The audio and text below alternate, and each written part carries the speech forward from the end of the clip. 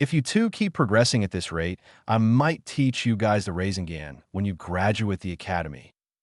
Minato Namikaze, the Yondaime Hokage of Konoha no Sato, spoke happily while looking down at his two children.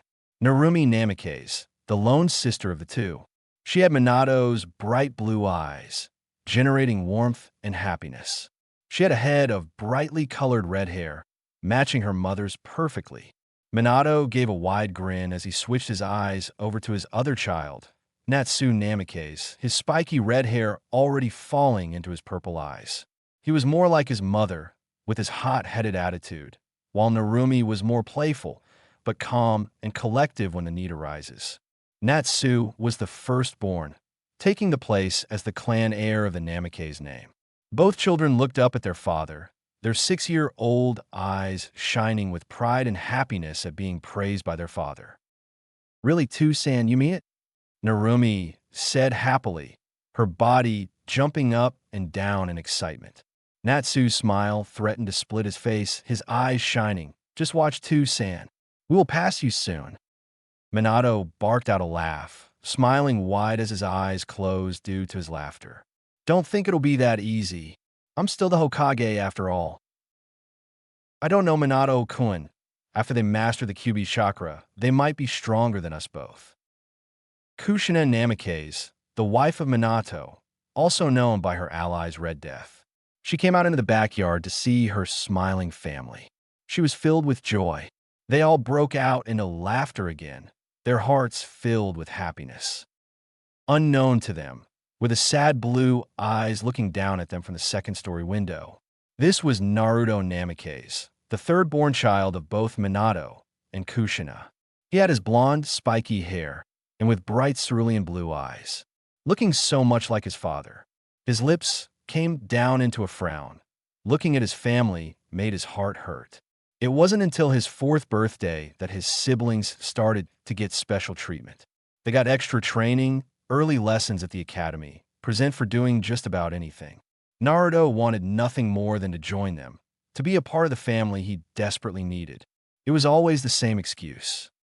"Sorry, Naruto, maybe next time." "Don't make a scene, Naruto. You're embarrassing your siblings. They need to learn how to handle the Kyuubi's chakra." That damn chakra, Naruto thought, his anger getting the better of him. Since birth, Natsu and Narumi were given part of the Kyuubi's chakra that Minato sealed within them, getting split in half and shared between both of them. While Naruto got nothing, only having the regular chakra reserves of a normal Uzumaki, while still a lot, nothing like his siblings. "I guess I'm just not special enough," Naruto whispered, letting it echo in his tiny room. He turned his head away from his family, his heart hurting just from a mere sight of their smiles. He walked over to his window, opening it, allowing a nice cool breeze to flow in. One foot after another, he stepped outside, slowly making his way down to his front yard. He gave a small frown back to his house. His eyes started to glisten. He turned away, shoving his hands into his black shorts, and started walking down the streets of Konoha. Shops were flourishing with life, and the streets were very crowded. Laughing and talking echoed down the streets as people walked, in no hurry to get to their destination. Naruto gave a sad sigh. It wasn't the first time that he walked these streets, and it wasn't the first time he got utterly ignored. No one spared him a second glance.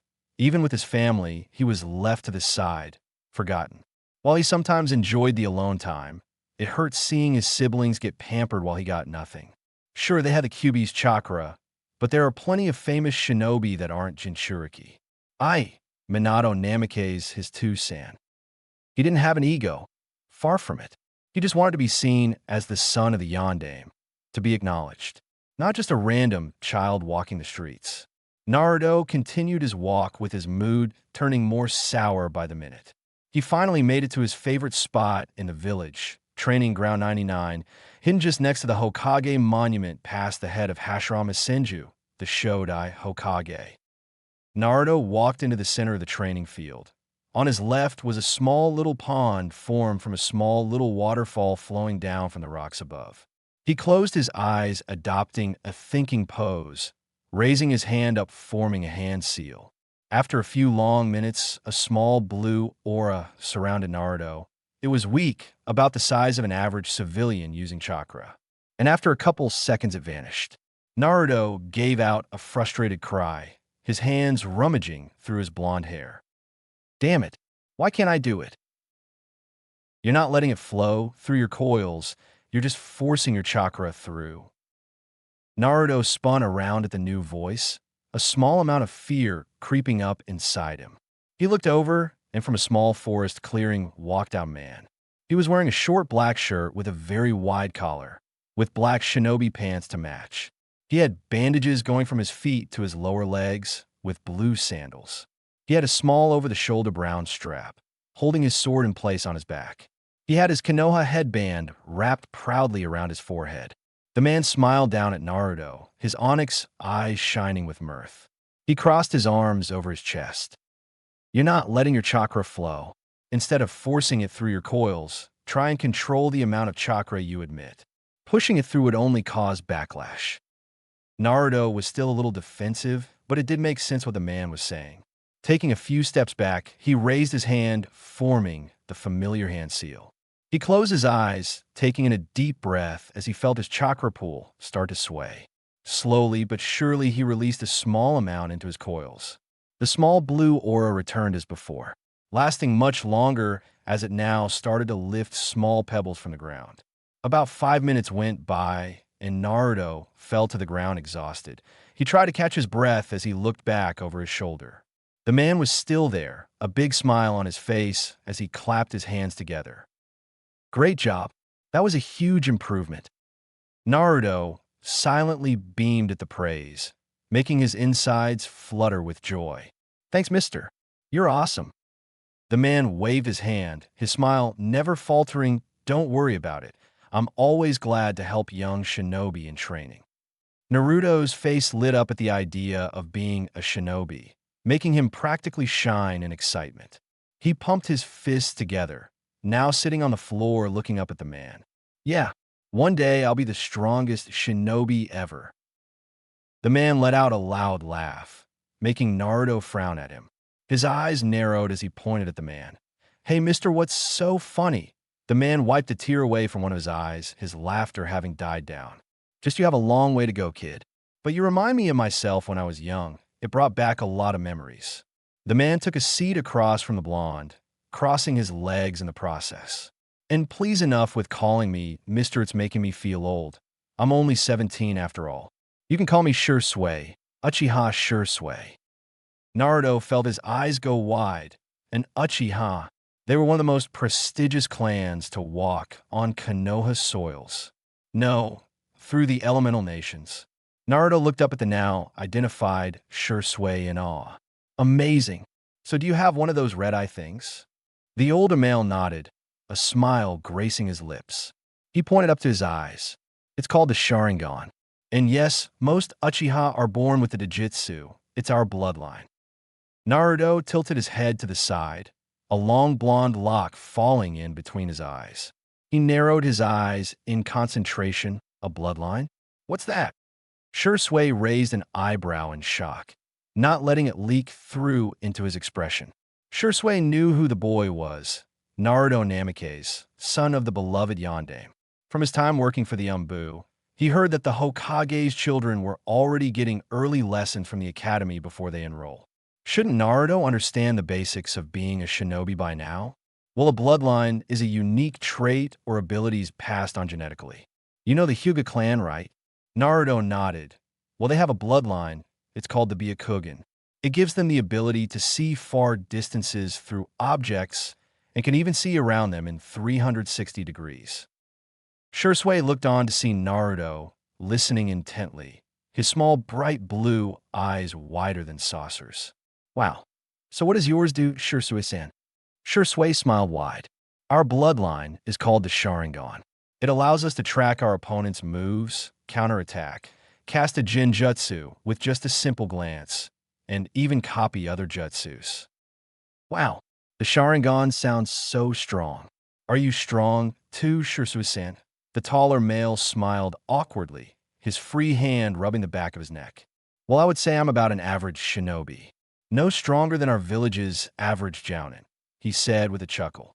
While he was one of the top-rated Umbu that have enlisted in the past 10 years, he tried to keep things more on the humble side, unlike his Uchiha brethren who have taken a slice of the arrogance cake. He was grateful for his Sharingan. He understood the weight it held as a shinobi tool. Naruto's loud tone broke him out of his thoughts.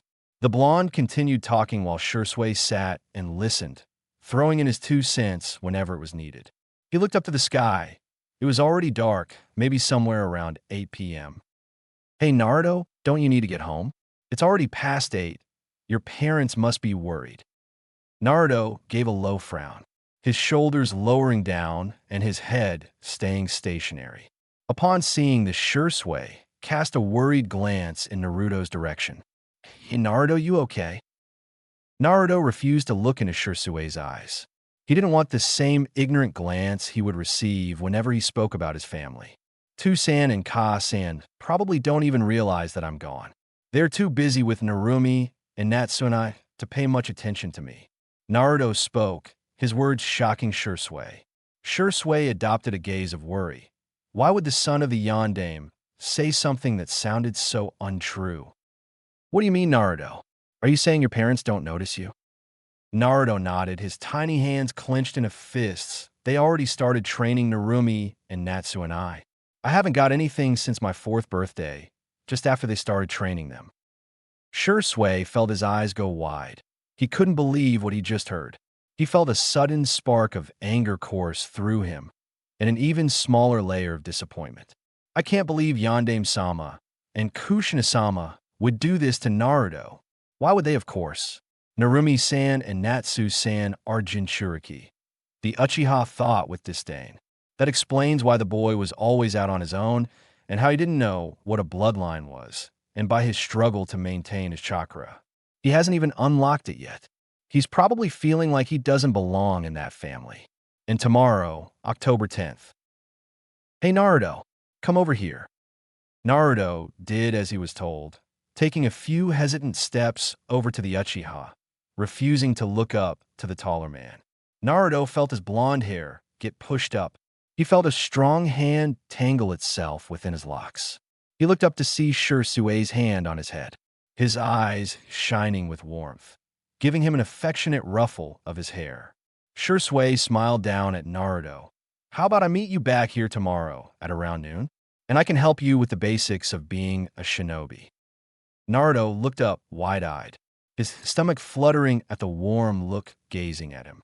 It felt so foreign to him to receive anything other than the cold shoulder. Why would you do that for me? Naruto muttered. Shisui chuckled, letting his free hand gently scratch his cheek. I've taken a liking to you, kid, and I can see your potential to become a powerful shinobi.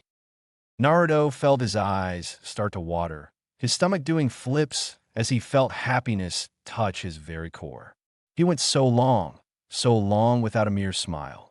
He crashed his small body against Shisui's torso for a tight hug. The Uchiha was slightly surprised, but realized the situation rather quickly and offered a small reassuring pat on the back. Naruto let out a quiet sob. Arigato, Shisui. His voice was muffled as he talked into the man's black shirt. Shisui chuckled. It's no problem at all, Naruto. Morning came quick to Naruto. After meeting Shisui at Training Ground 99 last night, the promise to see each other the next day was fresh on his mind when he got home. Like he told the Uchiha, when he got home, no one batted an eyelash. When he walked through the front door, he could still see his family in the backyard, in the middle of a full-on picnic. He would be lying if he said it didn't hurt seeing his family laugh without him. But his mood was significantly better than it has been for the past 3 years, so he raced upstairs and quickly got to bed, falling asleep as soon as his head hit the pillow.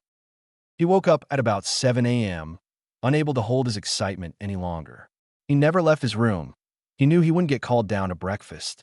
He ignored the stinging pain in his heart as he opened one of the 4 textbooks he had in his small room and started reading, learning all about the beginning stages of chakra and how it affects your body and the 5 major chakra types: fire, water, earth, wind, and lightning.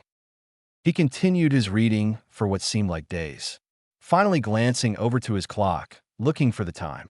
11:45. He jumped out of bed, quickly grabbing a new set of clothes and leaving his room in a hurry. His footsteps echoed throughout his house as he ran down the stairs rather loudly. When he got to the bottom of the staircase, he was greeted to a few familiar faces in his living room. His parents were talking to a shinobi who wore a mask covering half his face, his headband covering one of his eyes.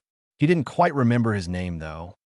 He saw his brother and sister talking to Jiraiya Aji and Tsunade Ba, two of the remaining legendary Sannin who have been there since the beginning of his birth. He looked upwards, his mouth dropping agape as he read the giant sign hanging in the wall. Happy birthday, Narumi and Natsu. Naruto felt his heart drop in his stomach. A feeling of pure sadness pumped in his veins as he read the large banner. They forgot to put my name, my birthday. He couldn't stop the sudden cascade of tears that started to break out. He was so caught up in his time with Shisui, he forgot about his birthday the very next day, and it seemed like all did as well. Without waiting another moment, he ran full sprint to his front door, opening it wide and slamming it shut behind him, knowing full well that no one would question it or question where he was. He ran to the training ground, running as fast as his little legs could. Like usual, the onlookers paid him no mind. The pain was sudden, all the built-up grief he stored away for the past few years breaking through its cage, griping at his heart, making his stomach feel heavy. He arrived at the training ground in record time. He fell to his knees the second he reached the center, his hand covering his mouth, swallowing a sob. And Naruto? Naruto, are you okay? Naruto looked up to see Shisui running at him. The older Uchiha, having arrived about 10 minutes early only to see Naruto run inside the clearing crying. Naruto wasted no time and propelled himself in a Shisui for another hug, his small hands gripping the older male's black shirt desperately, giving out a loud cry of pain. They forgot me, Shisui-san. They forgot me on my birthday. Shisui felt his anger from last night's return tenfold. He tightened the hug around the blonde, quietly asking him to explain what exactly happened. Naruto then sadly told him of his experience, not missing a single detail. His sudden hiccups interrupted his words, but Shisui understood everything perfectly. Shisui waited until Naruto's crying came to a halt. After a few moments, he pushed himself away, with Naruto rubbing his eyes with his hand. And Naruto-kun. The boy looked up to see Shisui's outstretched arm. All he saw was a semi-large wrapped box with an orange bow on the top. Naruto sniffled and looked up at Shisui in confusion. Shisui rubbed the back of his neck. I was going to wait to give this to you later, but I want to give it to you now. Naruto hesitantly grabbed the box from his hands. Making sure his vision was clear enough, he slowly started to open the box. He removed the top part and his eyes shined with surprise, reflecting off his drying tears. Inside the box was an old Konoha no Sato headband. The metal plate was slightly damaged, and the cloth around it was a solid green, showing the age. Naruto looked up at Shisui. The latter already knew what Naruto was going to say. He reached his arm out and ruffled Naruto's hair once again. It's my birthday gift to you. That's my old headband from when I graduated the academy. I wanted you to have it. Naruto felt a fresh batch of tears forming around his eyes. He took the headband out of the box and held it close to his chest, the first real gift he ever received, and one he will treasure until the day he dies. He hugged the headband tightly to his heart, his previous pain momentarily forgotten as he looked up, seeing the warm gaze of Shisui. Shisui-Nizan, thank you so much. The Uchiha ruffled his hair one last time before getting to his feet, his hands resting behind his head. Now let's get to it. You aren't going to get stronger by sitting there doing nothing. Naruto quickly got to his feet, following Shisui, wiping his eyes for any sign of crying. Hi, Shisui-Nizan. Shisui chuckled and proceeded to teach Naruto the basics of chakra control and how to properly channel the chakra in your body. He looked at Naruto fondly, getting attached to the boy rather quickly, breaking out into a goofy smile at his new nickname. Nisan, huh? That doesn't sound so bad. It's been 3 months since Shisui had taken Naruto under his wing. Naruto had started to make slow, but amazing progress. While he wasn't Jinin level in terms of strength, yet he was 10 times better than he was a few months ago. Shisui already finished teaching the blonde all about the basics of a shinobi, from chakra control to elemental jutsu and the different types of methods that shinobi can battle with. While learning these methods, he and Shisui found the ones best suited for Naruto's future.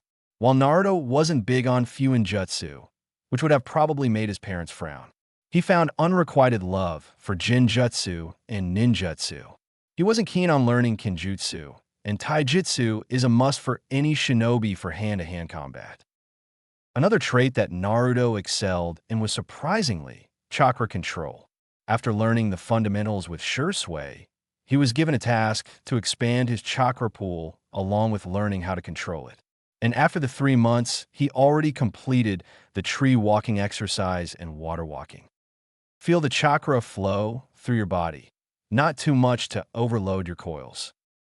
Naruto, who was sitting in the center of his room, thought to himself, looking at the long, sprawled-out blue scroll that was open in front of him.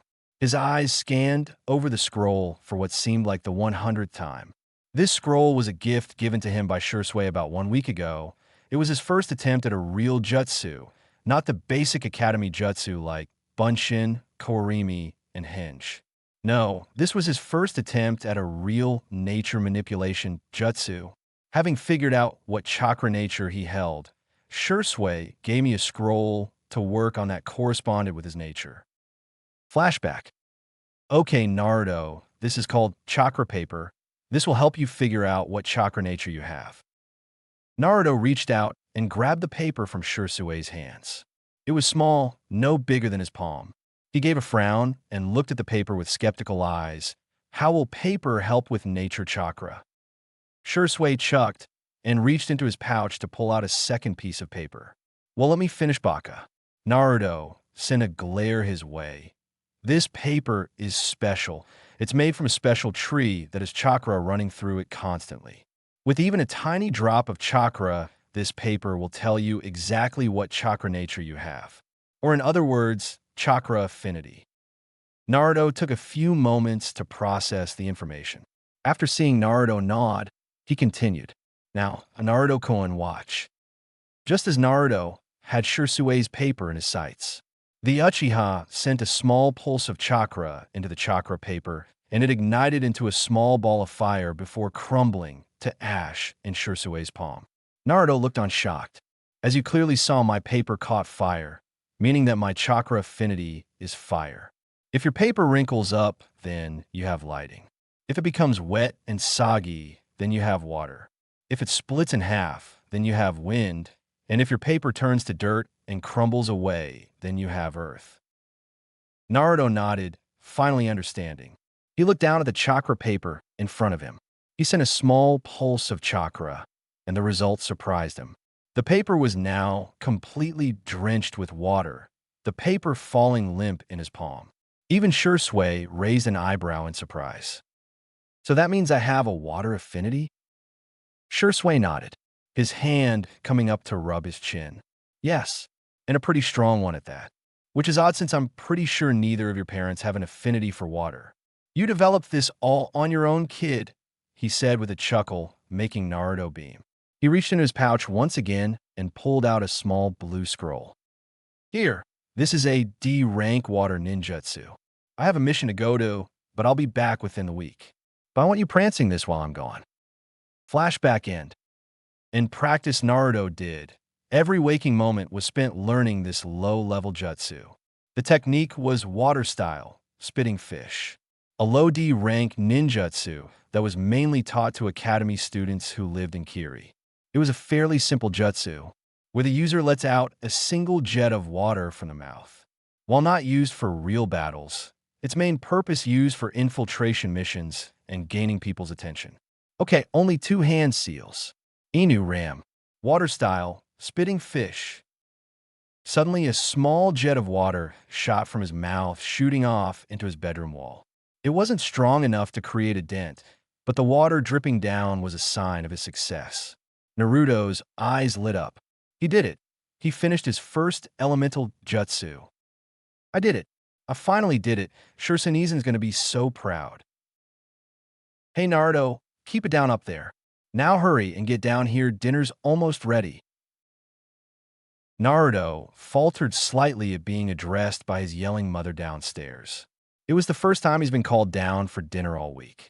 Suddenly, a light bulb appeared over Naruto. Maybe he could finally show what he was capable of to his parents. Maybe they could finally start training him. Naruto raced downstairs to see his siblings already seated at the table, his Tusan also seated, listening intently to what they were saying. As usual, his family didn't say anything about his presence in the room, and if they noticed him, they didn't show it. He took the first seat he could at the end of the table so his Ka-san could sit next to Tusan.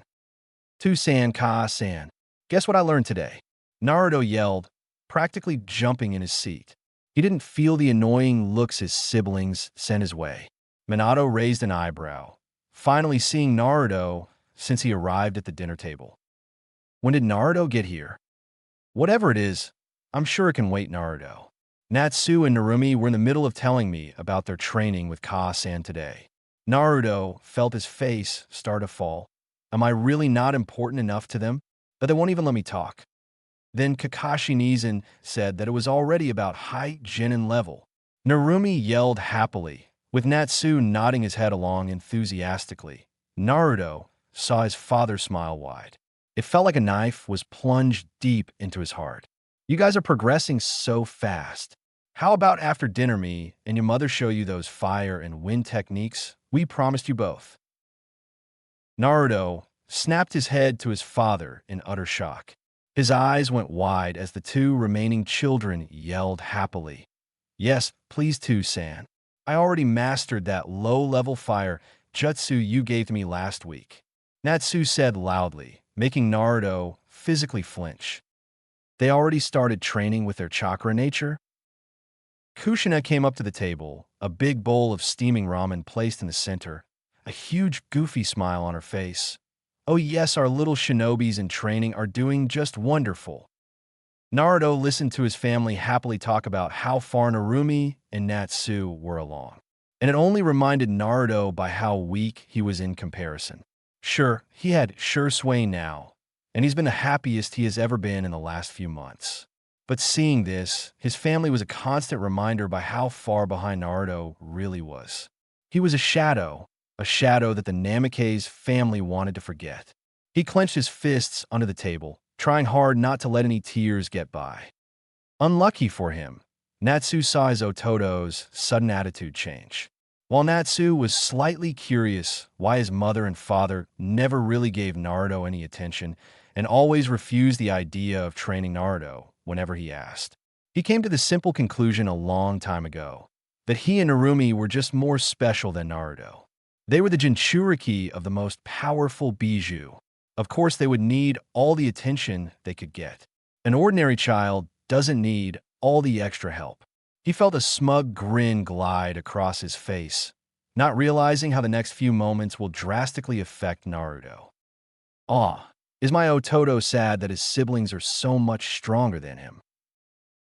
Naruto closed his eyes tight, a few tears leaking out.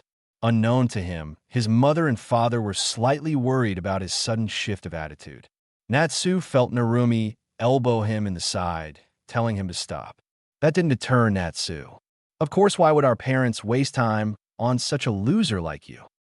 Shut up, Naruto yelled, his eyes opening wide as he tried his best to glare at his brother.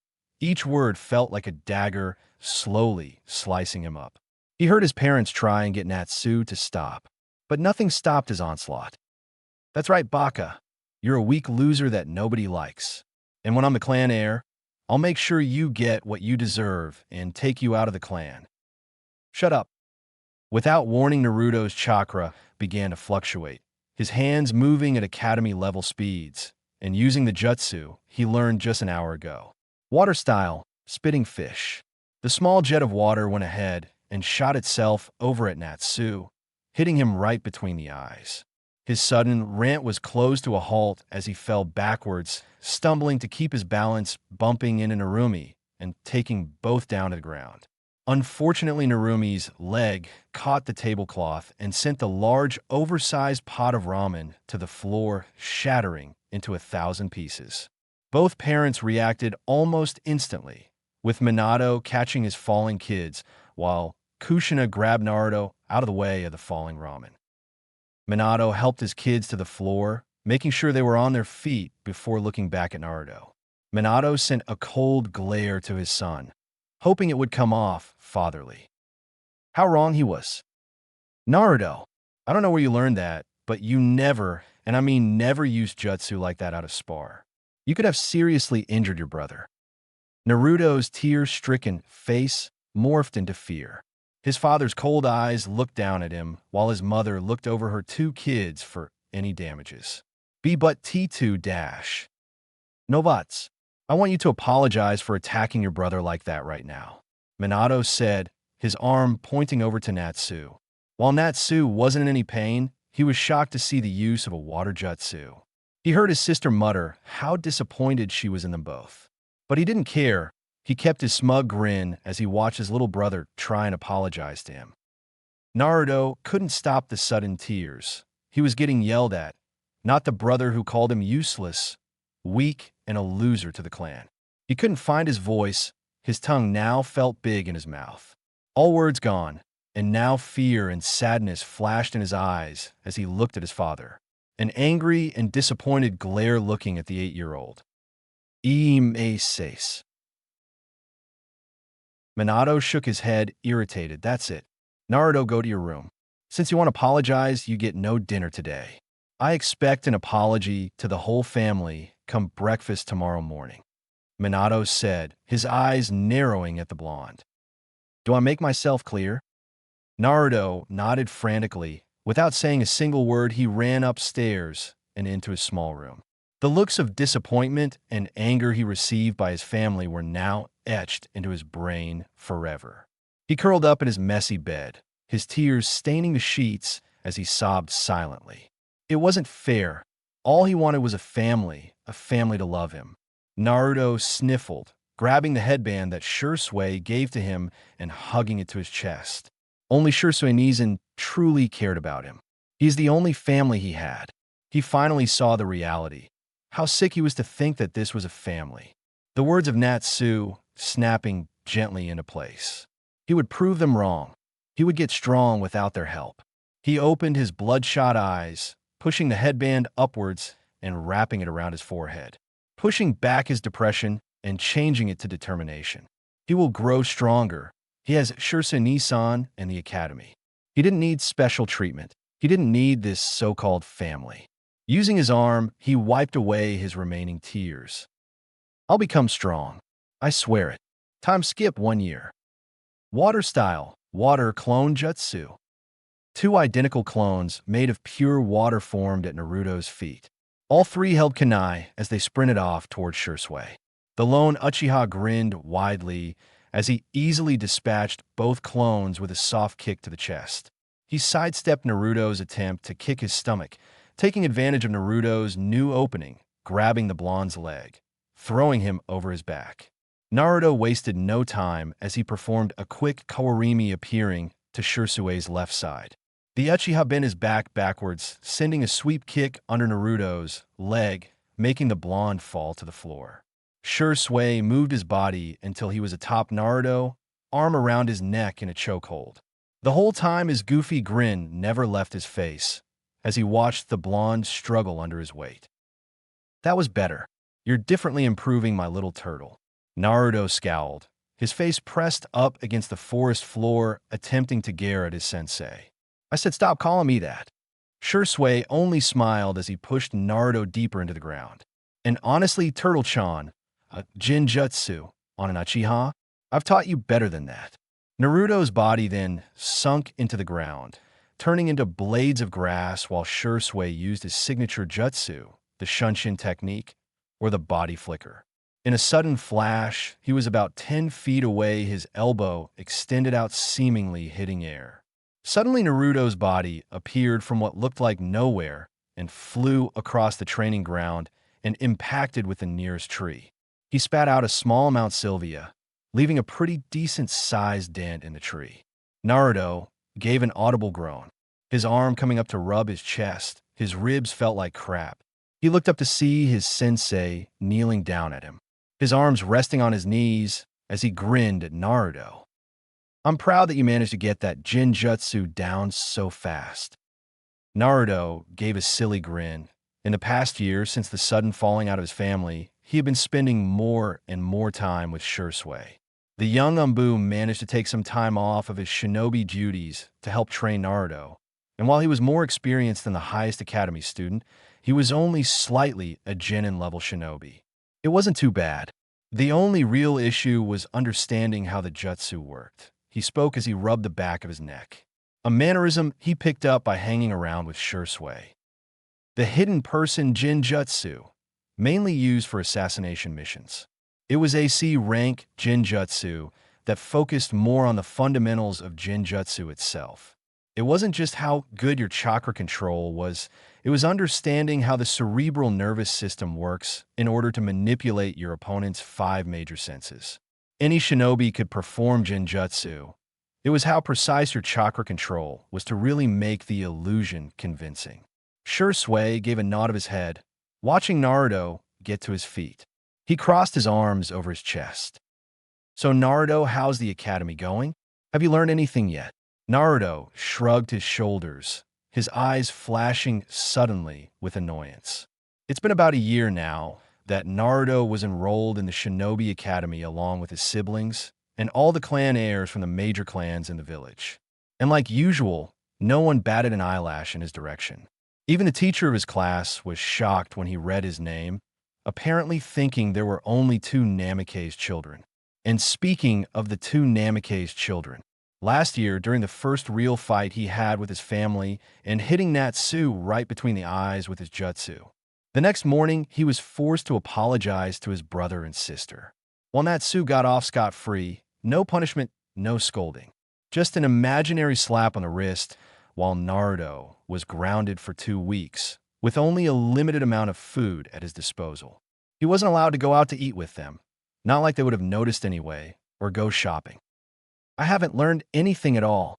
All we have been doing is stupid leaning exercises. Stuff we all already know about." Naruto huffed angrily as he crossed his arms over his chest, earning a laugh from Shisui. The Uchiha looked down at Naruto, a grin appearing on his face as he rough-felled the blonde's hair. Naruto pouted up at Shisui. "I know that the academy is super boring right now, but they do teach you the basics of being a shinobi." Naruto scoffed at that, forcefully removing Shisui's hand from his hair.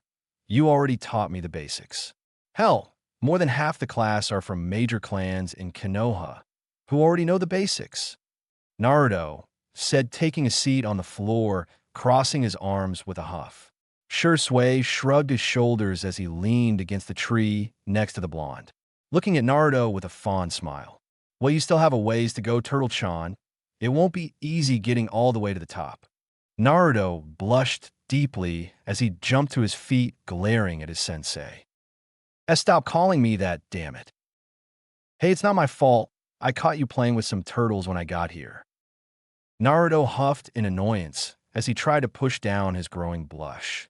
Shisui tried to fight back a laugh before giving in completely. After his laughter died down, he walked over to the blonde. He put one arm on his hip before letting out a deep sigh. Naruto looked up at his sensei and raised a confused eyebrow. That was strange. He had never seen Shisui do something like that before. Naruto started to feel uncomfortable at the sudden silence. He shifted in his seat before he opted to ask Shisui what he was doing. Before he could speak, Naruto jumped as Shisui suddenly snapped his fingers. "That's it. What's it?" Shisui chuckled as a large, goofy grin spread across his face. Naruto suddenly felt a chill sneak its way to his spine. Whatever his sensei had come to realize would not be a pleasant one. "So Naruto," Shisui said, gaining the blonde's attention. Naruto gulped, suddenly feeling sick to his stomach. He looked around, making sure no one else was here before kneeling down and looked at Naruto deep in the eyes. If he noticed the sweat started to beat down Naruto's face, he didn't mention it. Shisui hummed as he flicked Naruto on the forehead, rather hard I may add. Naruto gave a cry of surprise, rubbing his now sore forehead before looking up and glaring at his sensei. His face beat red from embarrassment.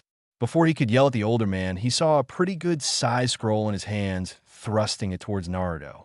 Naruto had to lean back a bit to get a better look, as it was a little too close. Naruto frowned in confusion as he grabbed the scroll from Shisui. "Shiranizen, what is this?" he said before placing the scroll on the floor and unraveling it. Shisui laughed before taking a seat across the blonde.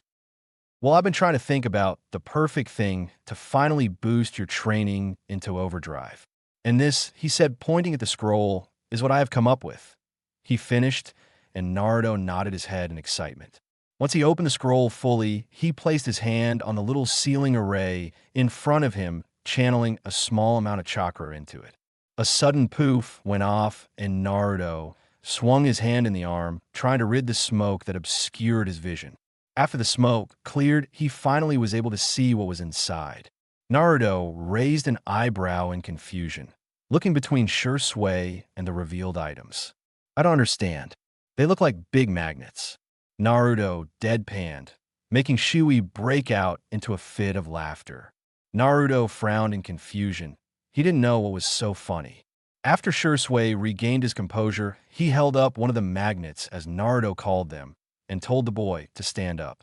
Naruto did as he was told, and Shisui went behind Naruto and began to tie the magnet around his legs. "No baka, these are training weights. We're going to leave these on your body until you get accustomed to them."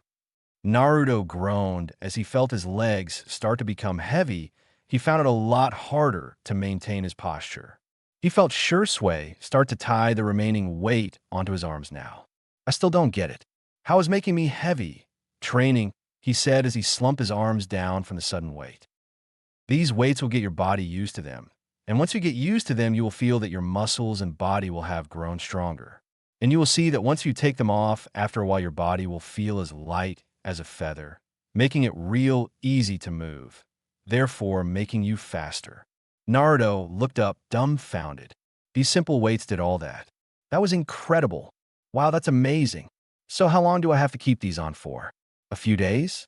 A month? 2 months? Shisui sweat dropped at the rapid-fire questions as he waved his hand in the air, a devious smirk forming on his face. "Oh, only forever. Till we have to raise the amount."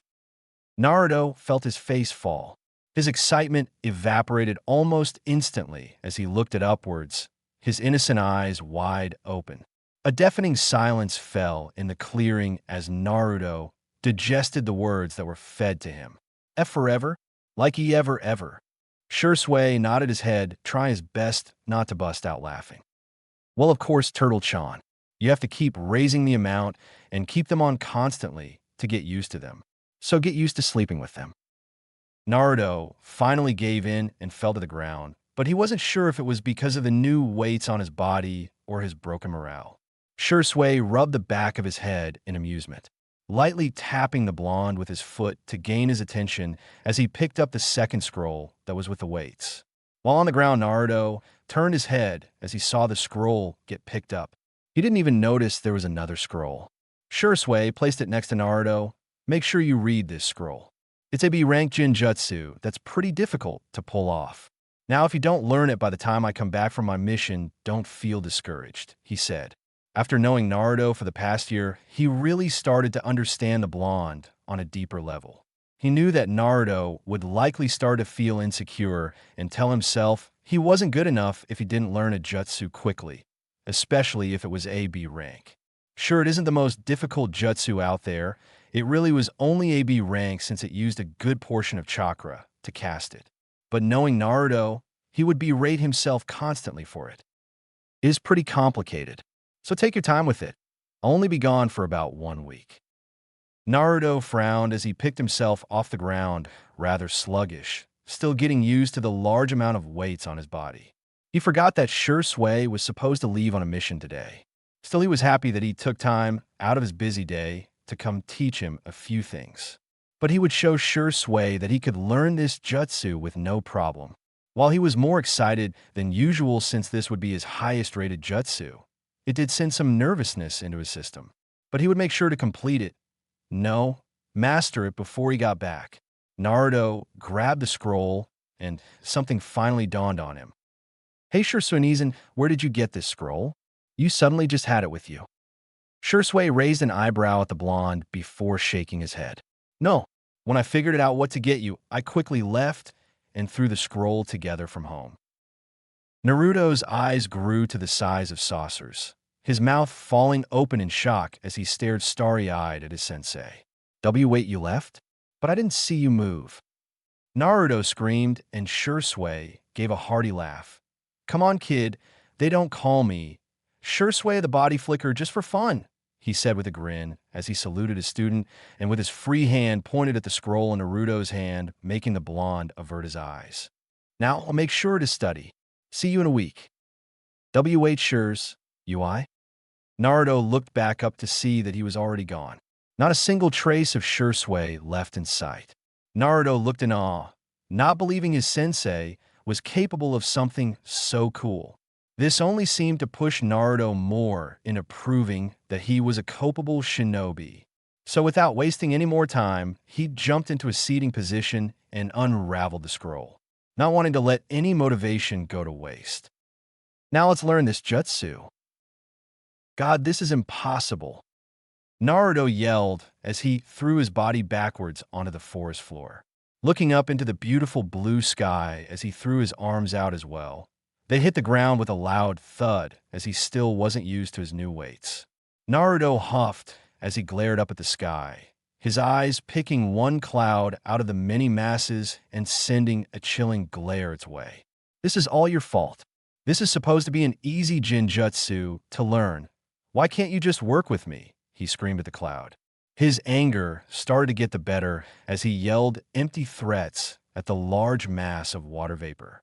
It has been 5 days since Shisui left on his mission, and Naruto made basically zero progress on the jutsu. He clenched his fists in irritation. He managed to get the water clone jutsu down in 1 day. And the hidden person technique barely took him 2 days. He huffed in annoyance as he grabbed his hair in annoyance. Gosh, stupid ass genjutsu, he said before sitting up. He pouted as he read the scroll for what felt like the millionth time. Perfect rainfall.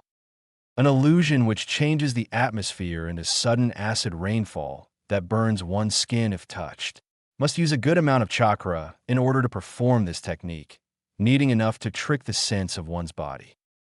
After glazing over the scroll one last time, he crossed his legs and performed the necessary hand seals. He channeled his chakra through his body, feeling it seamlessly pass through his coils. With one last sudden pulse, he broke the hand seal, his face scrunching in concentration. He slowly opened his eyes as he glanced at the sky. The sky was now a dark gray in color. Dark clouds overtook the setting sun, shadowing it from view. Then he felt something wet fall onto his arm. One by one more droplets started to fall from the sky, soaking him from the sudden torrent of rainfall. Ignoring the rain, he looked back upwards to the same cloud he screamed at earlier, his face getting drenched as he scowled deeply. Now you're just taunting me, you asshole. He picked up his scroll, raveling it back up, before quickly making his way over to a small clearing he knew was near the training ground. It was some ways away, closer to Training Ground 13, but it would be the perfect spot to shelter himself from the rain for now. Pushing a bush out of his way, he stumbled into the clearing. There was a large open area with large trees outlining it. It had overtaken the area, growing high enough that the bark and leaves from the trees made it so rain could not fall onto this area. Only a small amount of light shone through the leaves, making the surroundings super dim.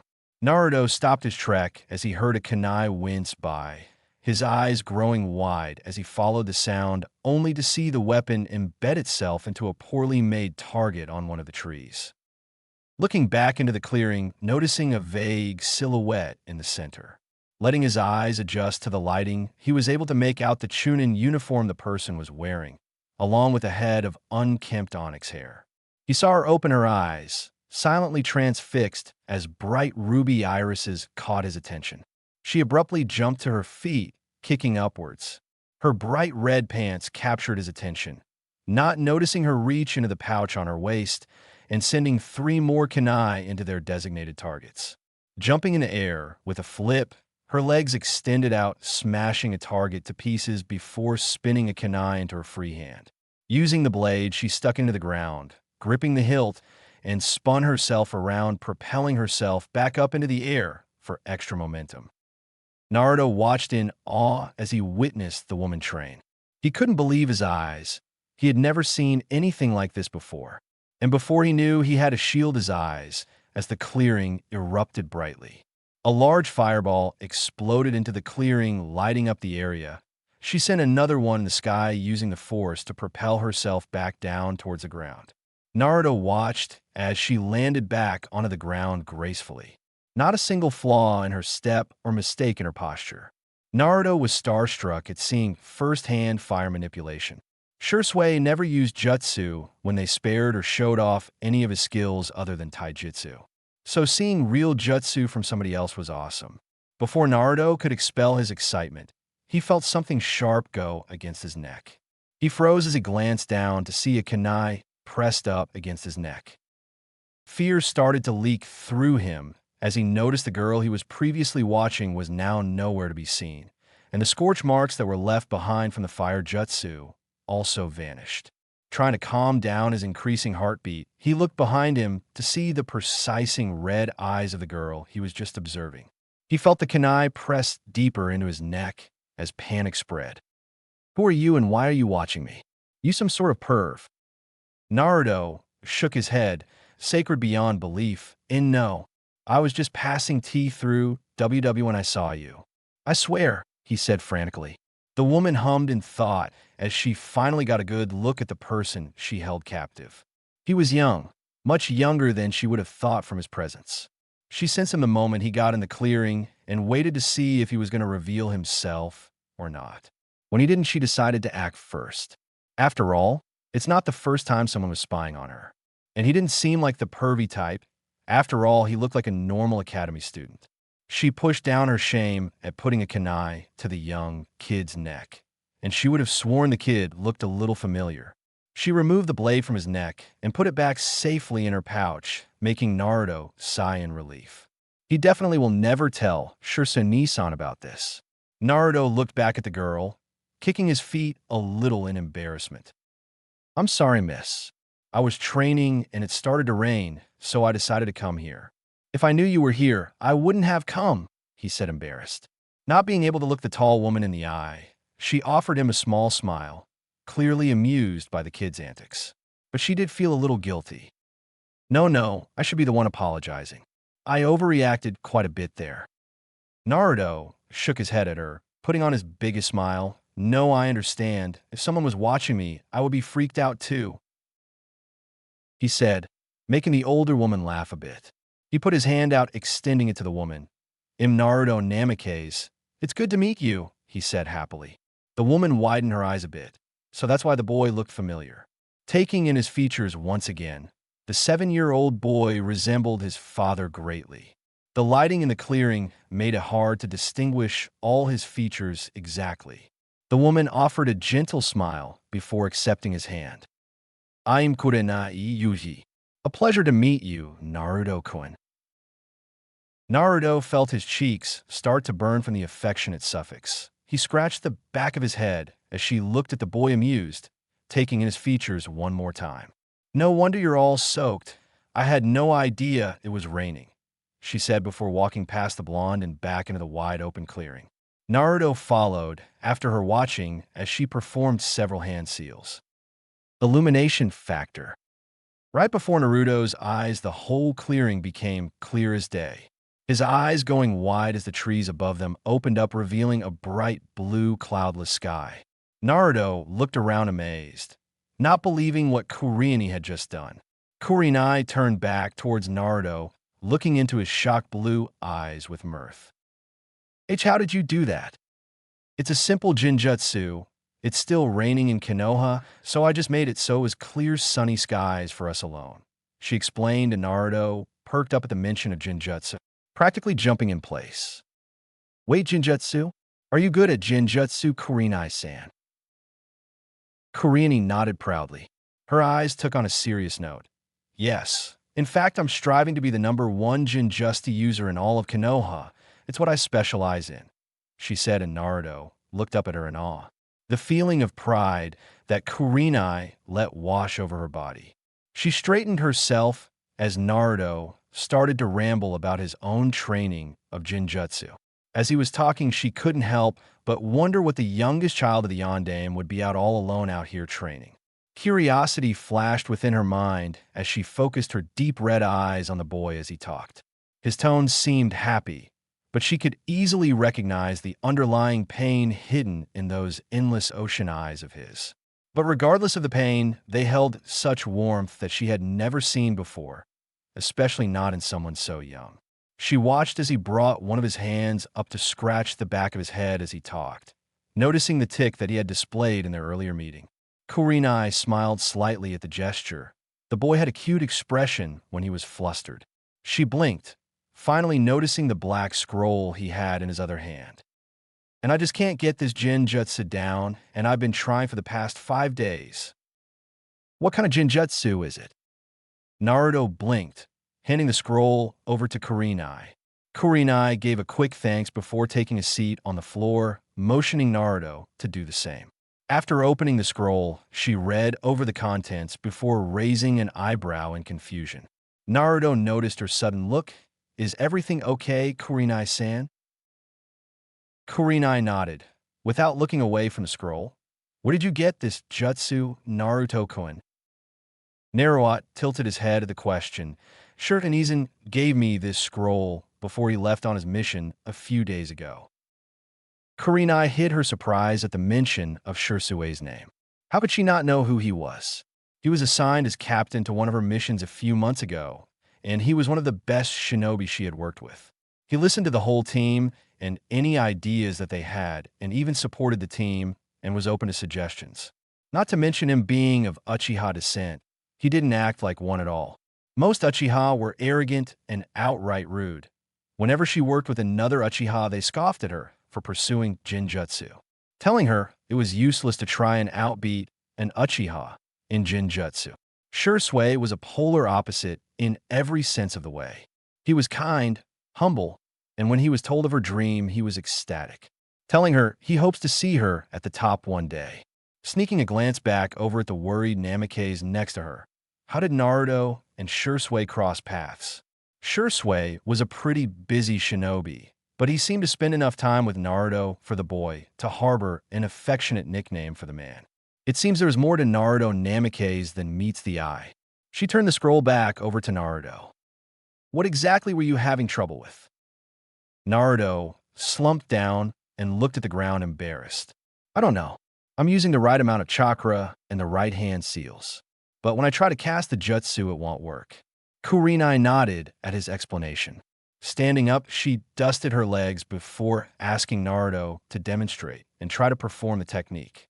Naruto nodded hesitantly before going through the necessary hand seals, pulsing his chakra as Kurenai watched him under a critical eye. After a few moments of nothing happening, Naruto groaned in disappointment, looking down, letting his hair fall into his eyes. I don't get it. I'm doing everything I can. Kurenai softened her gaze at the boy, understanding flashing in her eyes. Jinjutsu was indeed one of the hardest shinobi tactics to try and master, which is a main reason more people don't try and learn it after all. But she was pretty certain on why he wasn't able to complete it. I think I know what your problem is. Naruto snapped his head up to Kurenai. Really? What is it? Kurenai took a seat right across the blonde, crossing her legs and putting her hands in a meditative pose. Naruto raised an eyebrow, but kept quiet. Jinjutsu is essentially the control of one's cerebral nervous system by taking control of all 5 of their senses. We are altering their sensory ability to create false imagery that they believe is real. While in theory it makes sense, it is much more than that, she said, stopping for a moment to make sure that he was still paying attention. But what most people don't understand that in order to appropriately make a Jinjutsu convincing is the one's understanding of themselves. What do you mean? Insecurities plague all of our minds on the daily. It dwells deep in our minds, refusing to leave, fermenting into depression and fear. By understanding these problems and coming to terms with who you are as a person, as a shinobi, letting go and accepting will allow your mind to open up clearly. Now, Naruto, what is plaguing your mind? Naruto let his eyes go downcast, letting his pain surface up in a moment of vulnerability. Refusing to look back up as he tried to gather a single coherent thought that racked his brain. I guess it's that I don't feel like I'm good enough for my family. They always ignore me or are mean to me. Natsu and Narumi get everything they want, and I get nothing. The only training I have is from Shisui Uchiha since they refuse to train me. Kurini fought back the urge to gasp as Naruto continued to talk, not believing what she was hearing. Her views on the Yondaime changed by the second, as she looked at the boy with newfound sadness, her own eyes falling downcast. It's always the same excuse. Since Natsu and Narumi are Jinchuriki, they need the extra training and early lessons. They even forget me on my birthday. He trailed off, his voice sound no louder than a whisper, shocking Kurenai. He raised his head up to look at her, offering her a smile that was way too bittersweet for her liking. But I'm happy. I have Shisui-san, and now I have you, Kurenai-san, he said, his eyes closing, hiding his tears as his smile grew. Kurini pushed her own tears back, looking at the person she couldn't believe was only 7 years old. She returned the smile, although a bit forced. Try and let go of your fears, Naruto-kun. I know it will be hard and there is no rush, so take it at your own pace. Then Jinjutsu will be there for you. Naruto wiped the remaining tears away from his eyes as he looked at Kurenai once more. He nodded his head. She couldn't help but let a single tear fall down her cheek, reaching her hand out to affectionately rub the tears away from his face. Thank you, Kurenai-san. Time skip, 1 year, age 8. Naruto was pleased to see that his training was coming together rather nicely. His body was 10x stronger than it was last year, and he could easily say he was almost a Genin-level shinobi before graduating. Though it's been 2 years since he started training with Shisui, he could feel that he was improving. And after his fateful meeting with Kurenai in the forest all those months ago, he was able to finally complete the Jinjutsu with her help before parting ways. Kurenai has been more and more busy as time went on since she was currently undergoing heavy training herself for the Jounin exams, not able to dedicate her time to anything else. Naruto had also increased the weights on his body about 20 pounds. His body started to get accustomed to them, which he concealed under his clothes. When he wasn't training with Shisui, he would usually return to the forest for extra muscle training and ninjutsu. From 9 a.m. to 12 p.m., he would run laps around Konoha. From 12:30 p.m. to 5 p.m., he would practice whichever jutsu Shisui had given him. Then 5:30 p.m. to 10 p.m. would be spent with physical training till his body collapsed. It was an effective schedule since he had only 2 days a week for himself.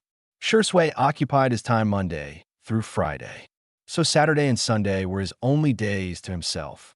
Still, he wasn't completely happy at his training progress, as he would have liked to master the techniques he had learned. His goal was to master a technique until he could perform a jutsu without weaving hand seals. So far, he was only able to the basic academy 3 jutsu without hand seals. The Bushin Kawarimi and the Henge, since they were only E rank, they were pretty easy to master. His Jinjutsu was improving at a rapid rate. After he opened up to Kurenai at the forest, he felt like a burden had been lifted off his shoulders. He felt more free, not held back anymore. His anger and sadness for his family, while still there, was a lot less than it was before. Going home still hurt a lot since he had to see and hear the progress that his brother and sister were making while he went to his room unnoticed. He still wasn't sure if he would say he had come to terms with his family's neglect, but having some people who truly cared for him, it made it much easier. It was nice waking up knowing that there were people who are there for you. I'm always shocked by how much you can eat, Naruto. Shisui said as he placed his head in his hands, watching Naruto inhale his ninth bowl of ramen with a mixture of pride and disgust. He looked down at his own empty bowl, silently wondering if he could eat just as much as Naruto. I dnth knth if juth canth. Shisui scoffed at Naruto before flicking his favorite blonde on the forehead with a chuckle. Swallow before you talk, baka. Naruto nodded before swallowing the remaining food in his mouth, letting out a satisfying sigh as he did so. Patting his stomach happily. Thanks for the ramen, Neeson. That really hit the spot. Shisui nodded his head before ruffling Naruto's hair with a smile. Naruto didn't have the energy to stop the older man. Instead, he leaned into the touch with a grin of his own. Don't thank me. Thank Tuchi-san here for making the best ramen in Konoha, he said, pointing a thumb over to the elderly gentleman behind the counter as he placed another steaming bowl on miso ramen in front of Naruto. The blonde's eyes lit up as the now identified Tuchi gave a hearty laugh. Not just the best ramen in Konoha, the best ramen in the entire elemental nations. Amen, Naruto yelled, making the three of them burst out laughing. The mood in the store practically glowing with positive energy, like it usually did when Naruto and Shisui stopped for a late lunch or even dinner. After the laughter died down, Shisui turned his attention back to Tuchi. So, Tuchi-san, where's I-am-san? Finally decided not to work her to the bone, he said with a sly smirk, making the elder wave his hand in defense with a laugh. She's the one who insisted on working here after all, not me. But I gave her the week off since she's been working so damn much, he said, making Shisui nod, glad to hear that she was okay. Tuchi snuck a glance back over at Naruto before offering Shisui a look of pity. Hey, I know about Naruto-kun's insane eating habits. How about only paying for the first few bowls? The rest would be on the house. Shisui gave the man a compassionate smile before shaking his head, refusing the offer. Sorry, but no can do, Tuchi-san. I got paid pretty well for my last mission, and it's the least I can do for the kid, he said, making Techi hesitantly nod, hoping the Uchiha wasn't going broke over the blonde boy. Shisui turned his attention back over to Naruto, his smile slowly falling off his face as his look turned melancholic. Is this all I can do for you, Naruto-kun? He thought to himself as he continued to watch the blonde devour his bowl. His mind traveled back to only a few hours ago, before he met up with Naruto. Flashback. But Fugaku-sama dash. My decision is final, Shisui. The voice belonged to none other than Fugaku Uchiha, the current clan head of the Uchiha clan. The one person that Shisui hated more than anything right now. Shisui clenched his hands, his Sharingan active and spinning widely. Shisui, you're one of the most gifted Uchiha the clan has ever produced. You shouldn't be wasting your time and potential on this village. Fugaku spoke, his voice laced with venom. The mere thought of Konoha causing his blood to boil. You should be proud, knowing full well that the Uchiha name will soon be restored to its former glory. Fugaku said before walking in front of Shisui and placing a hand onto the younger boy's shoulder. Shisui had to fight back the reaction to snarl at the elder. Fugaku forced eye contact, his own Sharingan spinning in his socket. This is a wonderful opportunity for the clan, Shisui. We will get back what was rightfully ours. He spoke, his voice darker than ever. His very breath stunk of malice. Shisui shook his head at the clan head, and a coup d'etat against the village is the way to do the dash. A loud smack echoed within the room. Shisui's eyes went blank as Fugaku sneered to his underling. His arm outstretched as his palm connected to Shisui's cheek, wiping it across his face. Don't you dare talk back to me, boy. Know your place within these chamber walls and do as told. You're dismissed, he said, feeling no remorse for what he has done. Shisui schooled his emotions, putting up a stoic expression as he turned his back to Fugaku, turning his head to meet the elder one last time in the eye. It's you guys that have destroyed the Uchiha name, not Konoha. Then if I may ask Fugaku-sama, when is the coup d'etat taking place? Fugaku smiled, happy to hear that Shisui had finally started to see reason. Not that he had much of choice in the matter, the whole clan was already preparing for the takeover. In 2 days' time, at midnight, he said, taking a seat, balling his hand into a fist and resting his head, narrowing his eyes, "Do I make myself clear, Shisui? Kristo Fugaku-sama. This is quite an honor, Shisui. Remember where your allegiance lies." In flashback, Shisui clenched his fists tightly, just thinking about Fugaku. Scowling as he looked down at the ground, hoping his sudden attitude change went unnoticed by Naruto. Almost every day, he had tried to talk reason on Fugaku. Then, they didn't need to do a coup d'etat, that there were so many more possibilities that would be better. But he didn't listen. He never listened to reason. He kept saying it was in the best interest for the clan, that they needed to do this in order to be on top like they deserved. 4 years now, the Uchiha clan was on thin ice with the Konoha Council.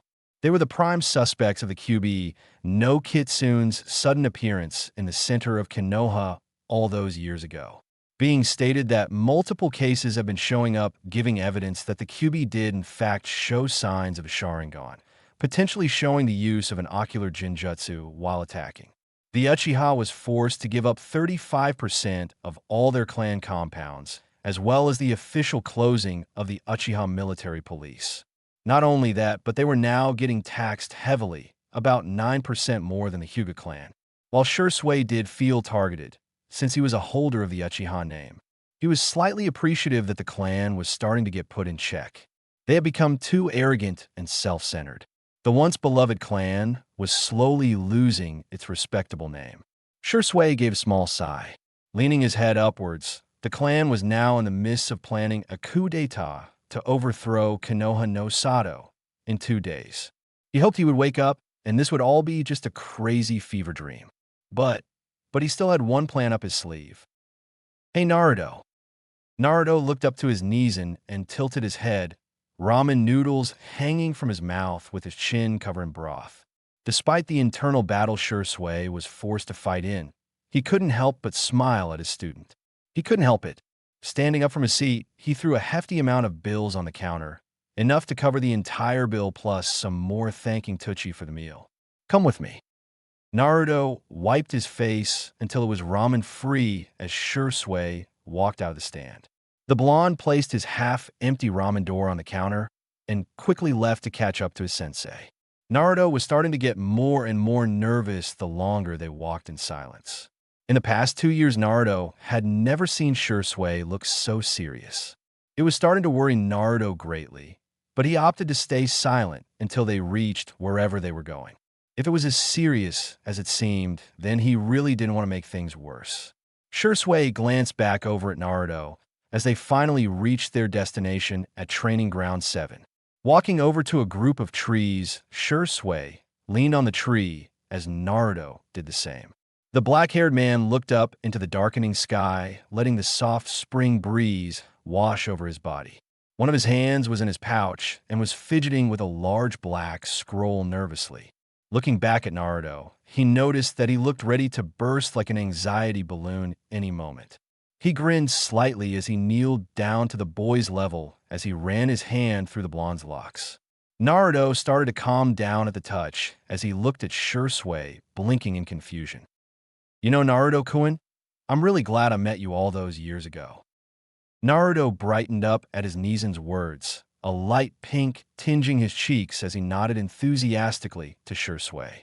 "Me too, Nizin. I don't know what I would do without you." Shisui smiled at the boy, but on the inside he felt like screaming. He wanted nothing in this moment than to be able to tell Naruto that everything was going to be okay, that if he could, he would stop this all and make the world a safer place. But he couldn't do anything. He was hoping, praying that his plan would work. It had to. If not for his sake, then for Naruto's. With a shaky hand, he gripped the scroll in his pouch and handed it to Naruto. The boy grabbed it, and before he could ask what it was, Shisui beat him to it. "Naruto-kun," he started, making sure he had the boy's full attention before continuing. "I want you to promise me something." Naruto quickly snapped to attention. Shisui's voice took a serious edge as his eyes morphed into a Sharingan, looking Naruto deep in the eyes. Naruto gulped before hesitantly nodding his head. Anything Shisui Nizen. Shisui put his hands over Naruto's as they grabbed the scroll together. Naruto felt Shisui's hands tighten around him, almost desperately. Promise me. Promise me you will only open this scroll if anything bad happens to me. Naruto felt his eyes go wide, stunned at what his Anaisen just said. A look of fear etching across his face. His mind running at a mile a minute, trying to process if he heard him correctly. He looked at Shisui, his eyes starting to become glossy. Shisui, what's going on? Are you in danger? Shisui kept his serious gaze up, but his eyes flashed with uneasiness, his Sharingan spinning widely as he pushed the scroll into the boy's chest. No, of course I'm not in danger. He shook his head, looking Naruto dead in the eye. Just promise me. Naruto slowly nodded his head, the grip on the scroll now tightening considerably, as he tried his best not to let the tears fall from his eyes. I promise. Shisui's power over the Shunshin no Jutsu was pure masterful. Mastered to the point where even a Jounin would think the man just vanished completely. After his little talk with Naruto, he had dropped the boy back at his house, before using his Shinshin and traveling at almost impossible speed, appearing just outside the Uchiha compound in a small forest area, leaning on the border to the Forest of Death. A scowl formed on his face as he unsheathed his sword, and with a loud scream he sliced the neatest tree nearly in half. He breathed heavily as he looked up in the dark sky. The clan was really going through with it. He observed the clan for weeks. He spied on them and tried his best to stop the elders and their coup d'etat. While he knew the Uchiha were cursed with the obsession of power, the cycle of hatred burned stronger in the Uchiha, more so than ever since Madara. Though Shisui harbored no love for the Uchiha, since their turn of utter hatred consumed them, it was still his family, a family he was born into, raised into, and taught. But this last year, the word family left a bitter taste in his mouth. A family? Witnessing firsthand what has happened to Naruto, seeing the downfall of the Uchiha clan with his own two eyes. It wasn't the blood that connected you as family. No, it was the people you care about, the people you swore to protect. The Uchiha weren't his family. The Hokage weren't his family. He only had himself and Naruto. Suddenly, the breaking of a twig echoed through the small clearing. Shisui acted quickly, grabbing his sword as an old man walked out of a bush. The man was old, his hair still full-on black, as he wore an oversized white shirt with a green cape covering the right side of his body. He had bandages covering his right eye and an X scar on his chin. He looked over at Shisui, the Uchiha glaring over at him. Danzo, what are you doing here? The now identified Danzo said nothing. He continued his walk until they were about 20 feet apart. The elder, having his eyes closed, fully aware he was facing off against an Uchiha, especially Shisui. Danzo gave out a soft hum before shaking his head slowly. It seems you have failed to negotiate with Fugaka-sama about stopping the coup d'etat. Am I correct? Shisui scowled as he tightened his grip around his sword, clicking his tongue in irritation. No, I have one more day, and I have a plan to stop this. Danzo hummed to himself as he scratched his chin, his voice eerily calm as he spoke. The mission was quite simple, Shisui-san. You were the key to stopping the coup d'etat, Danzo said, taking a moment to collect his thoughts. After a moment, he gave a soft sigh of disappointment. Now, sadly, I have been forced to play my hands into this mess that you Uchiha have caused. Shisui narrowed his eyes at the elder. You said you would let me handle it, he said, giving Danzo a dirty look. You promised, Dash. I only promised to leave that Namikaze you are so fond of alone. I merely held a safety precaution if you failed. Shisui glared over at Danzo, wanted to wipe that calm look right off his face. Danzo had always been an enigma to him. Not much was known about the old Warhawk. Only he was one of the Sandaime Hokage's teammates and lost the title of Hokage twice, having a supposed disbanded Umbu squad that called themselves Root. Rumors were that they worked under the Hokage, but their true loyalty lies with Danzo. Koto Tsukumi. Indeed, a powerful jinjutsu. Danzo spoke. Shisui widened his eyes in shock. How do you dash? Without warning, Danzo was in front of Shisui. A kunai lodged in his side. Shisui was left in shock and had no time to react to the bandaged hand coming up to his face. Shisui let out a scream of agony as he fell to the ground, his hand around his now empty left eye socket, blood leaking down his face as he looked up to see the imposing figure of Danzo. A look of utter shock on Shisui's face as he watched the man pull the bandages off his face, showing a 3-tomo Sharingan, holding his stolen eye in his hand before watching it get sealed away into a seal on his arm. You monster! He yelled, removing the kunai from his side, not feeling the pain from the sudden adrenaline rush that kicked in. He threw the kunai over at Danzo, forcing him to dodge. Shisui wasted no time performing his shunshin, appearing behind Danzo, sending a swift kick to the elder's ribcage. Danzo smiled wickedly, his new Sharingan seeing the kick and intercepting it with his own arm. Forming one-handed hand seals, he sucked in a bunch of air wind style. Great breakthrough. Shisui performed another shunshin, dodging the jutsu. Danzo turned around just in time to duck under Shisui's sword.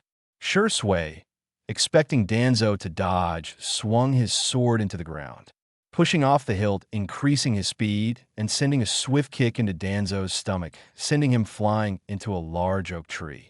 Grabbing the hilt of his sword, Shisui pulled it out of the ground, and after another quick shunshin, rushed after Danzo.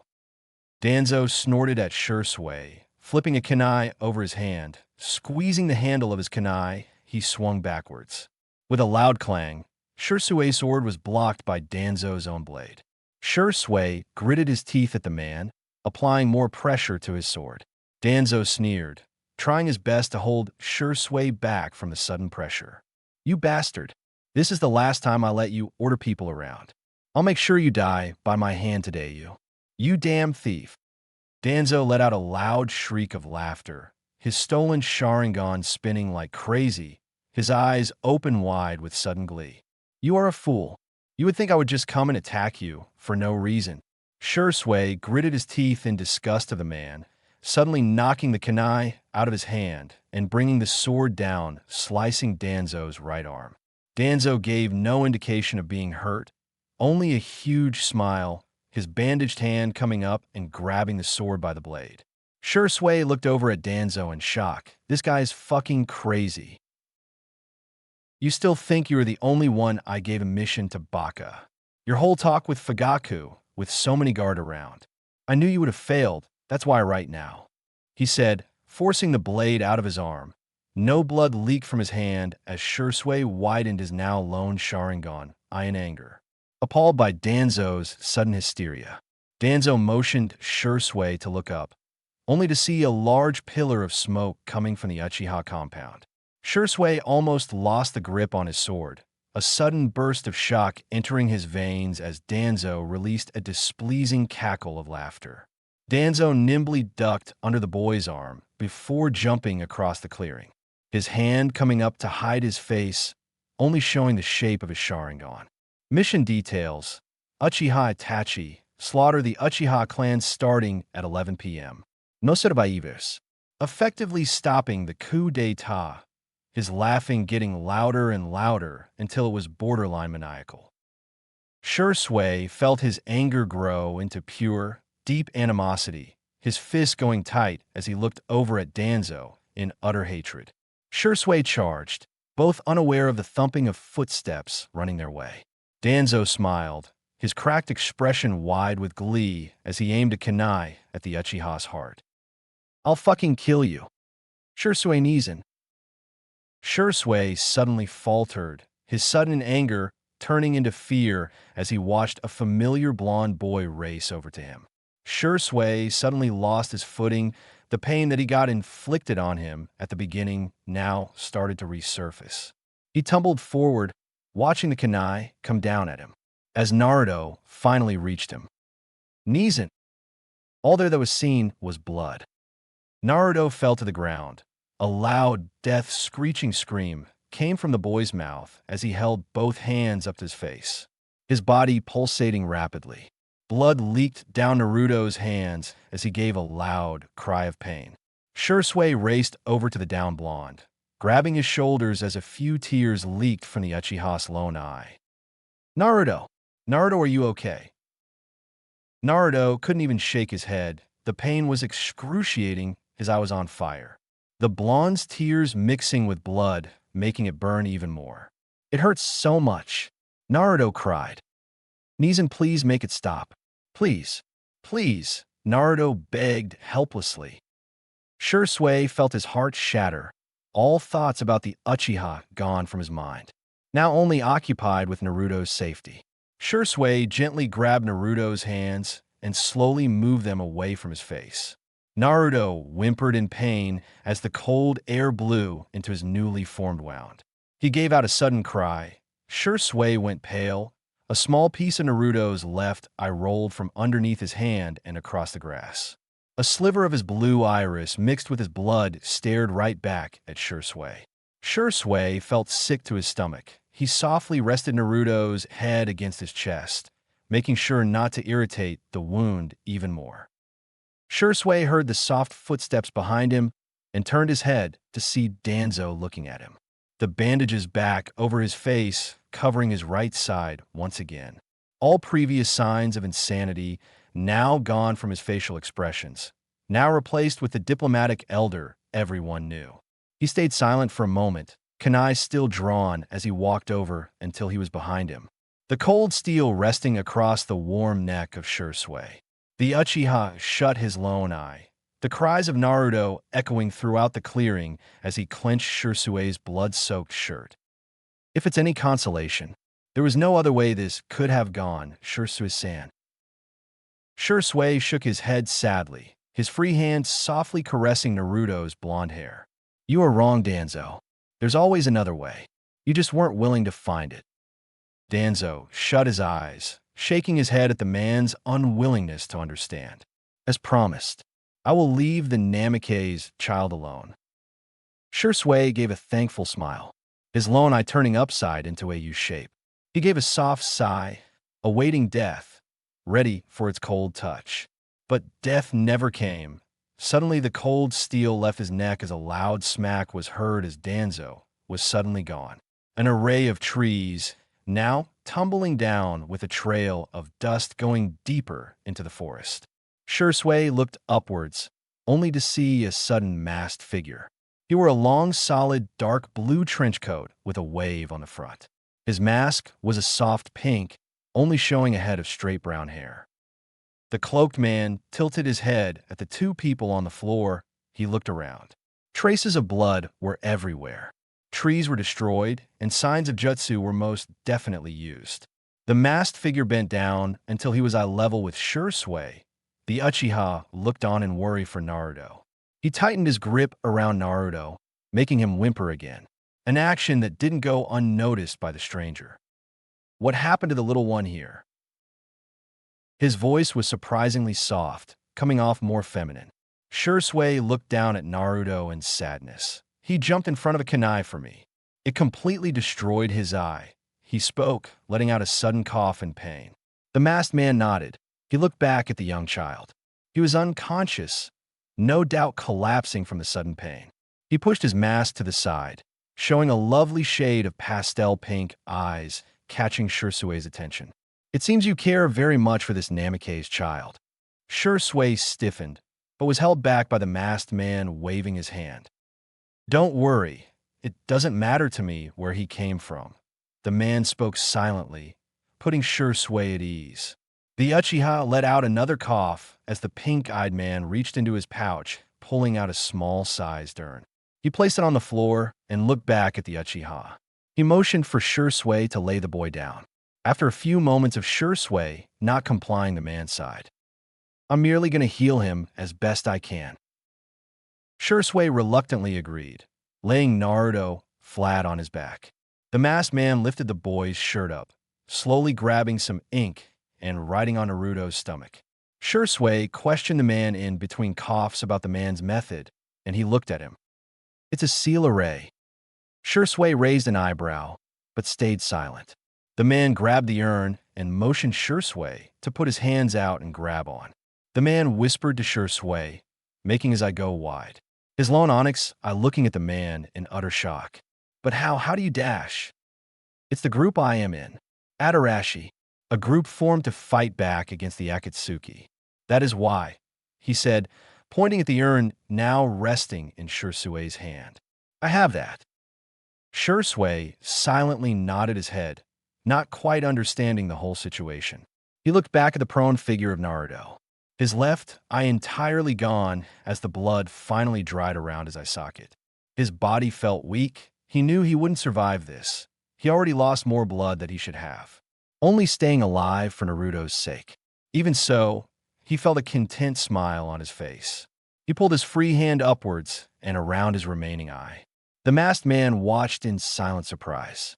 With a sudden grunt and a wet crunching noise, Shisui held out his now closed palm to the cloaked man, the small smile never leaving his face. If you wouldn't mind, please replace his eye with mine. It will be my last gift to him. The man stared at the Uchiha. He's never met an Uchiha that would willingly give his Sharingan to someone. He gave a hum in thought. Coming to Konoha was a good idea after all. Of course. Shisui offered another kind smile and gave the man a soft thank you. Taking the eye from Shisui's palm and opening the urn and placing it on Naruto's stomach. He watched the Uchiha fall to the side, his body now resting directly next to Naruto's. The eyeless man reached his arm out, feeling the soft locks of blonde hair he caressed many times before.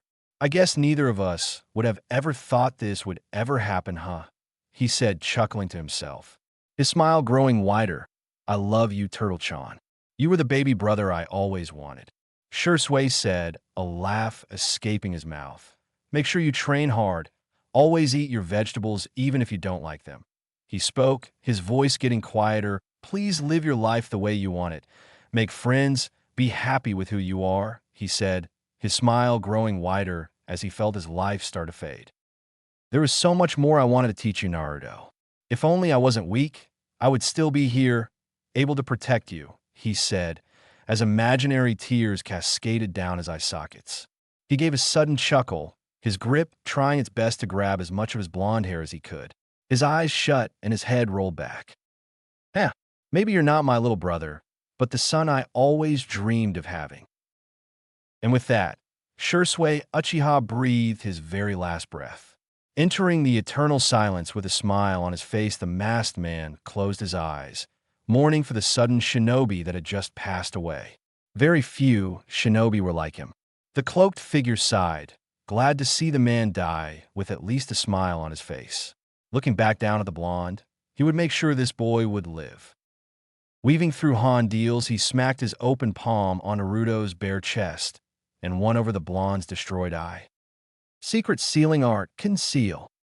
Suddenly, a bright blue light flashed across the area, blinding anyone in a near-mile vicinity as Naruto's body hunched upwards and a loud scream tore through his throat.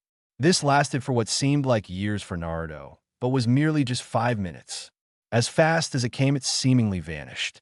The sealing arrays were now completely gone from Naruto's stomach. The cloaked man returned his mask to cover the rest of his face and wiped a bead of sweat off his brow. He looked back at the boy, the urn lying empty on the grass. The masked man gave a sigh as he walked over to the new deceased Uchiha. After a quick fire jutsu, the body of Uchiha Shisui was no more. The masked man respected that particular Uchiha. He would make sure his body didn't get tampered with in death. Suddenly, 3 chakra signatures alerted the masked man.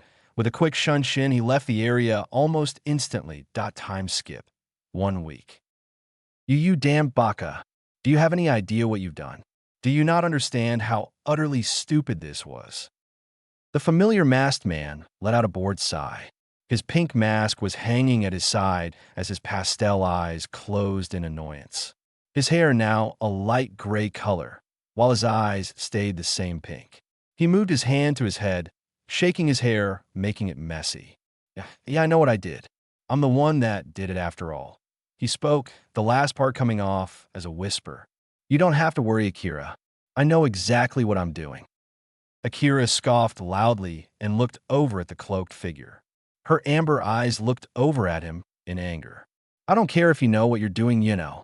You just went ahead and gave this child our most prized possession. The one thing stopping Akatsuki, she barked at him. Small beads of spit landing on his face as he remained stoic. The now dubbed Yuno gave a shrug. The intention of Adarashi was on my mind. Now the urn is out of our possession. Akatsuki doesn't know where it is and cannot target us. But you can't just go around and seal dash. The shinobi world will benefit from my decision. I couldn't have asked for anyone better. Yuno spoke, cutting her off harshly, but his voice remained smooth. He turned around until his back was facing Akira. If Let's could kill Yuno would be a pile of ash right about now. You seem to trust this Namikaze Naruto, a mere child. She narrowed her eyes at the back of Yuno's head. Was there anything you left out of the report? Yuno? Her tone was dark, but Yuno was unaffected. He raised his hand over his head, giving a small wave as a grin played across his lips. Of course not, Leader Sama. Konoha.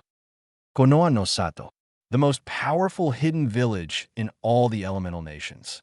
Known for its famous shinobi and great economical advances. Harboring some of the strongest clans and bloodline limits that other countries only dreamed of having. But sadly, the village of Konoha had suffered a large blow to her power. Uchiha Itachi, one of the most gifted shinobi that Konoha has ever produced, graduating the academy at the age of 7 and becoming a full-time Umbu captain at 13. Last week, the Uchiha prodigy seemingly snapped in one night, slaying his whole clan in cold blood, from men, women, and any child he could find. The only known survivor of the massacre was Uchiha Sasuke, Itachi's very own little brother. No one knows the exact reason why Itachi did what he did, but the news spread all around the village like wildfire. It was likely that the surrounding counties had also caught wind of the tragedy that had taken place. Minato Namikaze, the Yondaime Hokage of Konoha, had never hated his job more than this past week. The people demanded answers. Every council meeting was getting more and more stressful as they tried to calm down the public. Not only that, but since the fall of the Uchiha, the Hyuga clan had become more arrogant in their attempt to be named the strongest clan. Minato let out a much-needed groan. His hair was even more messy, making his spikes more unruly than ever. His Hokage cape was wrinkled and misshapen. There were large bags under his eyes, showing signs that he was sleep-deprived.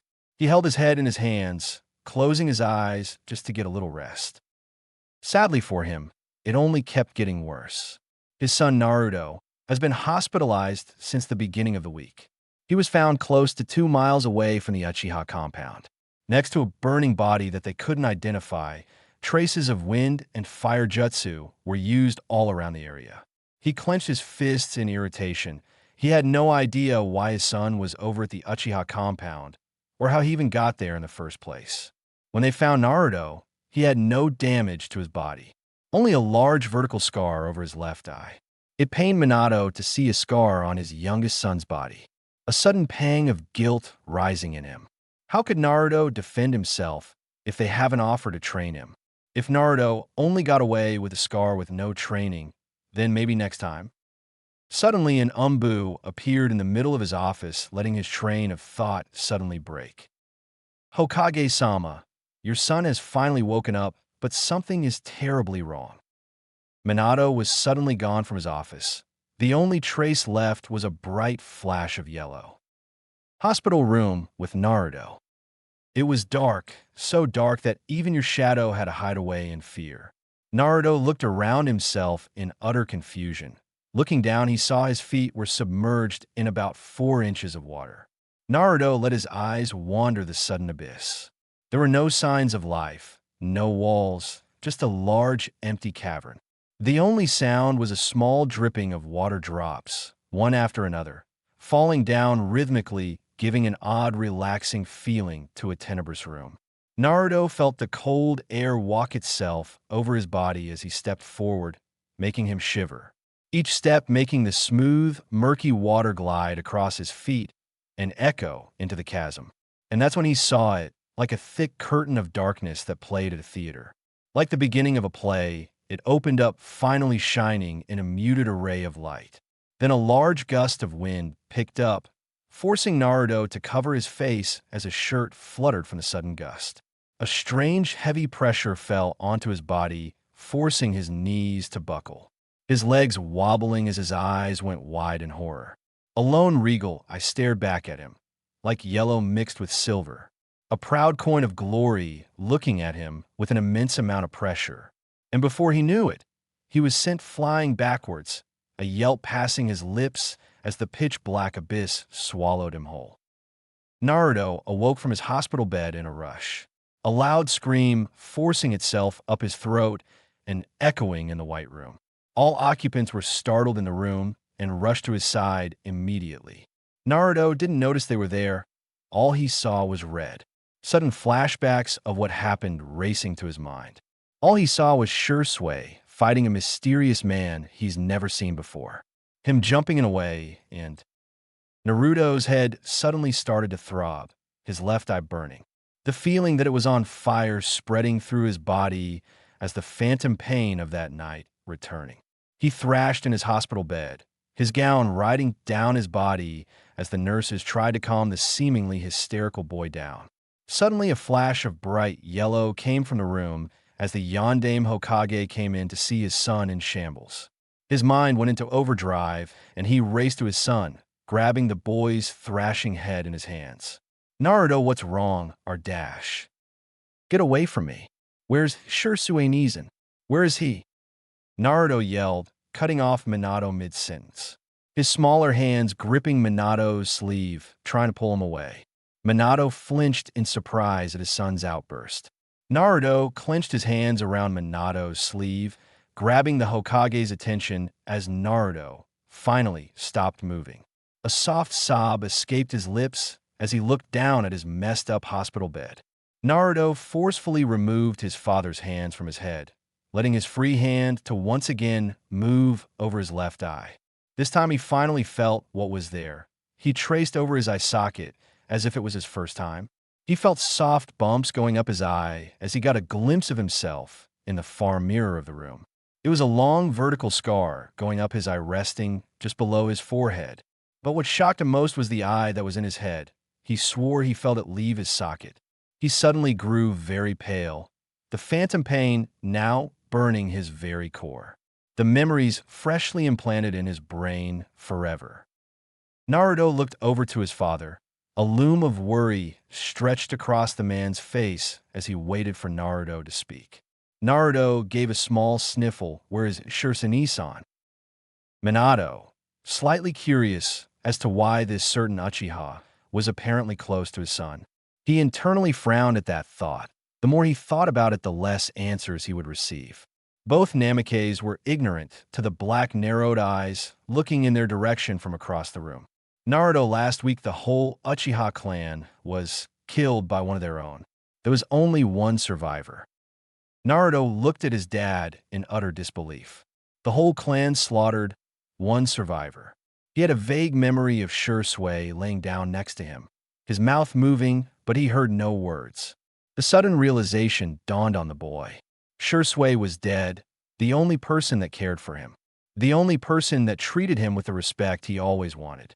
The first person to openly tell him that he loves him. Minato bent down to his son, his hand coming to rub Naruto's head. It's okay, Naruto. Everything will get better from here on out. You still have us. Before Minato could touch his head, Naruto smacked his hand away, his bloodshot eyes glaring at Minato with newfound fury. Us? When has there ever been an us? He screamed, taking the nurses by surprise at his sudden outburst. I don't fucking care about us.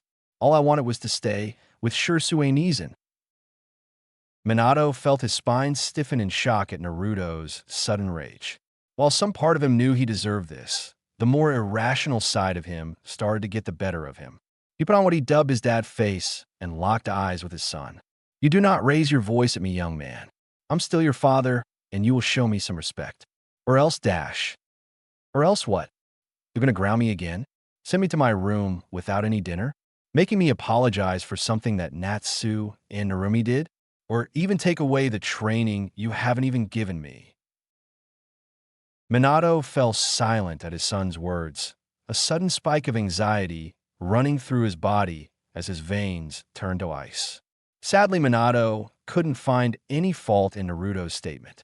He tried to rack his brain around for anything that he has done for Naruto, trying to find anything to convince his son that it wasn't true. Naruto looked over at his father in anger, having to bite his cheek from screaming again. All the grief and sadness that he had stored up into his small body was now leaking out in waves. Without waiting for a response, Naruto jumped off his bed and ran out the hospital door in a rush. Needing to get away, Minato made his way to go after him. But one step in, one of the nurses grabbed his shoulder, stopping him. I wouldn't do that right now, Hokage-sama. He's having post-traumatic stress episodes.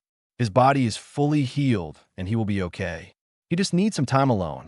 Minato gave a small frown at the nurse's words.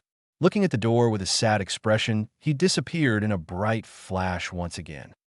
With Naruto looked at the crowded streets of Konoha, looking down at the people happily walking. Naruto felt his eyes go downcast, circling the black scroll that Shisui had given him around his frame, holding it securely. The last thing that Shisui had given him before he died, and he didn't want to open it. It was hard to comprehend exactly what happened that day. Before he went after Shisui, he had a terrible feeling in his stomach that something was happening at the Uchiha compound. And he was right. Now the whole clan was dead. The one person he loved more than anything has died, leaving him. That thought alone made Naruto frown, and he quickly shook his head of his thoughts. Not wanting to get emotional, he knew it would happen one day, but not so soon. Naruto was now at a loss on what he should do. Yes, his sensei was now gone. How will he get the proper training? Someone who took care of him? Sure, he still has notes and jutsu scrolls that were given to him. Hell, he hasn't even scratched the surface on his elemental jutsu training yet. Naruto sighed as he laid back on the summer grass, looking up at the bright blue sky, letting his thoughts wander to Shisui. You Naruto, right? Naruto gave a sudden yelp of being addressed to out of nowhere. He looked up upwards, seeing a boy about his age walking his way. He was wearing a plain gray shirt and black pants. His hair was pulled up in an upwards ponytail, resembling a fully grown pineapple. Naruto looked over at the boy in surprise. He swore he's seen this boy before. Naruto nodded his head as he sat up. Yeah, that's me. The boy took a seat next to Naruto and proceeded to lay down on the grass, his hands resting behind his head as he looked at the sky. I'm Shikamaru Nara. We're in the same class in the academy. Naruto blushed from embarrassment as he raised one hand to scratch the back of his neck. That's why he looked so familiar to him. Naruto gave the boy a sheepish smile. Sorry for not remembering you, Shikamaru.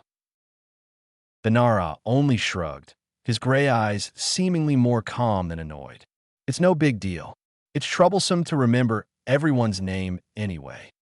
Naruto gave a sweat drop at the Nara's attitude. Naruto looked away from Shikamaru and back up to the sky. So what are you doing here, Shikamaru? This spot in the village is the best for cloud gazing. Naruto tilted his head. He's never heard of anyone cloud gazing. He looked at one of the giant puffy white moisture in the air, his mind flashing to the scream session he had a year ago to the giant blob of moisture. What am I supposed to be looking at? Shikamaru sighed.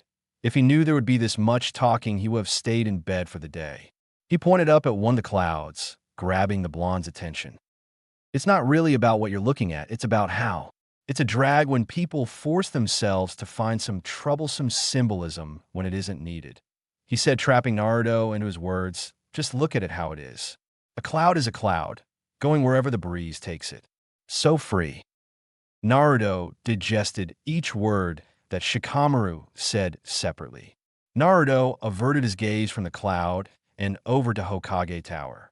Just look at it like how it is, Naruto thought as he held the scroll tighter in his hands. Shikamaru observed the blonde through a sideways glance. While the Nara was incredibly lazy, not really outgoing and not really much or a talkative person. He was good at observing people and understanding current situations. Naruto wasn't much of a people person when he was at the academy. Most people ignored him altogether for his two siblings, Natsu and Narumi.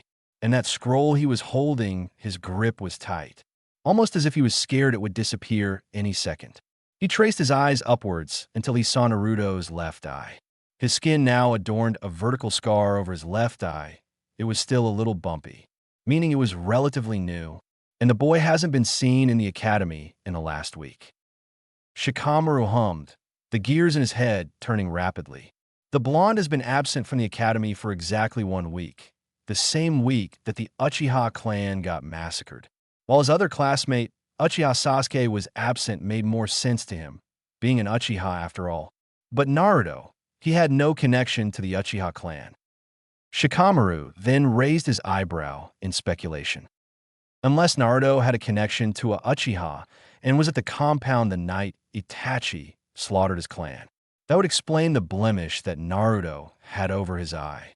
And the scroll he was holding, no doubt a gift given to him before the fall of the clan. And that entails Naruto's sudden demeanor change. By the looks of it, he refused to open the scroll. Shikamaru sighed to himself. He hated how damn smart he was sometimes. Look, Naruto, as troublesome as it is, it would be best if you open that scroll. Naruto looked over at Shikamaru in surprise. The blonde looked at the scroll in his hands and frowned. It's not that easy. It was given to me, and I was told to only open it once Shurisanizan was gone. Shikamaru was caught off guard by the sudden despair in Naruto's tone. He should have kept his damn mouth shut. Naruto continued, It's hard. It's hard to believe that he really is gone. Shikamaru averted his eyes from the blonde and frowned. Naruto traced the scroll with his hands. Naruto, it's best to remember that this Shisui person left this scroll for you. He knew he was going to leave soon. That's why he prepared this scroll for you, and only you. Shikamaru said as he sat up from the grass. He gave a long stretch before offering Naruto a small, lazy smile. I'm going to get home. If I'm out any later, I wouldn't hear the end of it from my mother. Troublesome, he said, walking away from Naruto, waving his hand over his head. See ya around, Naruto. Naruto gave a quiet goodbye, watching the boy walk off.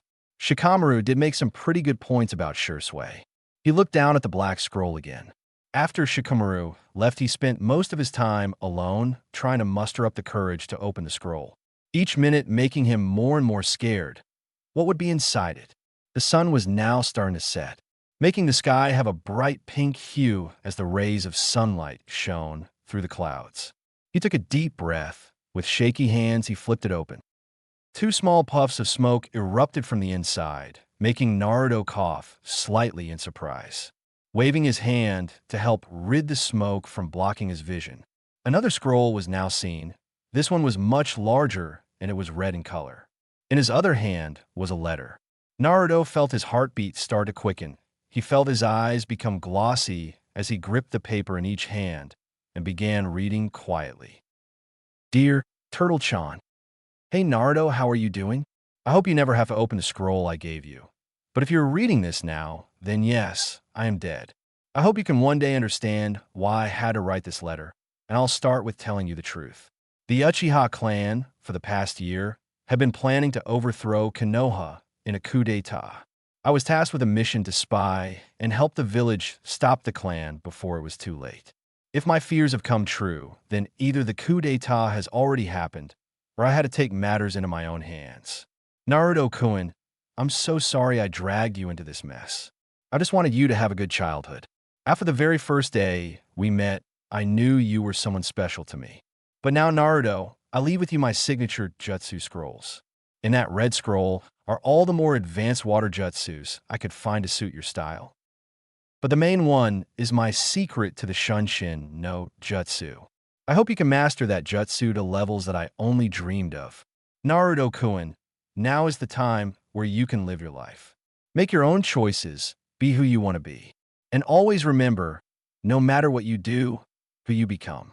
You will always be my little brother that I love no matter what. Love, Shisui Uchiha. Naruto couldn't stop the sudden tears that fell from his eyes. each drop falling onto the letter softly, making Naruto sob into his hand. I love you too, Shisui Uchiha. I'll make sure to become a shinobi you'll be proud of. Naruto suddenly froze, his heart going numb as he walked into his house. He saw his family all in the backyard, the slider door open letting a cool breeze travel into his home.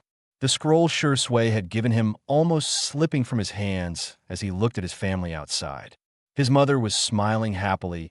His father had a proud look on his face looking down at Natsu and Narumi.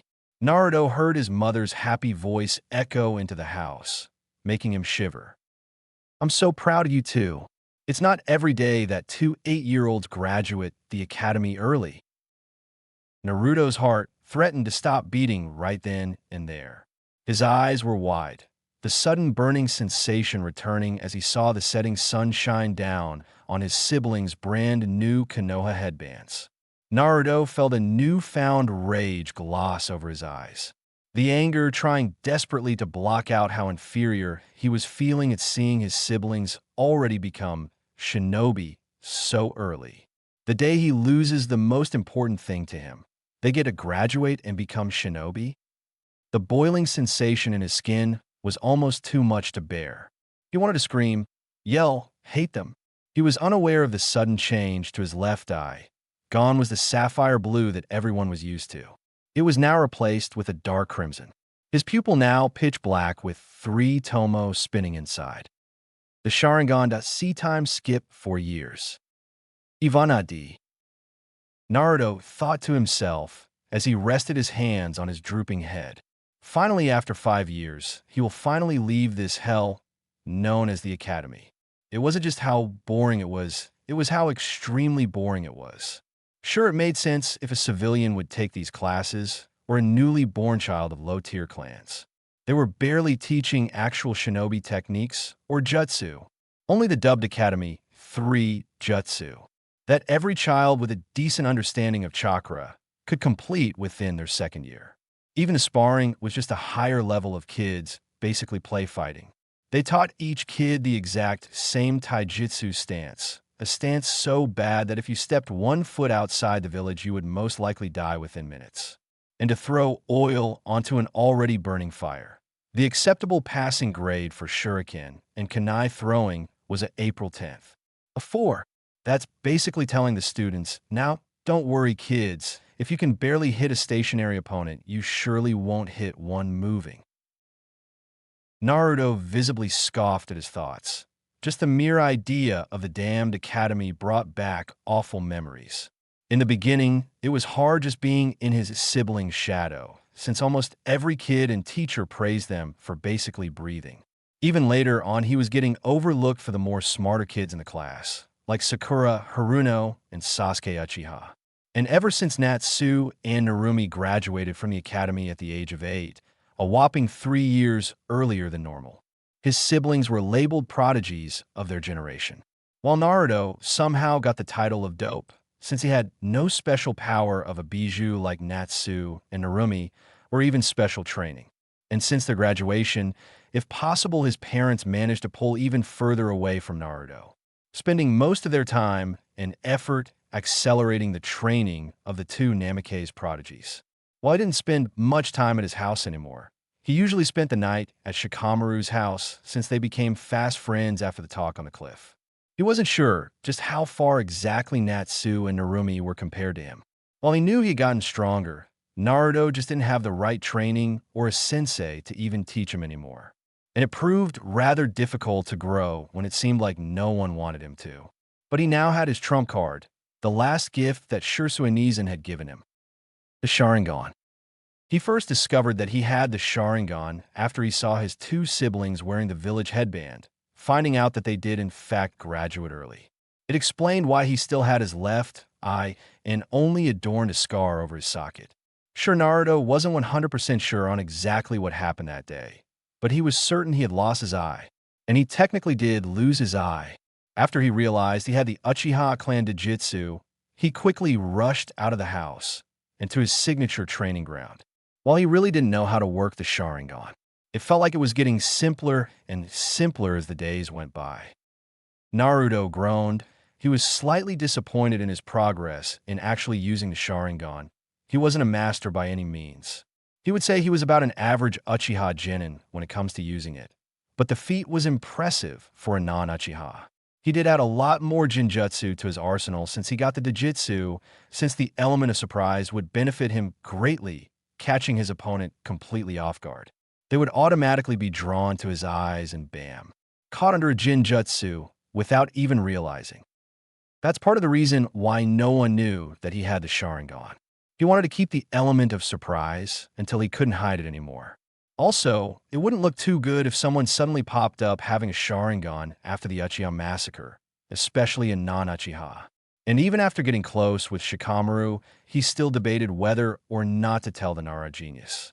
And he didn't tell his family for, well, obvious reasons, but the worst was keeping this a secret from Sasuke. While he and Sasuke weren't really best friends, they did hang out from time to time. Strangely enough, it was Sasuke that came up to him first. Flashback. 2 weeks have passed since the horrible Uchiha massacre, and since Naruto realized he now had a Sharingan implanted into his left eye. Naruto wanted to smile at that. The pain was still fresh. But the mere thought of Shisui giving him the most powerful Dojutsu did bring a smile to his face. Naruto smiled a sad smile, looking at his reflection in the lake. He was sitting on a pier with his feet dangling over the edge. His Sharingan eye was active, showing his 3 tomo as he stared at his reflection. Naruto let his thoughts drift off, letting the full moon shine down over the black abyss, illuminating the lake, giving a peaceful personality to the lake. While it was already past 11 at night, he knew his parents wouldn't be waiting up for him. That thought made Naruto frown. After his talk with his father in the hospital, it seemed that he wanted to finally reconnect as a family. Well, that was certainly the feeling that Naruto got anyway. While Minato did seem worried about Naruto's health when he was in the hospital. As soon as he got home, everything went right back to normal, if so even got worse. Since Natsu and Narumi graduated early, more of his mother's attention got put into their training. His father was a little less involved since his duties as Hokage had been taking up most of his time since the massacre. Suddenly, a loud, creaking sound broke Naruto out of his thoughts. After frantically deactivating his Dojutsu, he turned his head to see someone he wasn't expecting. It was Uchiha Sasuke, the lone survivor of the Uchiha clan.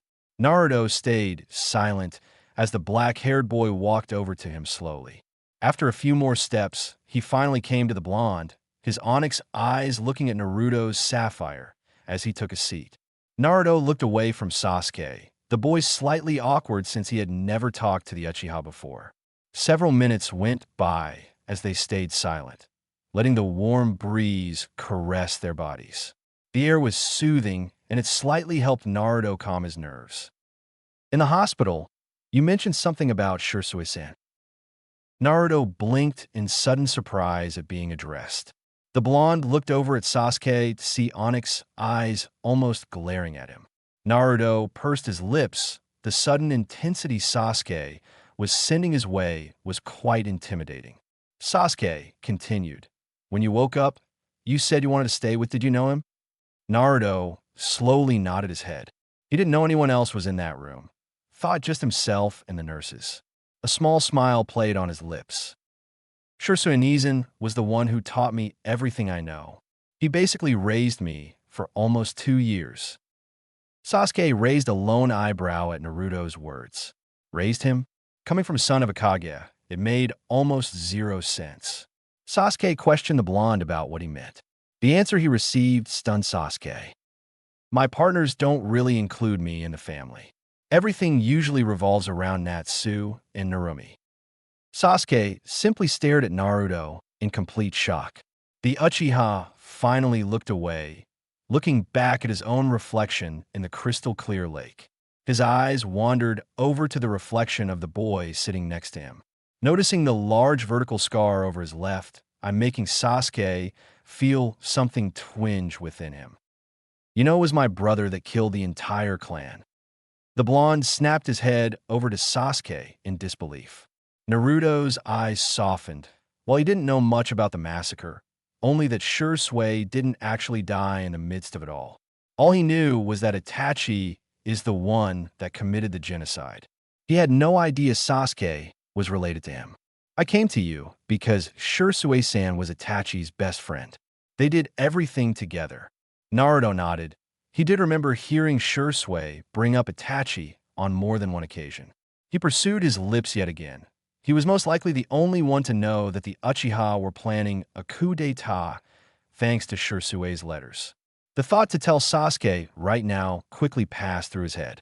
But it was kept a secret for a reason, and he would honor that secrecy of his sensei. I hate him. I hate him so much.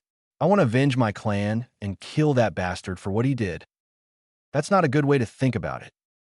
Sasuke glared over at Naruto, his head snapping over to him as he let out a snarl. His fist clenched so tight blood started to leak from his palms. And what do you know? You only lost one person that day. I lost everyone that ever mattered to me. Naruto recoiled in slight surprise, but he managed to hold his ground and shake his head. Shisui once told me that it's okay to hate people, but you should never let that blind you from seeing what really matters, he said, making Sasuke falter slightly. The raven-haired child found it harder to maintain its glare. And what matters is that you had that special time with your family, a loving brother that is still out there somewhere, even if you hate him. I mean, you're still here, right? He said, making Sasuke go wide-eyed. The glare left the Uchiha's face as he processed every word Naruto sent his way. He never thought of it like that. Naruto looked over at him and sent a sad smile his way, the pain shining off his two blue eyes. I never got that special time with my family that I've always wanted, and my brother isn't out there anymore. Flashback end. Ever since then, the Namikaze and Uchiha were not best friends. They did sometimes hang out together with Shikamaru, since Sasuke had nowhere to go and Naruto was seemingly not wanted. They all got along pretty well since all of them were reserved in their own right. Naruto paused at his thoughts. Sometimes it was like they were actually completely alone, since neither Shikamaru or Sasuke were much of talkers. Naruto looked around his empty classroom. Most of the chairs were already long forgotten. There were only about 4 students, counting himself, as he waited to get called up. All he had to do was the basic academy 3 jutsu. They already passed both the throwing portion and the written test last night. So the blonde waited, and waited for 1 hour to get called. He mentally sighed. Even in test form, he was almost at the very bottom. Next up, Namikaze Naruto. Naruto silently cheered as he jumped over his desk and down to the front of the room. The rest of the kids that were waiting to be called rolled their eyes. Most of the class didn't really care for the dope of the academy. His grades were just average and even below most of the clan heirs. So seeing Naruto attempt to show off, in their eyes anyway, left a bitter taste in their mouth. Naruto ignored the looks sent his way and entered the room where the academy instructors were holding the exam. Once he walked through the large door, he was met with his teachers for the past 5 years. Irika Yumino and Mizuki Suzo. Mizuki was just like everyone else. He showered Natsu and Narumi with unneeded praise and kept him in the dust to be forgotten. Irika was much better in the aspect of actually teaching all kids no matter who they were. While Naruto was still greatly overshadowed, Irika was the only one that gave him a chance to actually prove himself as a capable shinobi. And while his results were minuscule compared to his siblings, he still tried nonetheless. Okay, Naruto, you know the drill. Let's see what you can do. Naruto wanted to scowl at what Irika said. He's pretty sure Natsu and Narumi didn't have to go through all the miscellaneous shit that he had to do, like write a 4-page report on the importance of chakra. Without performing, any hand seals a clone of himself came to life right next to him. Within a few seconds, the clone of Naruto then was engulfed in smoke, turning into a perfect copy of Irika, down to the last detail. The real Naruto went to smack the clone on the head before his hand made contact with the clone, then used a quick substitution with a chair that was in the corner of the room. Soft clapping sounds echoed throughout the tiny room as Mizuki offered a strainful smile. Thankfully, Irika looked real. The clone hinged as Irika dispersed itself as Irika offered the boy a village headband. Great job, Naruto. Congratulating on finally graduating.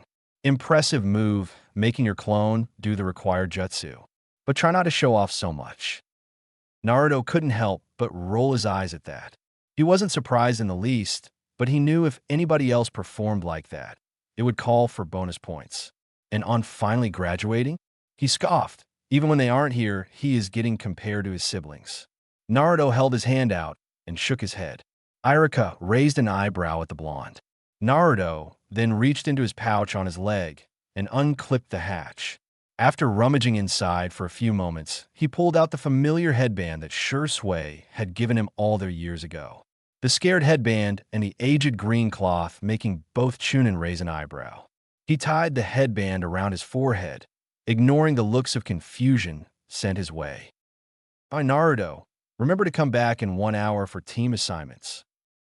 Finally stepping outside, he felt a weight get lifted off his shoulder. He was free, finally free. It felt so good to finally be done with that hell. After a few seconds outside, he saw his best friend with his arms folded leaning on a tree just outside. Naruto offered the Nara a small wave, making him push himself off the tree. I'll have a special waiting for your best friend after graduation. Shikamaru rolled his eyes as he scratched the back of his head, yawning as he did so. While Choji already went to see his parents, a pre-celebration with his family. So you're all that's left. Naruto grinned at his friend, throwing his arm around Shikamaru's shoulder, earning a yelp from the Nara. Please, we all know you love me. A sudden scoff reached both boys' ears as Sasuke walked over to him, his headband wrapped around his forehead. Naruto looked over to him in surprise. The Uchiha genius graces us with his presence? Did hell finally freeze over? Shikamaru nudged his friend in the ribs, making Naruto yelp. Sasuke glared over at Naruto and crossed his arms. Sasuke certainly has changed since the massacre.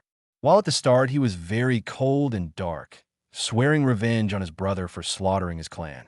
But after his talk with Naruto on the pier, he changed again, and this time in a good way. He would never admit it to anyone, but he held Naruto in very high regards and respects him more than most people. He owes him that much since Naruto helped him out in a very dark time. Naruto was the only one that left an impression on him after all. Naruto wasn't nearly as gifted as his siblings, and after finding out what Naruto's life truly was, it made his respect for the blonde grow. Again, not like he would ever admit it. Whatever, Baka. And I see you graduated. Surprised you managed to make it through. Naruto narrowed his eyes at Sasuke's smirk. Shikamaru sighed next to them. He could already hear the blonde's response in his head. TCH. Please, even second years could pass that test. At least most people scored higher than an 89 on the written test. And there it is. Shikamaru groaned to himself as he heard Sasuke rebuttal back full force. This year in the academy, Sasuke was the only clan heir to score below a 90% on the written portion on the graduation test. And Naruto was never one to pass up a chance to mess with Sasuke. Everyone knew how angry Sasuke got wherever someone mentioned it. Most people were too intimidated to say anything to the Uchiha genius, everyone but Naruto. No matter the reason, no matter the conversation, the blonde always managed to find a way to slip it into day-to-day conversation. Naruto suddenly stopped mid-sentence as the trio looked over to the streets. Most of the gradation class turned over as screeches and yells echoed into the summer air. Naruto frowned as one of the last people he wanted to see came walking over to him. Sasuke flanked his right, while Shikamaru had his left, both having matching grimaces. They both know exactly how the Namake's family treated their friend. To say they were disgusted was a true understatement. It made them nauseous down to their very core, to think that some people so prestigious would literally abandon child. Hey, Ototo, how did the graduation go? I see you managed to pass. The feminine voice belonged to none other than Narumi Namake's, the only daughter. Her headband secretly tied around her forehead. But the most distinguishing feature was not her headband. It was the dark Chunin vest she sported over her black t-shirt. Narumi offered her brother a smile, moving her eyes over the three newly made genin. The past 2 years have been very difficult for Narumi. It wasn't until she noticed that Naruto hasn't been home in literally months that something has been terribly wrong with her brother. And slowly but surely, everything came crashing down on her like a pile of bricks. Remembering exactly how their parents left Naruto and how she never seemed to care. In truth, she felt like shit every time she saw the boy. It was a painful reminder of her failure as an older sister. She tried asking her parents about why they won't train or even acknowledge Naruto's presence. Not once has she gotten a real answer. So each time she brushed it off, still believing they have a real reason. Then there was their brother Natsu. He followed the example of his parents. And while he didn't ignore the blonde completely, he wouldn't treat him like a real brother either. And that was her biggest problem with both her brothers.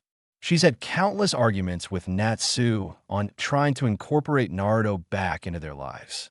But each time it always failed, with either Naruto refusing to do anything with them, or Natsu getting fed up with Naruto's stubbornness.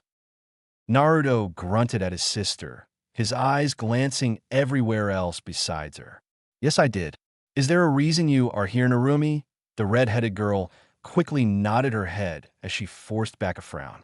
She took a few moments to respond. "Well, I wanted to see how my little brother was before I left for my mission," she said, trying her best to sound as real as possible. Honestly, she did forget all about Naruto's graduation today. Luckily, she was leaving from the West Gate, or she wouldn't have seen the giant sign on the academy saying graduation. Besides, Narumi continued, "I wanted to see how you were doing." Naruto shrugged his shoulders, turning on his heel. He scoffed, "Fine as I'll ever be." He spoke, effectively ending the conversation. Narumi frowned at Naruto's back. She wasn't surprised by his answer, but she was sorely disappointed. She gave a heavy sigh and soon left the academy grounds. She had a mission to get to after all. Shikamaru elbowed Naruto in the side, softly making the blonde turn to him. The Nara raised an eyebrow. "You good man." Naruto once again shrugged his shoulders, the sudden anger already gone from his body. Sasuke snorted at his side, hands rested in his pockets as they entered the academy classroom once more. Almost every seat was taken apart from a row of 3 in the front. Sounds of laughter echoed through the halls as kids talked loudly about finally graduating. But sadly, their presence did not get ignored. A few heads turned over to them, especially a head of pink and blonde. Naruto and Shikamaru gave a groan as they covered their ears. Satokiron. Sasuke flinched at his name as 2 almost identical rockets came blasting off towards him. Naruto and Shikamaru took a few steps backwards, leaving Sasuke to his misery. The Uchiha sent them a pleading look, one of the only emotions he allowed his friends to see across his face. The pink rocket snuggled into Sasuke's right shoulder, emitting a moan of content from her lips, while the blonde was on his back, leaning on his neck. "Sasuke-kun, I missed you so much. Did you miss me?" Before he even had a chance to respond, the blonde on his back scowled. "Like hell he would miss your forehead. We all know who he truly misses here." "Oh yeah, Ino Pig. I bet he doesn't even know your name." "You just said my name, Baka." "WL, whatever, Ino Pig." Naruto shot an amused glance over at Sasuke. That would be Sakura Haruno and Ino Yamanaka, the 2 leaders of the Uchiha fan club, while most girls in the class praised the Uchiha. Sakura and Ino were the only 2 that actually vocalized it. Every single day. Sure, it was funny for a few days, seeing how bad they had it for Sasuke, and it was always fun to see Sasuke's misfortune. But now it turned to a basic obsession for Sasuke, and while the Uchiha was still miserable, no, it still made Naruto laugh. Thankfully, and luckily for Sasuke, the scarred Chunin from earlier entered the classroom. He saw the commotion in the center of the room, and his eyebrow twitched. He was so happy this year was over. "Everyone, shut up and pay attention." Iruka smiled when now every student took their seats. He cleared his throat before he started talking. "Okay, I want to say once again, congrats on graduating." Cheers broke out in the classroom. "And this year the team assignments are a little different," he said, making the students raise their eyebrows in confusion. Iruka walked around and turned the folder in his arms around, showing it to the class. Usually we assign new genin to their jounin senseis within the week. But this year's graduating class showed exponential growth and promise the Hokage-sama, and I have decided that today is the day where we assign the teams. Teams 1 to 6 are fodder, we will skip them. Now Team 7 will be Sasuke Uchiha, Sakura Haruno, and Ken Gasai. Sensei will be Kakashi Hitaki. Sasuke's head fell forward and smacked his desk, while Sakura jumped up and down in happiness. Naruto shot Sasuke a look of pity before Irika continued. Team 8 will be Kiba Inuzuka, Shino Aburame, and Hinata Hyuga. Sensei will be Kurenai Yui. All the clan heirs nodded their heads at their team. The more enthusiastic Kiba gave a happy yell. Naruto blinked his eyes, the familiar name sparking something within him. He gave a hidden smile. Looks like she passed the Jounin exams. Sucks, she couldn't have been my sensei. Team 9 is still in circulation from last year. So Team 10 will have Shikamaru Nara, Choji Akimichi, and Ino Yamanaka. Sensei will be Asuma Sarutobi. Ino groaned, loudly complaining why Kami seemed to hate her. Choji just smiled while Shikamaru was asleep. Naruto raised his eyebrow in confusion, his eyes scanning the classroom as he started to count the students. 25, 26, 27. What the hell, I'm the 28th graduate, he thought to himself with a frown. The class was uneven, and every kid has now been put into a squad except him. He was the only one left. Sasuke seemed to notice as well and looked at Naruto with the same amount of confusion. Irika continued, his eyes looking down at his file in shock. Well, this is new. Team 11 will consist of Naruto Namikaze, Sai, and Shizuka.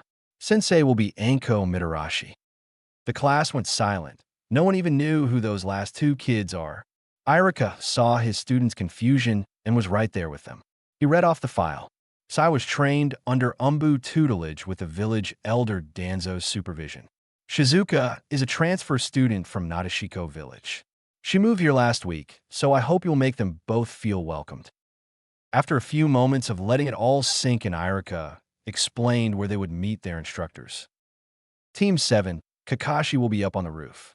Team 8, Kurenai will be at Training Ground 21. Team 10, Asuma will be at Training Ground 99. Team 11, Anko will be at Training Ground 4. Time skip after class. Naruto stayed silent as he made his way to Training Ground 4. It was the closest training ground to the academy, and the walk was only about 10 minutes. On his way, his thoughts drifted to his supposed two teammates. The other male on his team was a boy named Sai, no surname. He was trained by a man named Danzo and was finally able to graduate. Naruto had no idea what to think of Sai. He hadn't met the boy yet, but he was a little skeptical. He was with Umbu all this time.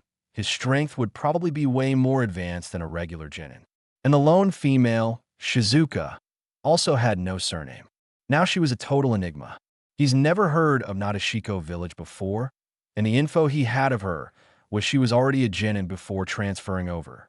So her strength would not be something to laugh about either. So that raised the question, was he as strong as his two mystery teammates? He gave a sigh as he finally entered the training ground, suddenly feeling inferior. As he was walking up, he saw two kids almost his exact age. His brain quickly realizing who they were as he got closer to them. The boy was none other than Sai. He had long black hair with even blacker eyes. His hair was parted in the middle, showing off his Konoha headband. He was wearing a gray shirt that ended right under his chest, allowing his pale midriff to be exposed. He had on black pants with his tan ninja pouch on the leg. He had a large scroll on his back, and he was drawing something on a lone piece of paper. His eyes moved over to the lone girl. She also had jet black hair, her bangs threatening to fall into her emerald eyes, her hair covering her headband from sight. She was wearing a tight blue shirt, with a black cape style going down to her waist, showing off her developing cleavage. She had on tight black pants on with matching combat boots. Shizuka was the first to notice Naruto's entrance. Her green eyes sized the blonde up. He was wearing a regular black t-shirt with a zipped-up red hoodie. He had loose shinobi pants that ended at his ankles. His green sandals matching the cloth on his headband perfectly. his unruly blonde locks falling into his eyes, only being kept up by his headband. She narrowed her eyes at Naruto. Something seemed off about the blonde, and she didn't know a lot of new graduates to already have a scar. Imshitsuka. Naruto's sweat dropped. Well, she didn't sound much like a talker. Sai finally looked up, his onyx eyes dead of any emotion, but a small smile formed on his lips. "Hello, I'm Sai," he said as he gave a formal bow. Naruto, feeling awkward, just smiled their way, his hand coming up to scratch the back of his head. "Well, I'm Naruto, Uzumaki." That was another recent development that has occurred in the blonde's life. It's been a long time since Naruto felt like an actual Namikaze. Every time someone would associate him with that family, he would always feel like a disappointment or unwanted child. So that's why he came to call himself Uzumaki. It was a small change, but made himself feel better. An awkward silence fell over the new Genin, no one really knowing how to start a conversation. Naruto rubbed his neck as his eyes moved over his two new teammates. Shizuka noticed his lingering gaze and glared at Naruto. "And what are you looking at, pretty boy?" Naruto blinked in confusion before looking away from her, trying his best to hide the soft blush that now resided on his cheeks. "And nothing, just looking at my new team." Shizuka scoffed, crossing her arms over her chest. "Whatever. If I catch you trying to do anything sketchy, I'll make sure to kill you where you stand." Naruto scoffed at her. He wasn't one to just stand around and take threats. He had enough of those already. "I haven't even done anything." Sai smiled at them both, his eyes turning into upside-down U's. "You two would make a cute couple." Both their heads snapped aside. Shizuka, seemingly more angry, sent a kunai his way. "And what's that supposed to mean, painter?" "I mean, it's pretty obvious what he meant." Shikazu glared over at Naruto, the blonde grinning mischievously. "I didn't ask you, Baka." Sai never lost his smile. He set the paper he was drawing on back to the floor. "Blondie, try not to get tits angry. She has a temper." Shizuka's face heated up as she threw her arms over her chest. Naruto let a snicker leave his mouth. The raven-headed girl grew angrier, but before she could do anything about it, a loud sizzling sound echoed out as a kunai embedded itself right in the center of all three genin. All three genin widened their eyes at the seal that was hanging from the back. "Get back." Naruto tackled Shizuka away as Sai jumped backwards just in time. A loud explosion shook the area while Naruto fell to the ground with Shizuka on top of him. Sai landed next to them. His large scroll was now on the floor with his pen in his right hand. Both Naruto and Shizuka got to their feet and stood next to Sai. Naruto held a kunai in his hand, while Shizuka was weaponless. "What the hell was that?" Naruto spoke, his eyes traveling a mile a minute around the clearing. "Trying to locate any sign of danger," Shizuka responded. "That was most likely our sensei. It would explain why she wasn't at the training ground on time." Sai nodded his head. After a few brush strokes, two small birds made of ink raised themselves from his scroll and took into the forest. Naruto raised an eyebrow at the ability, checking it off of ninja abilities he didn't know existed. "My birds are looking around right now. No one spotted," Sai said as he stayed in his position. The remaining students circled Sai, watching the perimeter.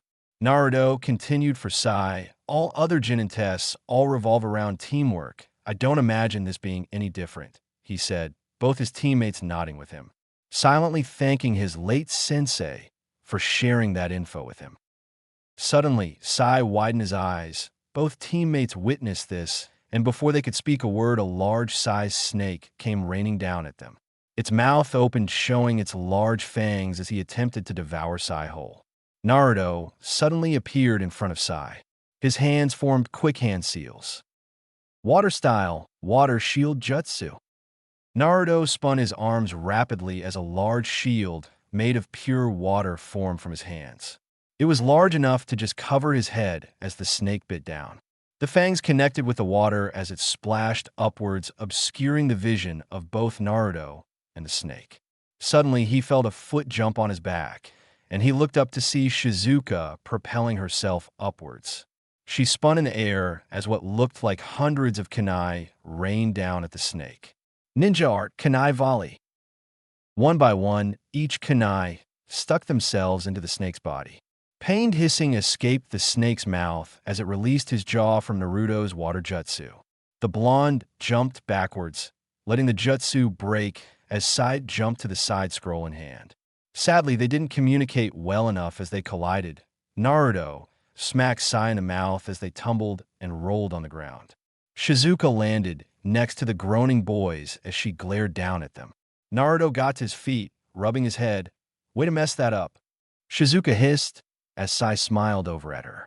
He got to his feet as he gave a few more strokes on the scroll. It's okay, Tits, it was an accident. Stop calling me that.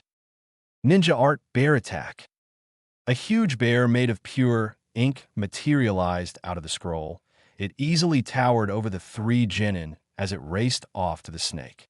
Another sound of a kunai soared through the air right at Naruto. The blonde, seeing it coming, reflected it with his own. Shizuka moved fast as she caught the deflected kunai at the hilt as a purple-headed girl crashed down to the clearing. She held a huge white sign in her hands while confetti exploded from the mouths of two snakes that were around her legs. Welcome the amazing and sexy Anko Mitarashi. All three genin stared dumbfounded. This was their sensei? No one said a word while Anko just smiled happily at them. Sure, she was late. It wasn't her fault she forgot about her genin team and then proceeded to make the sign and convince the snakes to actually spit confetti. So not her fault. Why, you're our sensei? Shizuka gasped out as her eyes widened in pure astonishment. The sexy jounin swayed her purple hair to the side and offered her a wink. Sai looked over at Naruto and pointed his thumb over at Anko. It seems Titsensei deserves the name more. Naruto's spine stiffened as he gave a sideways glance over to the now enraged Shizuka and confused Anko. Shizuka smacked Sai on the head, really hard, making the black-haired boy fall flat on his face. And what's supposed to mean? She quickly snapped her head to Naruto, aiming the kunai at his throat. And I swear if you anything, I will lodge this kunai right in your jugular. Well, it seems we have a hothead on this team. But if anything is getting lodged into something, I'll be doing it. Anko's voice spoke clearly, echoing in the clearing as she appeared right behind Shizuka. The feeling of cold steel on the young girl's neck as time seemed to freeze. Shizuka still had her grip on Sai, while Naruto was still looking down the barrel of a kunai. Anko's voice was sickeningly sweet, the huge smile forever glued to her face. Shizuka cringed at her sensei. Now don't be afraid of little Omi. I won't hurt ya, she said as she slowly dragged the kunai over her neck softly. Since I can't actually kill you, laws and all, I would only torture you slowly for threatening a fellow Konoha shinobi. Just imagine the soft kunai. Her voice passed her lips smoothly, making Shizuka sick to her stomach. Anko pushed the kunai deeper into her skin, drawing a small amount of blood. Pressing a little deeper, dash. Suddenly, Shizuka's body erupted into gold confetti. Anko looked on in shock as she jumped backwards, letting the confetti hit the ground. She looked behind her as she saw the huge snake she sent after the genin was now dead.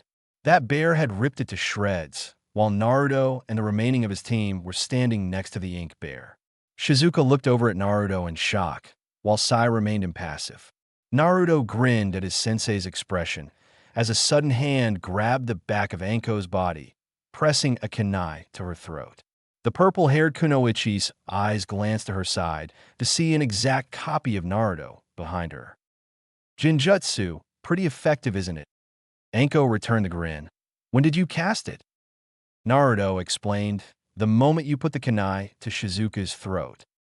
Okay, that was partly the truth, while Anko was distracted on Shizuka and while Sai was facing the ground. He had time to hide his face and activate his Sharingan. He was able to catch Anko's eyes for a split second before she was put under one of his Jinjutsu. It was a risky move on Naruto's part. His teammates didn't see him weave any hand seals, if they even saw anything to begin with. But he did enjoy the look of pure disbelief on Shizuka's face as he walked over to her and just pushed Anko's arms away. While Sai looked shocked for a moment, Naruto really couldn't tell since it went away as soon as it saw it. Anko let out loud, booming laughter as she grinned at the blonde behind her, her eyes glowing with playfulness. Having fun pressing yourself into my blondie? The clone of Naruto turned a new shade of red as Anko teased him. Before he could move, Anko quickly dispelled the clone, as it erupted into water, soaking the back of her brown trench coat. She took a few steps closer to the new genin and smirked, her tongue coming out to lick her lips hungrily. I will say you three surprised me greatly. Not only were you able to kill that snake, she said, pointing her thumb over at the dead snake. You managed to surprise a Jounin-level ninja, and you did it with amazing teamwork with only knowing each other for not even an hour. I'll say that's worthy of passing. Naruto physically beamed at the praise, trying his best to rid the giant blush on his face. Shizuka was a lot more composed since she was already a genin from her hometown, but she couldn't stop the small grin from forming. Sai remained impassive. His eyes stayed blank, but a faintest smile was noticeable. It was subtle, but still there. Now we are officially Team 11. Now get ready for fucking hell. Okay, please report everyone, Minato said happily as he clapped his hands in joy. Out of all jobs that Minato absolutely hated while he was Hokage, he was always excited for the graduation of academy students. Every year, he looks forward to it, and this year was no exception. Looking out in front of him were 9 of the strongest Jounin that Konoha had to offer. And the test results that Irika had given him told him that there was a very promising bunch of kids this year. He couldn't contain his excitement and decided to give the kids Jounin senseis the day of. He smiled wide as he gestured to his only student in the room. Kakashi-kun, please report. Kakashi's sweat dropped at the Hokage's attitude. Putting down his infamous Ichi Paradise book, he scratched his cheek with a sigh. Team 7 consisting of Sasuke Uchiha, Sakura Haruno, and King Gasai pass. The whole room was in shock at hearing him actually pass a squad. Even Minato was slightly a loss for words. Really? What made you pass them and not any other of your teams? A man named Asuma Sarutobi said, taking a long drag of his cigarette, making the woman next to him elbow him slightly in the ribs. Minato nodded. I would also love to hear this, Kakashi-kun. The silver-haired man shrugged his shoulders. Well, at first they were just like every other team I had gotten before, attacking me all separately and with no plan.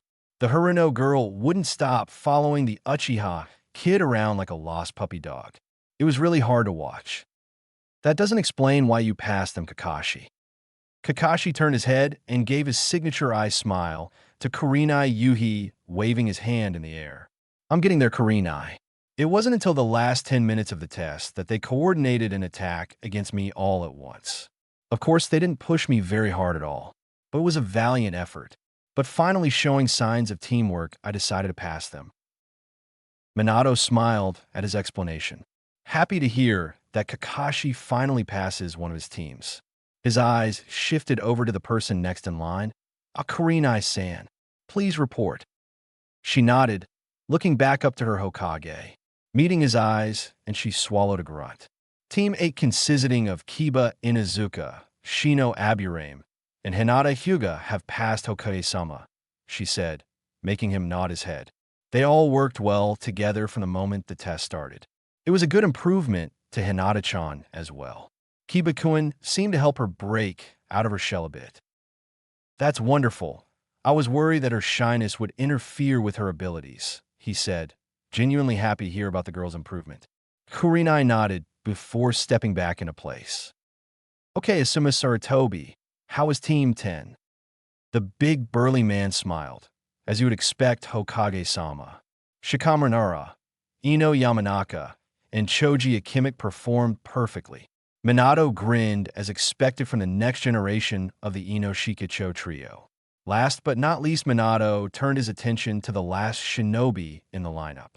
He felt his enthusiasm start to die down a little as he dreaded what was coming next. Anko Mitarashi, report on Team 11, please.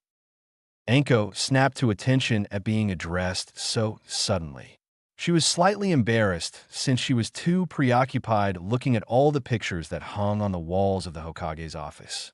She never knew all the past Hokages were hanging on the wall. She grinned happily as she saluted her leader playfully. Team 11, consisting of Shizuka, Sai, and Naruto Namikaze, passed with flying colors Hokage-sama. She said, not noticing the sigh of relief that Minato breathed out. He was nervous to hear that his youngest wouldn't have graduated, but if he didn't, would it really be his fault? Mianto shook his thoughts away. I see. That's wonderful then, he said, making Anko nod. Yes, Hokage-sama. They all worked surprisingly well together despite only knowing each other for only about 10 minuets prior to the test, she said, shocking Minato. She continued, they managed to kill one of my snake summons, and Naruto and Shizuka were pretty proficient with their ninjutsu, and that Sai kid was a frontrunner for ninjutsu. But Naruto, man, did he surprise me, she said, getting everyone present to look at her in question. Minato felt his hands clam up, afraid to ask. How so, Anko? Asuma asked. He was pretty intrigued himself. He had somehow forgotten that Hokage-sama had a third child. Anko turned towards the Sarutobi. While I was threatening the Shizuka girl, kunai to the neck, trying to scare her, everyone pleasantly rolled their eyes. Typical Anko. When she just exploded into a ball of confetti, and before I even noticed that blonde gaki caught me in a genjutsu with a kunai to my neck. The room fell silent, shocked to hear the report on the third Namikaze child. Kurenai was probably the least shocked at hearing that the blonde boy she hadn't seen in a very long time was on Anko's team. She smiled to herself, happy to hear that he was still pursuing genjutsu. Her mind started to drift thinking about him. She hasn't seen the kid since her promotion to Jounin almost 5 years ago. Oh, really, Anko? How'd he manage to do that? Asuma said, his cigarette having already fallen out of his mouth in shock. Even the usual stoic Kakashi couldn't help but show a hint of surprise. Anko shrugged. I'm still not really sure when he did it. But it had to be quick. He never weaved a single sign. And as far as I know, you can't perform a genjutsu without hand signs. Kurenai shook her head. That's not true. You can, but it takes an incredible amount of stability and chakra control. Only masters of the art are able to do it. Anko nodded, grinning. That I might have a genjutsu prodigy on my team, Sweet. He wasn't a one-trick pony either. He had a pretty strong water affinity, she said, turning her attention back to Minato, raising an eyebrow in curiosity. Any reason on why he didn't graduate early with his brother and sister Hokage-sama? He definitely is higher than Jinin level, she asked, making all eyes turn to Minato. His head started to ache as he panicked at all the expected shinobi eyes on him. He coughed into his fist. Anyway, thank you, Anko-san. Everyone is dismissed. I have some important things I need to look over, he frantically said as one by one the Jounin started to leave his office. Unbeknownst to him were the narrowed eyes looking his way as they left the room. Minato put his head in his hands, sweat starting to form on his brow as he looked down at his desk. I don't know what to do. 3 weeks later. The mission is simple. We get in there, retrieve the folder, and get away as fast as possible. Leave no evidence behind. A soft, powerful feminine voice rang through the forest clearing, bouncing off the decaying oak trees, letting it linger in the summer air. The tone of voice was dark, the holder being horribly serious as her feminine hand rested on one of the trees. Her fingernails tried to pierce the dying bark as her blue eyes wandered around the forest. The voice belonged to the one and only Narumi Namikaze. Her father, the Hokage, put her in charge of a simple retrieval mission just outside the border of Konoha. While this isn't her first retrieval mission, it didn't stop her from being overly serious. She quickly scanned over the area, her eyes coming to rest on an old-looking cabin that was just outside of Tazuna Town, letting the soft breeze flow over her body, allowing the air to slightly calm her. 3 guards on each side of the building. She whispered to herself as her eyes shifted to a cluster of trees just past the cabin. Hiding in the trees are another set of 3. Their chakra signatures are much larger, high chunin if I had to estimate. Her bangs fell forward slightly, obscuring her vision and shadowing her eyes. Mission start. Konoha. So I'll fucking kill you. Shizuka yelled, and as what seemed like the 100th kunai left her palms as it soared through the air, all aimed over to the black-haired teammate of Team 11. Sai wasn't a prideful man, but he didn't have that many emotions since he was taken into the Umbu at such a young age. And he knows that for as long as he lives, he will never admit that he was scared at this very moment. Really fucking scared.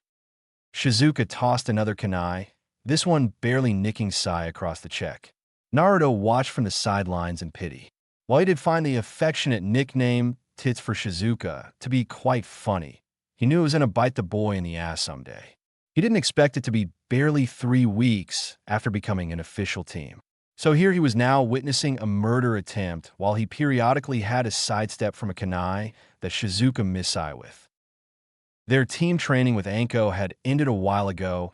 She quickly left the training ground, and all 3 genin decided to stay to get a little extra training in. The only rule she gave was to make sure they were well rested for tomorrow. Apparently, they were getting a new mission. And just 2 hours went by before all hell broke loose between Team 11. Shizuka, knock it off. At least give him some breathing room.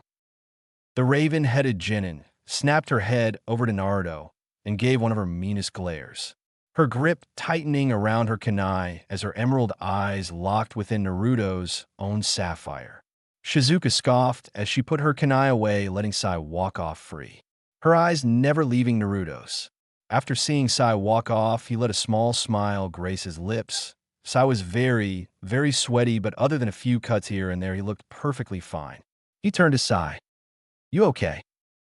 Sai gave a hesitant nod of gratitude to the blonde as he smiled. "Yes, it was a good workout." "Please, all you did was run around for an hour." "Cardio is important." Naruto sighed as he watched the two start to bicker once again. Well, more like Sai just led Shizuka on until she got fed up and brought her weapons out, his eyes going back and forth between the two. Even though he was starting to get fed up with the constant bickering, it did bring a smile to his face, feeling like he was a part of a group, as he would be the one to step in, and sometimes be on the receiving end with Shizuka. Naruto thought about that. Sure, they were a team, but they didn't really do anything as a team outside of this training ground and missions. Naruto got both their attention before speaking. "Why don't we all go get something to eat? As a team?" Both Sai and Shizuka looked at Naruto in sudden surprise. Naruto's sweat dropped. He didn't think it was such a strange thing to ask. They were a team, after all. Naruto chuckled nervously at their blank expressions. "We could go to that ramen shop at Chiruka. It's pretty good." After a few more moments of tense silence, Shizuka nodded. "Yes, sure. Lead the way." 3 miso ramen for me, please. 1 seafood ramen, please. I'll have what Tita the lady is having." Naruto snickered as Sai quickly shut his insult down by the dark glare Shizuka sent his way. After giving the chef their orders, an awkward silence fell over them, neither really knowing what to say or even how to talk to each other. So, Naruto started effectively grabbing the attention of the 2 genin. "Why don't we finally get to know one another? Like what we like and dislike?" He finished with a smile. He noticed their hesitant looks and gave an awkward laugh. "Okay, how about I go first then? My name is Uzumaki Naruto. My likes are training, being with my friends, turtles, and Shisui Uchiha. I dislike people who abandon anyone, rapists, the usual. And my dream is to prove everyone wrong about me and make my sensei proud," he said, his voice turning deathly serious, surprising his 2 teammates. In the last few weeks, they haven't seen Naruto seriously at any moment. Sure, they have only done training exercises and a lot of D-rank missions. But this was something entirely different. It seemed like he was much older, way too old for a 13-year-old. Sai was the first to recover, but he felt something trigger within him. His eyes flashed with a foreign emotion that he hasn't felt in years. "My name is Sai. I like to paint. I dislike the same things you do. My dream. I guess I don't have one." "What? You don't have a dream?" All seriousness that Naruto previously evaporated in seconds. His hands slammed on the table, making his ramen broth leak out of his bowl as he caught the attention of other occupants within the stand. Naruto didn't waver. "Is there nothing you ever wanted to do?" Where to be? Naruto asked incredulously. Sai once again felt the familiar feeling trigger inside him once again. He sat there in stunned silence. Anything he thought he should say died in his throat, his mind going too fast to comprehend an appropriate response. So he said the first thing that meant something to him, "My dream is to finish my brother's book." Naruto smiled wide. His eyes turned into upside-down U's. He praised Sai for having a meaningful dream, then looked over at Shizuka. The transfer shinobi gave a deep sigh, not really liking the idea of sharing her personal interests. She never did something like this in her home village. "My name is Shizuka. I like training, animals, and making dolls." She blushed bright red as she noticed both her teammates raise their eyebrows in shock and confusion, mainly Naruto. "I just like the same things you guys do, plus some. And my dream is to become the world's strongest kunoichi." Naruto smiled wide over at Shizuka. "That's great. See, I told you guys this was going to be fun," he said with a grin, finally feeling comfortable after a solid conversation. Shizuka crossed her arms around her chest.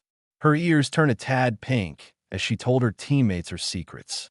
She couldn't deny that it was quite interesting to hear what her teammates actually thought and felt.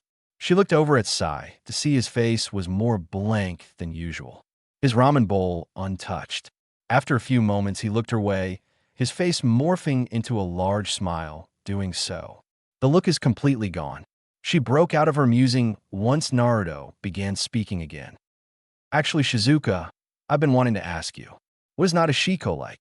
Naruto asked, bringing up his chopstick to his chin in thought. "I've never heard of the village before. How is it over there?" Shizuka turned her attention to Naruto, tilting her head at the question. She hummed in thought for a moment before answering him. "Wasn't very good in Nadeshiko when I was there. There's this stupid rule where once we graduate the academy, we have to leave the village and search for a strong male shinobi. And if we lose in battle, they must come to our village and we get married off to them," she finished with a scowl. Naruto looked at her shocked. What? That's ridiculous." Shizuka nodded her head in agreement. "I agree. We're just used to creating stronger heirs for our village, basically livestock. Once we get married off, we are forced to retire as shinobi and become full-time wives." Naruto clenched his fists at her explanation, shaking his head. "That's so ridiculous. That village is forcing you guys into a life no one wants," he said, and Shizuka nodded sadly. "Yes, but that is why I came to Konoha," she said, looking down, a frown on her face. My parents died when I was very young, but they were both originally born in Konoha. While Nadeshiko is technically closer to Kiri, I could have gone there. I wanted to experience the village my parents were raised in," she said. Naruto gave her a sympathetic look. Surprisingly, Sai spoke up, trying his best to give the girl a reassuring pat on the shoulder. It was awkward and strained, but she appreciated it nonetheless. "I know what you mean, Shizuka-san. I never knew who my real parents were. I was born in a random little village a few miles from Konoha. But I always heard that they were from the big village that was Konoha. I guess you could say my first real dream is seeing the place they grew up in," he said, allowing them to see just a fraction of his emotions. Naruto nodded as they continued to eat their food in a comfortable silence. After they finished their meal, they walked outside back into the streets of Konoha. Naruto breathed in the fresh air as he stretched his body. Shizuki came next to him. "Thanks for inviting us out to eat with you, Naruto. I actually had a good time." She smiled and Sai nodded next to her. "Indeed. Maybe we could do that again sometime." Naruto's eyes lit up in glee as he nodded happily. "Of course I will be happy to. We are a team after all, dash." Well, if it isn't my little Ototo." Naruto felt himself tense up. Shizuka and Sai both noticed Naruto's body tense up. They turned their heads over to the front of the stand to see the fabled Natsu Namikaze leaning just outside of the stand. A smirk plastered on his face, his chunin vest glowing as he had an open red coat over it. His village headband wrapped around his neck, hanging loosely as he crossed his arms around his chest. He held his head up high. His smirk, if possible, seemed to stretch further across his face. His eyes switched over to the rest of the team slowly. You both will have to excuse my little brother here. You get a bit overzealous most of the time. Naruto clenched his fists as he looked at his brother. His whole family always find a way to ruin a good day. When he's with friends, his team, or alone time, they always find a way to make his life more and more miserable. He had no words for his brother, wanting his very presence gone from the shop. Shizuka, on the other hand, was showing signs of pure bewilderment. She snapped her head over to Naruto. Wait, be brother. Natsu chuckled as he reached over and threw his arm around Shizuka. The black-haired girl blushed from the sudden PDA, but couldn't look away from his hypnotizing amethyst eyes staring back at her, mere inches away from her face. Oh, he didn't tell you? I knew it was always hard to be kept under our shadows after all, so I can't blame him. What are you doing here, Natsu? Naruto growled between his teeth, the mere presence of his brother bothering him. Natsu is the one family member he saw the least. He was usually always on missions or training with their mother or father. Natsu grunted as he removed himself from the black-headed girl and grabbed a bag of ramen that was sitting on the counter. Tusan asked me to pick up some ramen for the trip. This time Naruto looked back to see his brother, his eyes frowning in confusion. Natsu smirked again. Oh yes, did I forget to mention? Tusan and Kasan are taking me to Mount Mayaboku to practice my sage training a year early. Naruto felt his blood run cold. His eyes went wide as Natsu held his head up. Satisfied with the reaction he got from Naruto, he turned to leave the stand. It was great seeing you and your team, Ototo. With one last glance back, his purple eyes darkened considerably. Try to keep up. A tense silence shifted through the air as soon as Natsu left. Naruto's eyes were downcast, his hair falling past his forehead as his team mates stood there awkwardly. Shizuka reacted first as she patted Naruto on the shoulder. Hey, I don't really know what just happened, but dash. It's fine, Shizuka, Naruto said, interrupting her as he patted her own hand down with his before sliding hers off. I'm used to it, he said, forcing a smile.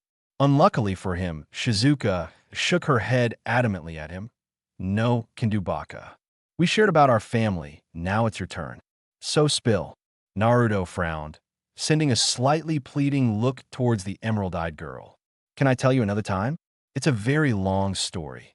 Before Shizuka could respond, Sai interjected himself. Yes, maybe next time we go out for lunch, he said. He could tell the blonde wasn't in a good enough mood to talk. Naruto gave Sai an appreciative nod before averting his eyes back to Shizuka. She looked like she was about to protest, but ultimately she gave in. Letting out an irritated sigh, she pointed at the blonde. Fine, but you will tell us. I promise I will, he said before excusing himself and walking away from the ramen stand, leaving his two teammates behind. Shizuka scowled as she turned over to Sai in confusion. Why did you let go so easily? It seemed to really bother him. And that was Natsu Namikaze. Sai shook his head at her, watching his blonde teammate walk off. Yes, it was. But whatever happened here, it seemed to have affected Blondie Cohen deeply. He was in no mood to communicate his feelings. I'm sure you could tell. Shizuka frowned at his answer, turning her head as she followed the back of the blonde. She gave a hesitant nod. Yeah, I could tell. I wonder what happened between them. Sai frowned. In my time training with the Umbu, I knew that Naruto was related to the Namikazes. But I didn't know they held so much disdain for one another. But the feeling I got from Natsu-san, it wasn't pleasant. Shizuka nodded, agreeing with him. Let's leave Blondie-kun alone for now, Titchan. He'll tell us when he's ready. Shizuka couldn't even find it in herself to yell at Sai this time. Can you at least give me a better nickname? I will dwell on the possibility. Okay, spill it, Missy. How did it go? Anko pestered at Kurenai as they walked through the streets of Konoha. Kurenai sighed, rubbing her temples in irritation. I already told you. He just took me to a coffee shop. We talked for about 2 hours, and then we parted ways, she said with Anko frowning at her, jumping in front of Kurenai and walking backwards with her hands behind her head, ignoring the passers-by who looked at her in annoyance. Did you guys kiss at all? maybe even second base. The purple-haired Kunoichi said wiggled her eyebrows at Kurenai. Enko. Kurenai quietly yelled at her friend, a small blush forming on her cheeks. Enko snickered at her friend before turning back around. I know, I'm just teasing you, she said before finally coming into view of her favorite dango shop. Her mouth started to water as her eyes started to glisten. She quickly pulled Kurenai inside, grabbing a table by the open window. Kurenai glared at her. Couldn't you have just asked me to hurry it up and not drag me? Enko nodded her head. I could, but why would I? Kurenai sighed in irritation before breaking out into a small smile, clearly amused by her friend's antics. It was one of the reasons why she loved spending time with Enko. She was always honest, maybe a little too honest, but it added to her charm, in Kurenai's opinion. After pushing past her rough exterior, you were met with one of the most selfless human beings you would ever meet. Kurenai knew how high Enko valued her friendships. They were the most important thing to her, and she would always have your back no matter what. Something Kurenai loved her for. As they ordered their food, Kurenai straightened her posture, letting the comforting breeze calm her down. She was silently happy that Enko had picked out a table next to the window. So nothing happened with the Sumaha. Kurenai sighed as she shrugged her shoulders at her friend, closing her eyes, letting them have a short-lived rest. No, just a regular trip to the coffee shop, she said irritably.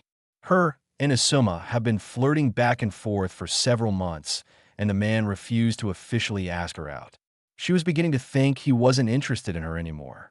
Enko threw her arm over the chair next to her, using a sunbon needle to pick at her teeth. Well, can't say I'm surprised. He may act tough, but he's a total pussy, she said, spitting out the piece of food she finally removed from her gums. Do you still even like him at this point? Kurenai had to take a moment to think about it. He was a very sweet man, but he never acted on any of his decisions. So yes, she liked him. He was one of the only men in Konoha who she would consider boyfriend material. But over the past few months, she didn't know if she just liked him as a friend. So Kurenai hesitantly shook her head. I don't know. He's very sweet and treats me like an equal.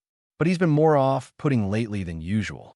He doesn't really talk either, and that damned smoking. Enko nodded at her in understanding. Just another bust in Konoha no Sado. If you want to, I can set up a blind date for you.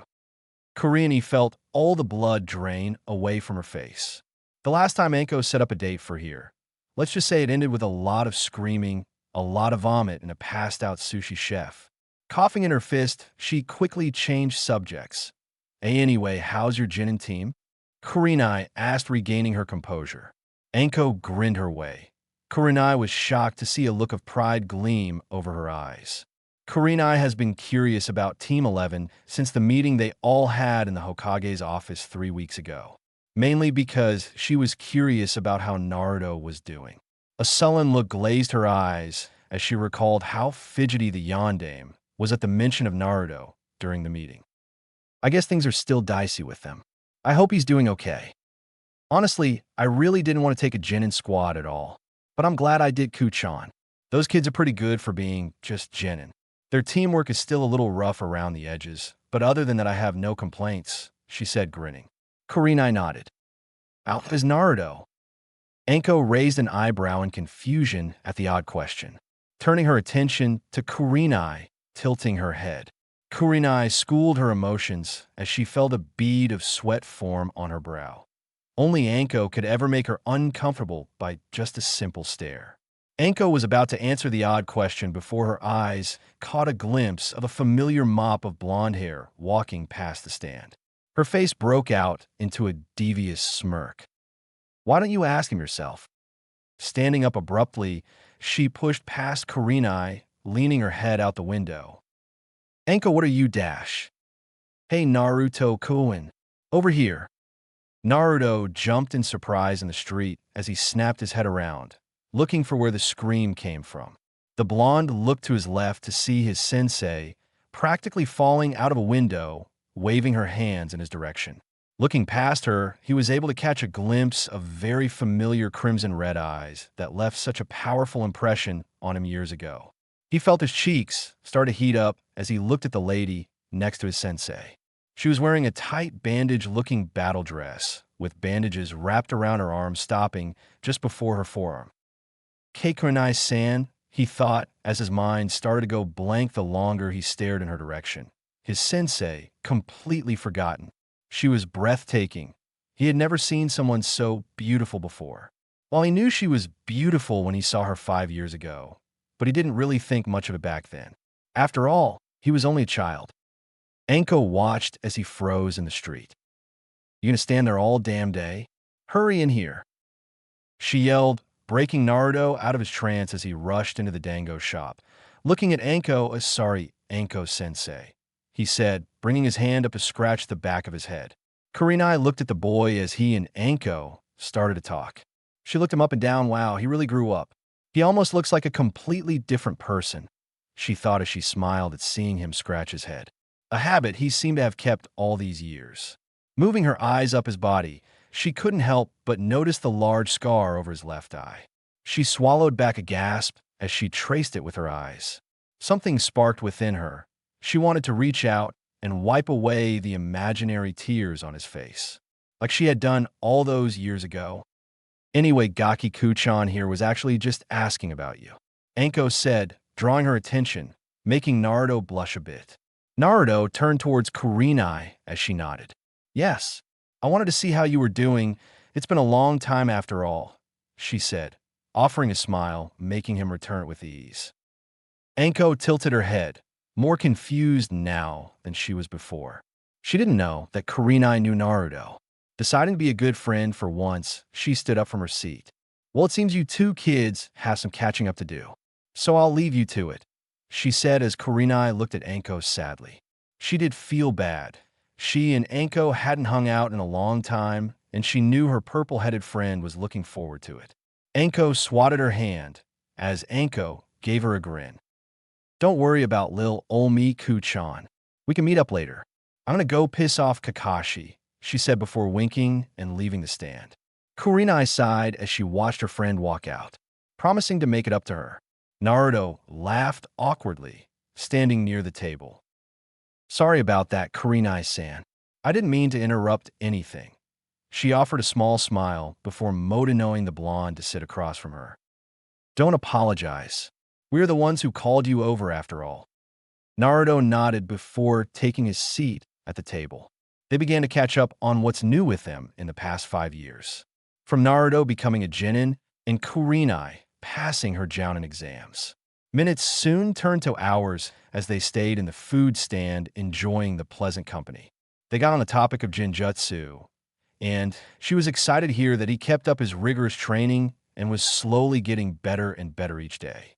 She told him how Anko bragged about him in the meeting with the Hokage that he managed to catch her in hand seal-less Jinjutsu.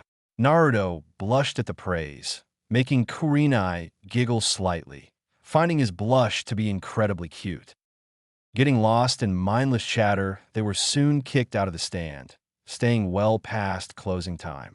Naruto offered to walk her home, and she agreed, touched by his kind gesture. On the way to her apartment, she couldn't help but sneak a peek back at the boy.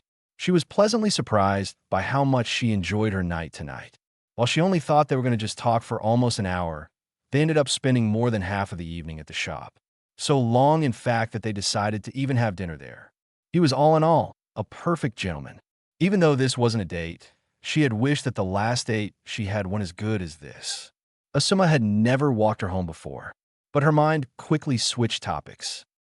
"Say, Naruto-kun, can I ask you something?" Naruto nodded his head at her. Kurenai went silent for a moment, trying her best to figure out what word she wanted to say exactly. "How is everything going, with your family?" she said softly, making Naruto look down to the floor. Kurenai, after a moment, turned her head to see that Naruto had stopped walking and was frozen in place.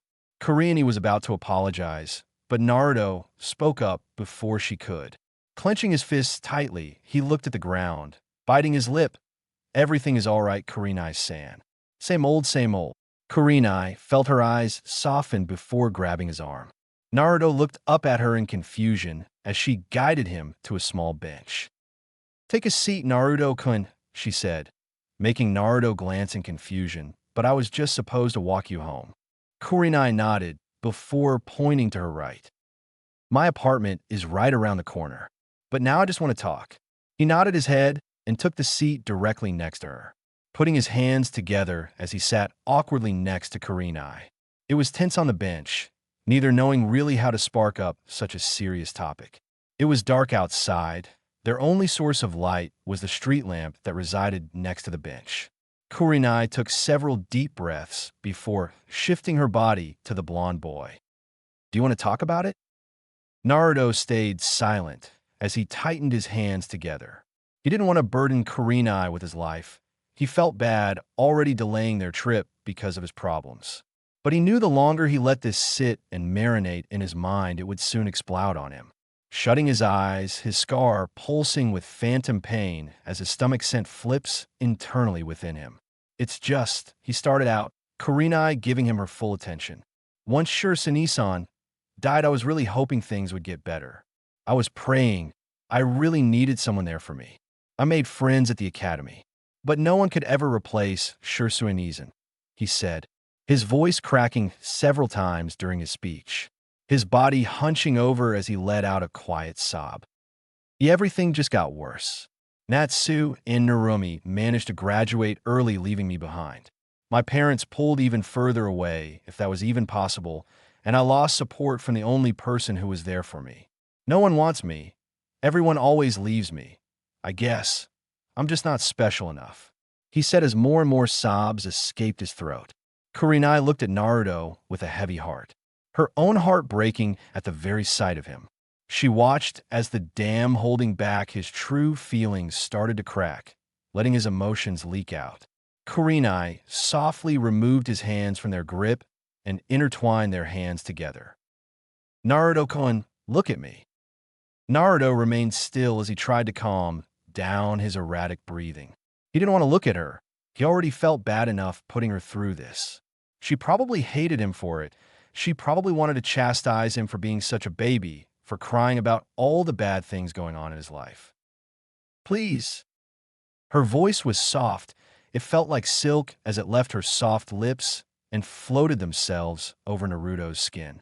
Naruto felt his pulse quicken as he slowly lifted his eyes, expecting to see disappointment and anger. It surprised him greatly when her crimson eyes held nothing but warmth. It was almost intoxicating to look at. He felt his cheeks start to heat up from her stare. His eyes couldn't help but drift down to her soft red-laced lips. She released one of her hands, bringing it up to Naruto's left eye, slowly wiping away his remaining tears as she looked at his beautiful blue eyes, her thumbs slowly caressing the bottom of his scar tenderly. Don't say things like that, Naruto-kun. Your family is just full of idiots. You are one of the most special, strongest people I have ever met. And you could use this time to be you, the you that you want to be, she said, offering the boy a smile filled with so much warmth. Hell, if I had to go through what you did, I wouldn't have even made it a day, she chuckled to herself. Naruto sat there quietly, letting her words echo through his mind. His stomach started to calm down a bit as he leaned slightly into her touch. And just remember, Naruto-kun, you have a duty to prove them wrong, right? Naruto widened his eyes a bit as he turned his gaze back onto Kurenai. The corner of his lips started to lift upwards as he nodded to Kurenai, his eyes shining with newfound determination. Yeah, that's right. Okay, my cute genin. This mission is very easy, so I better not hear any complaining. We are to deliver this letter. The purple-headed jounin of Team 11 raises her arm to show the neatly packaged letter in her hand to the mayor of Tizuna Town. Her name is Maikisu, and the town is only about a few hours away. And this is our first sea tank mission. Anko explained loudly, throwing her arms up in the air in emphasis, hoping to see her slaves. Genin yelled in excitement with her. She pouted when she saw that all three were wearing the exact same look of melancholic/thoughtful expressions on their faces. Shizuka was the only one who showed any real excitement about the mission as she broke out into a small grin. Coughing in her fist, she frowned. You guys are boring, she said with a pout, making all three genin sweat drop. Without waiting for a response, Anko took the lead in front, Sai and Shizuka flaking her sides with Naruto watching the back. A comfortable silence fell over the team as Naruto was lost in his own thoughts. His mind wandered back to last night's events talking with Kurenai. He couldn't help but smile as he recalled her words. She was right. He needed to push past this and show them exactly what they were missing. He was thankful he talked with her. She even agreed to train him in Jinjutsu once he returned from his mission. He was ecstatic to hear that and was already looking forward to coming back. He took this time to look around the forest as him and his team ventured further in. It was his first time out of the village. It felt kind of surreal to finally escape the walls of Konoha. It was almost freeing in a way. Anko's voice broke him out of his trance. Okay, team, we are about 4 hours away from Tazuna Town. We're going to make a small campfire and get there first thing tomorrow morning.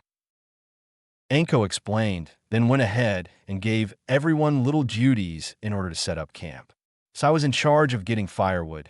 Shizuka was to put together the tents and Naruto to distribute the food. Naruto finished his task fairly quickly and sat on one of the wooden tree stumps, idly waiting for his team to finish their respective tasks. His eyes scanning over his team, he would make sure to apologize to them later on for rudely brushing them off yesterday. Hey kid, how was your date with Kurenai-chan last night? Anko said, effectively getting the attention of all three genin as she looked down at Naruto, arms crossed over her chest as she grinned. Naruto blushed deeply, his face resembling that of a ripe tomato. I did that. Shizuka muttered, looking up at Naruto in shock, the tent falling out of her hand. Naruto waved his hands in defense, rapidly shaking his head. W wasn't a date. We just talked, that was all. Anko tried to fight back a laugh as she saw his face explode in embarrassment. She wished she brought her camera. She shrugged her shoulders, talking the seat next to him. I don't know about that, Naruto-kun. You guys were out for quite a long time. Kurenai-san? Isn't she the sensei of Team 8? Sai said, his hand coming up to his chin in thought. Shizuka's eyes, if possible, grew even wider. Sai hummed as he dropped the firewood he was holding, giving a nod of approval. I didn't think you were into older woman, Blondie-kun. I am not. And it wasn't a date, damn it. We just happen to know each other. He said, trying his best to fight back his aggressive blush. Shizuka shook off her shock before continuing to set up the tent. Anko started to laugh before smacking Naruto in the back. The blonde yelped slightly at the impact. Just messing with you, kid. Slightly, she said, whispering the last part before rubbing her neck. Actually, Blondie-kun, how do you know Kuchan? She said, her curiosity piqued as she put a hand on her knee. This seemed to grab the others' attention as well as they nodded in agreement. Naruto sighed to himself as he managed to get rid of his blush. Looking up, he told Shizuka and Sai to take a seat. He did promise he would tell them everything. And we are a team after all. And so he told them everything, from his family's treatment to his meeting with Shisui, and when he first met Kurenai all those years ago. As he finished his talk, he took in a deep breath, feeling somewhat good to get it all out again. Looking up, he was met with the speechless looks from his team. And that's how you got that, Shizuka said, pointing to her own left eye as Naruto nodded, a sad smile on his face. Yeah, jumped in front of a kunai in fear for Shisui Nizan. Whoever he was fighting wasn't fazed in the slightest and sliced at my open eye. I was lucky enough that he didn't do enough damage to blind me. He lied, not willing to share his biggest secret. He brought his hand up, rubbing it slightly. Anko spoke up this time, her usually laid-back and playful attitude gone. I can't believe it, Hokage-sama, she muttered, shaking her head in disbelief. How did you deal with it, Naruto? With your family? Sai said, cutting into the conversation, his expression unreadable. Naruto blinked in thought before staring deep into the bright orange flames of their campfire. After a while, he shook his head. I haven't. I'm still trying to. But last night, I was told something very important, that I have to focus on myself to prove them all wrong. I know that I'll never be a part of that family, which is why I dropped the Namikaze name. He smiled a bittersweet smile as he rubbed the back of his head. Doesn't it bother you? Shizuka asked unexpectedly. Her voice raised quite a bit as both male teammates and Anko were taken aback at her sudden outburst. Shizuka had the audacity to look sheepish as her cheeks turned into a light shade of pink. She gave an awkward smile as she muttered a soft apology. Naruto slowly nodded his head at her, ignoring her apology. "Well, of course it bothers me," he said, his teeth clenching, "but I try to get on their good side countless times. I try to be there as much as I could. But there's only so much I can do." "So you gave up?" Surprisingly, it was Sai that asked this question. Naruto looked shocked at his question as a loud silence fell over the genin. Sai never took his eyes off the blonde. Naruto digested what was said to him. He looked down in the burning fire. Sai's stare was starting to make him uncomfortable. "No, I wouldn't say I gave up. I just accepted it." Sai widened his eyes as he sat there in silence. In fact, no one else knew what to say as they sat listening to the crackling fire. Anko suddenly clapped her hands, her face morphing back into her usual playful attitude, throwing her arm around Naruto's shoulder. "Oh, who needs him anyway? And don't act all mopey baka. Don't forget that you're part of something great here. The soon-to-be strongest team in Konoha with the hottest sensei around," she said, nudging the blonde as she pointed a thumb over to Sai and Shizuka. Naruto looked at her shocked before looking into the equally shocked eyes of his team. They all looked at each other, nodding to themselves. The atmosphere seemed to change as they exchanged glances. Now they felt like a real team. "Yeah, you're right, Anko-sensei. So let's get this party started, shall we? Who's ready for guard duty?" All three genin groaned. Morning came very quickly for Team 11. After Anko gave them the rundown for guard duty, all genin took 3-hour intervals while rotating. It was highly effective, and each for a good amount of sleep to feel refreshed when they woke up. It didn't take them long to pack up their remaining items and continue on the road to Tizuna Town. It was a beautiful day. The grass was shining, and there was a light breeze making the giant trees sway regally. Flowers were starting to wilt, a lot of them already losing their color and stooping down, only being kept alive by the sun rays. Shizuka and Anko made small talk as they stayed in formation. Anko in the front, Shizuka on the left, Naruto on the right, and Sai to the back.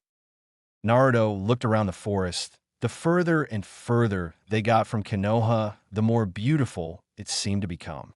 There were more wildlife running around as he watched several rabbits run around the trees and sip water from several small puddles around the area. Looking up, it was met with the scorching summer sun blazing down on them. He slightly envied Sai at this moment, having a shirt that only covered half his stomach. Anko stopped her track as she turned back to the genin, motioning them to look behind her as she waved her hand regally. "Ladies and gentlemen, Tizuna Town," Anko said as the gates to the town finally came into view. The gates were not as large as Konoha's, but it was still impressive. Walking right through the gates, they noticed that the town was bustling with life. People were running around with shopping bags, and several stands were trying their best to get you to buy their products. Naruto looked around the town with growing excitement. It was a relatively small town, but the amount of life and energy was shared the moment they walked inside. Following Anko's lead, they finally stopped Thier walking in front of the largest building in the whole town.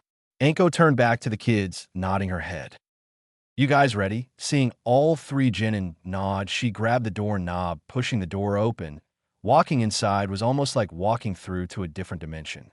The room was a dark brown color as several pictures hung on the wall, with people Naruto didn't recognize. In the corner were several chairs with a nightstand with magazines stacked on top on one another. The air even felt more proper, more refined. "Shinobi-san, are you here to see Kisusuma?"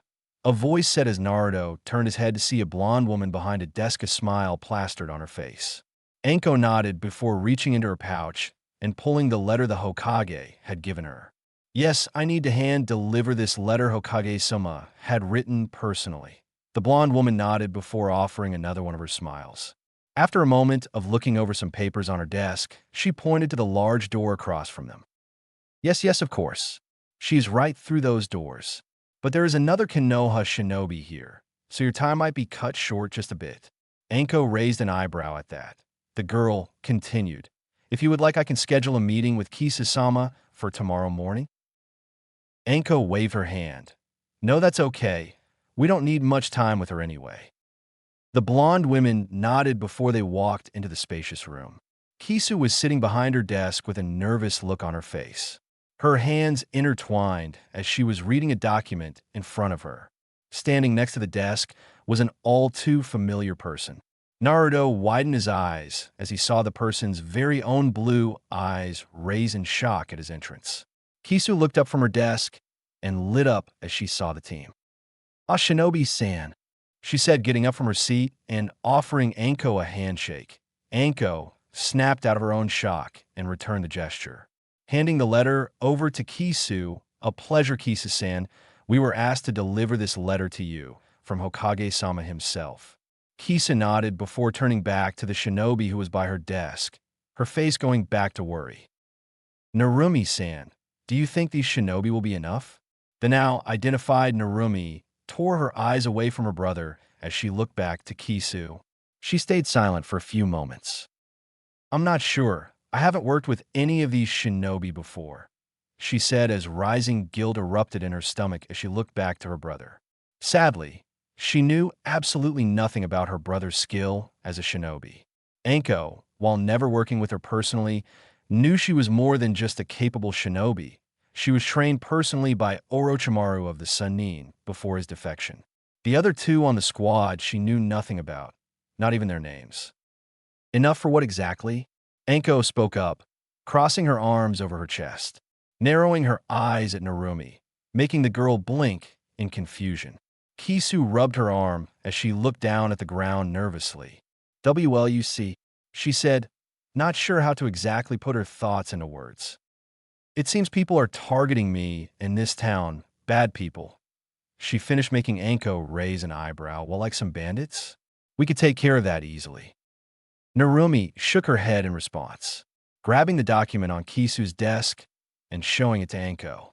"Worse, after my mission, I was supposed to deliver this letter back to Kisa-san, but," she said, flipping the page over. All three genin perked up at this as Narumi channeled chakra into the page, making words that weren't previously there before appear diagonally across. Anko leaned in, her eyes scanning over the page. Her eyes lit up in recognition. "The blue flames," Anko said. Narumi nodded, placing the page back onto Kisu's desk. "Yes, apparently they have been seen venturing around Tizuna town for a while now. I suspect they will target Tizuna next." Shizuka shook her head confused. "Wait, who are these blue flames?" she said. She had never heard that name before in her life. "The Blue Flames, a B-class group of rogue ninja that go around targeting smaller towns and villages in order to seize control of them. They specialize in fire jutsu and are remarkable at assassination techniques. They will kill anyone who gets in their way. They are pure evil." Sai spoke up as he crossed his arms. His eyes closed as he relayed the information. Narumi looked at him in mild shock before masking it. She nodded her head again. Sai hummed. "But what use would they have in targeting Tizuna town?" he asked, opening his eyes looking at Kisu. The woman flinched as the boy's piercing black eyes stared back at her. She forced herself to look away. All eyes were on her now as she played with a piece of brown hair that was framing her face. "I don't know. We are a trading town. We trade our wood for goods like fish and livestock. Unless they want to take over our trades as well," she asked as she placed a hand on her chest. "Calm down, Kisa-san. Getting worked up now will only cause more problems," Narumi said as she tried to calm down the shaking mare. "What kind of wood does your town gather, Kisa-san?" Anko asked as the now calmer Kisu looked up at her. Kisu tilted her head. "We have an abundant supply of genus wood, so that's our main trading material." "Genus wood?" Naruto spoke up for the first time as he looked up shocked. His team looked back at him in confusion as Naruto began to slowly walk towards Kisu's desk. "Is your desk also made out of genus wood?" Kisu frowned and nodded her head. Narumi scowled at her brother, shaking her head exaggeratedly. There was a real problem here, and all he could think about was the craftsmanship of her desk. Naruto and I, there are more imper dash. Genus wood is very chakra conductive. With enough, you can even make it harder than steel, and even so resilient where it won't even break, he said, stopping Narumi in her tracks. His eyes traced over to his, and she couldn't help but stare back. Blue eyes that looked so foreign to her. She couldn't recognize the boy as he looked at her. He was a complete and utter stranger. Slightly backing down from his gaze, she nodded her head. Naruto grabbed the edge of the desk, channeling chakra through it. The desk started to glow a soft blue color before the light colored would started to change into a deep black. Kisu gasped, throwing her hand over her mouth. That's what they're after. With enough of this, they could make weapons, armor, and who knows what else. Naruto said, removing his hand from the desk, letting it revert back to its original light color. Kisu looked down at Naruto, her eyes wide in need. Will you guys help and take down this group? Please, I don't want anything to happen to this town. Naruto shifted awkwardly as he looked back to Anko. The purple-haired Jounin seemed to be in deep thought. While she wanted to help Tazuna Town, she didn't know if her team was officially qualified for it. If they weren't here, then it would be no problem. Hell, she and Narumi would be able to take them out. Looking back to Sai and Shizuka, they both already had battle experience. Sai was in Umbu before the team was created, and Shizuka was a genin in her previous village for about a year. But Naruto, she thought as she looked back at him. She knew he was good for a genin, better than he gave himself credit for. Yet he lacked battle experience. But as she looked into his eyes, she saw this fire of determination that was unyielding. Taking one last glance to Narumi told her all she needed to know. Anko nodded before offering Kisu a grin. Well, what can I say? Team 11 is on the case. Kisu had tears in her eyes as she bowed deeply, so the shinobi in her office, showing her gratitude, making Team 11 smile happily. Narumi coughed, grabbing everyone's attention. Kisu-san, do you maybe have a spare room where we could discuss the mission details? Kisu nodded enthusiastically. How about you use my office? I will go and check up on things in the village, and I'll inform Suzy at the front desk. Please take your time. Narumi nodded as Kisu quickly excused herself, leaving Narumi alone with Team 11, fighting back a frown as she noticed her brother walk up to Shizuka. Narumi pushed her thoughts into the back of her head as Anko walked up, grabbing the document again and looking it over, rubbing her chin in thought. Narumi-san, when did you get this? Yesterday evening. When I returned from the cabin, Kisa-san was already asleep, so I had to wait till the morning to tell her. Anko nodded her head, looking up, staring out of the lone window in the room. Sai walked up to her, peeking over her shoulder. What does the note say exactly? Pillage and take all. Are we sure this isn't just a huge ploy? Shizuka said, leaning on the wall. Her eyes closed in thought. Narumi shook her head, leaning on the desk, her nails drawing circles on the wood in thought. The Blue Flames have never been one to back down from a threat. It seems this letter was meant for someone else entirely until I got my hands on it, she said, making Anko nod. The purple-haired woman pointed to the corner of the page. There are coordinates here. It isn't that far away from here. I went there last night. It's another small cabin. There were about 10 shinobi guarding the entrance. Whatever is in there, they don't want anyone finding it. Narumi said, taking a peek over at her brother. He was standing next to Anko with a hand in his pocket. His eyes were narrowed in thought. Naruto and how do you know about genus wood? Naruto shrugged as he looked away from her. Shisui taught me about a bunch of different materials that are good for weapon making. He said, ending the conversation, making Narumi frown. She instinctively clenched her fists around the desk in irritation. Her nails dragged across the wood, letting the unpleasant sound quietly echo under the desk. Anko sensed the atmosphere start to change and quickly intervened, stepping closer to Narumi, handing her the paper. The Namikaze girl grabbed hold of the page before Anko began to speak. So what was your plan before we arrived? I was going to message San and see if he could possibly send backup, no more than a team or two. While there seems to be quite a number of them, they don't seem to be very strong. The strongest seem to be about a chunin in terms of strength. Anko nodded before looking back over to her team. She knew Sai and Shizuka could handle themselves well, but part of her wanted to back off this mission for Naruto's sake. She was confident in his abilities as a shinobi. He seemed to be improving faster than Sai and Shizuka during training. Damn kid, don't make me regret doing this. Anko thought as she looked back to Narumi, following her eyes as she glanced over to Naruto.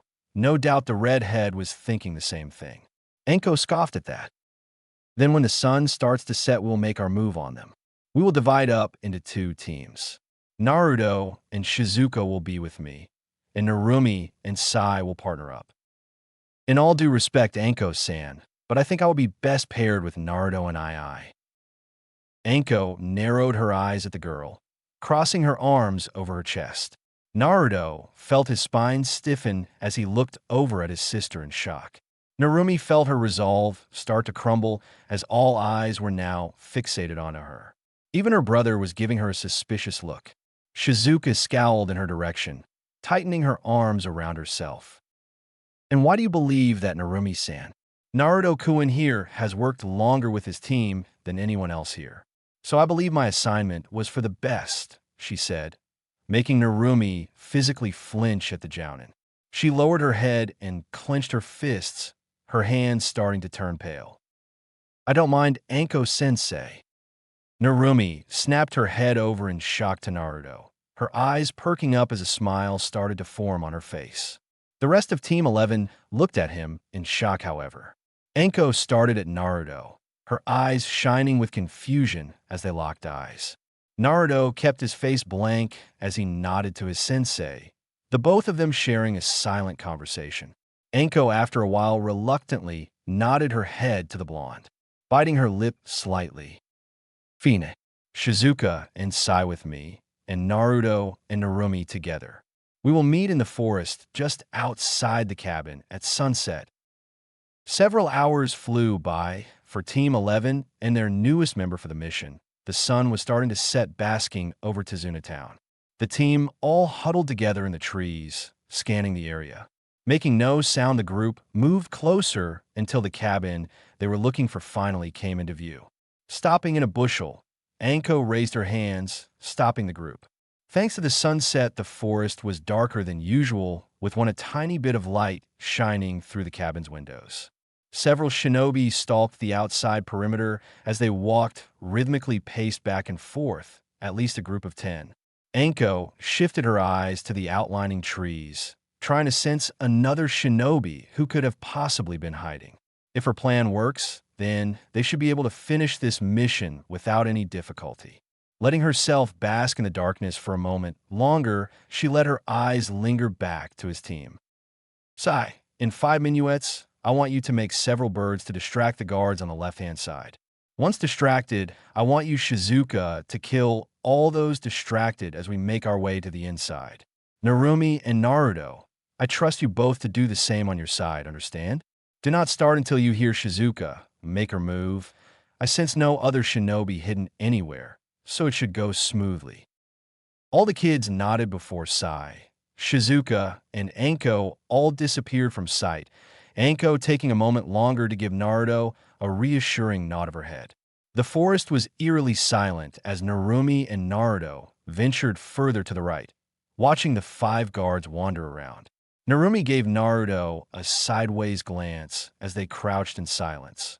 Naruto didn't look at her at all since the meeting in Kisu's room and was nowhere to be seen until it was time to meet for their mission.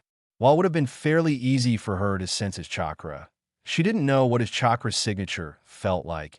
It was foreign, almost indistinguishable. Narumi was happy that he chose to work with her on this mission, and that he even agreed to her decision on being her partner on her team. But the longer she stayed with him, the more she didn't seem to know about her brother. Each passing second seemed like an eternity. She had no idea of his skill set, his speed, what he was capable of. Had he even made his first kill? Or was this his first mission outside the village? He was only a genin after all. That mere thought alone sent waves of guilt through her. We left you behind, didn't we? How do you suppose we take out the guards? Narumi blinked in surprise as Naruto's voice reached her ears. Naruto was looking straight ahead, His eyes narrowed in thought as he scanned the area. Narumi snapped her train of thought, letting it reverie back to the task at hand. Humming in thought, she brought her a hand to her chin. Once Shizuka-san strikes, I can flank them from the back. Can you distract them from the front? Narumi said as her eyes stayed locked on Naruto. Her voice was strong, not a single trace of worry laced in her words. Naruto didn't look at her as he shook his head, his hand reaching into the pouch on his hip, taking out several kunai. Narumi scowled at her brother. Was he defying her orders? Naruto and I, look, all you have to do is dash. There's no need, Narumi. Watch. Kunai in hand. He formed two hand seals as he closed his eyes, taking in a deep breath. Narumi watched in silence as the sound of wings flapping averted her attention. Looking up, she noticed several white and black birds flying overhead. Narumi, who was informed of Sai's unique style of ninjutsu, wasn't surprised. Scowling at her brother again, she was about to scold him that they had to make their move. But her eyes widened as a quiet choke echoed through the forest. Turning her head back, she saw the 5 guards on their side, all reach up holding their necks. The gagging only seemed to get worse, as one by one all fell to their knees, clutching their throats, trying to catch their breath. Narumi's eyes widened even further as she heard her brother stand up next to her. Naruto finally breathed out before finally let his eyes look at his sister. Diminishing air Jinjutsu. All the guards think they suffocated to death, he said as he walked past Narumi, leaving the dumbstruck redhead behind. Narumi watched her brothers retreating back in shock as he walked over to the down guards, his kunai ready as he bent down, placing the kunai at the guard's neck. Naruto's body seemed to freeze, his grip tightened around his kunai. Naruto looked at the body, doubt overtaking his system as he felt his hand began to shake. Narumi looked at Naruto, a frown etched on her face. He's hesitating. Suddenly, Narumi felt a sudden pulse of chakra, ripping her eyes off her brother as the sensation got closer as a large fireball came flying out of the forest. Narumi reacted quickly, throwing her shock away as she ran to Naruto. Naruto's head snapped up as he noticed the ball of fire come closer before he was tackled to the side by Narumi. The ball of fire sizzled past them as loud screams of agony echoed through the clearing as the guards on the floor exploded into flames. Before the two Namikes had time to react, another fireball came hurtling their way. Naruto and Narumi were more prepared this time, both jumping to either side, dodging the attack. Well, I wasn't expecting you two to actually dodge the second one. I can say I'm pleasantly surprised. The kids looked up to see a tall man standing across from them, arms crossed over his chest as he grinned down at the younger shinobi. His yellow eyes glowed with amusement, letting the area around them burn. Narumi schooled her emotions as she quickly brought out a kunai of her own. Her blue eyes held no emotion as she stood tall. Naruto getting up, standing next to her. Please, it was only 2 fireballs. I've seen much worse, she said, making the older man cackle with laughter, his deep laughs echoing into the night. You got spunk, kid.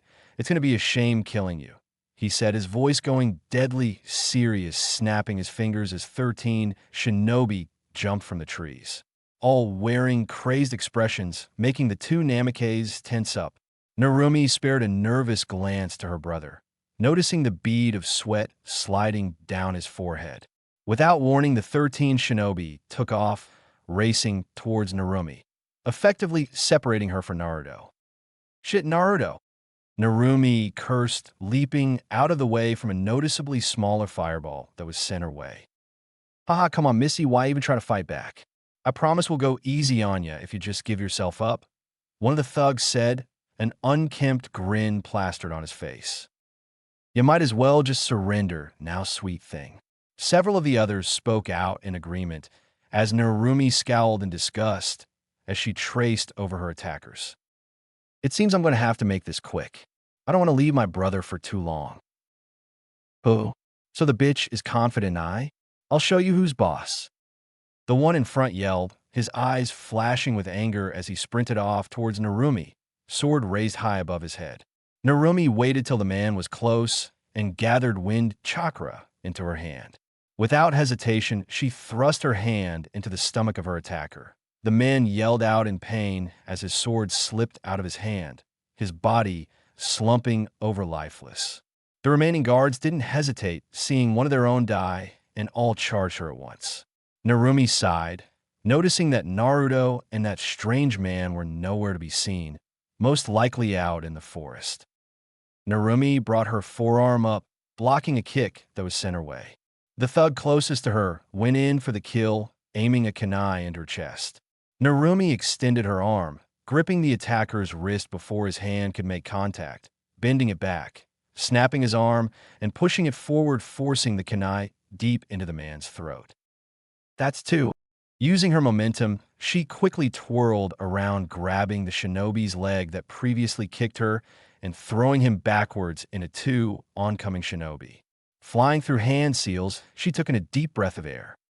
Wind style, great breakthrough. Breathing out a large gust of wind at the three slow shinobi as it cut them up, killing them instantly, their bodies hacked up and flying backwards. 5. Feeling a sudden chakra pulse from her left, she channeled chakra into her kunai. The bladed weapon took on a dark blue glow as it extended several inches. The man breathed in heavily, sending out another fireball. Narumi threw the wind-infused kunai at the middle of the ball of fire, making it fly directly through, hitting the man right in the heart. The fire lost its form, breaking apart in the middle and flying around the redhead, burning up another shinobi that tried to strike from her right. 7. The remaining 6 all stood several feet from her. The majority of the group were looking down at Narumi in fear, physically shaking in place, trembling as the emotionless eyes of Narumi stared back at them.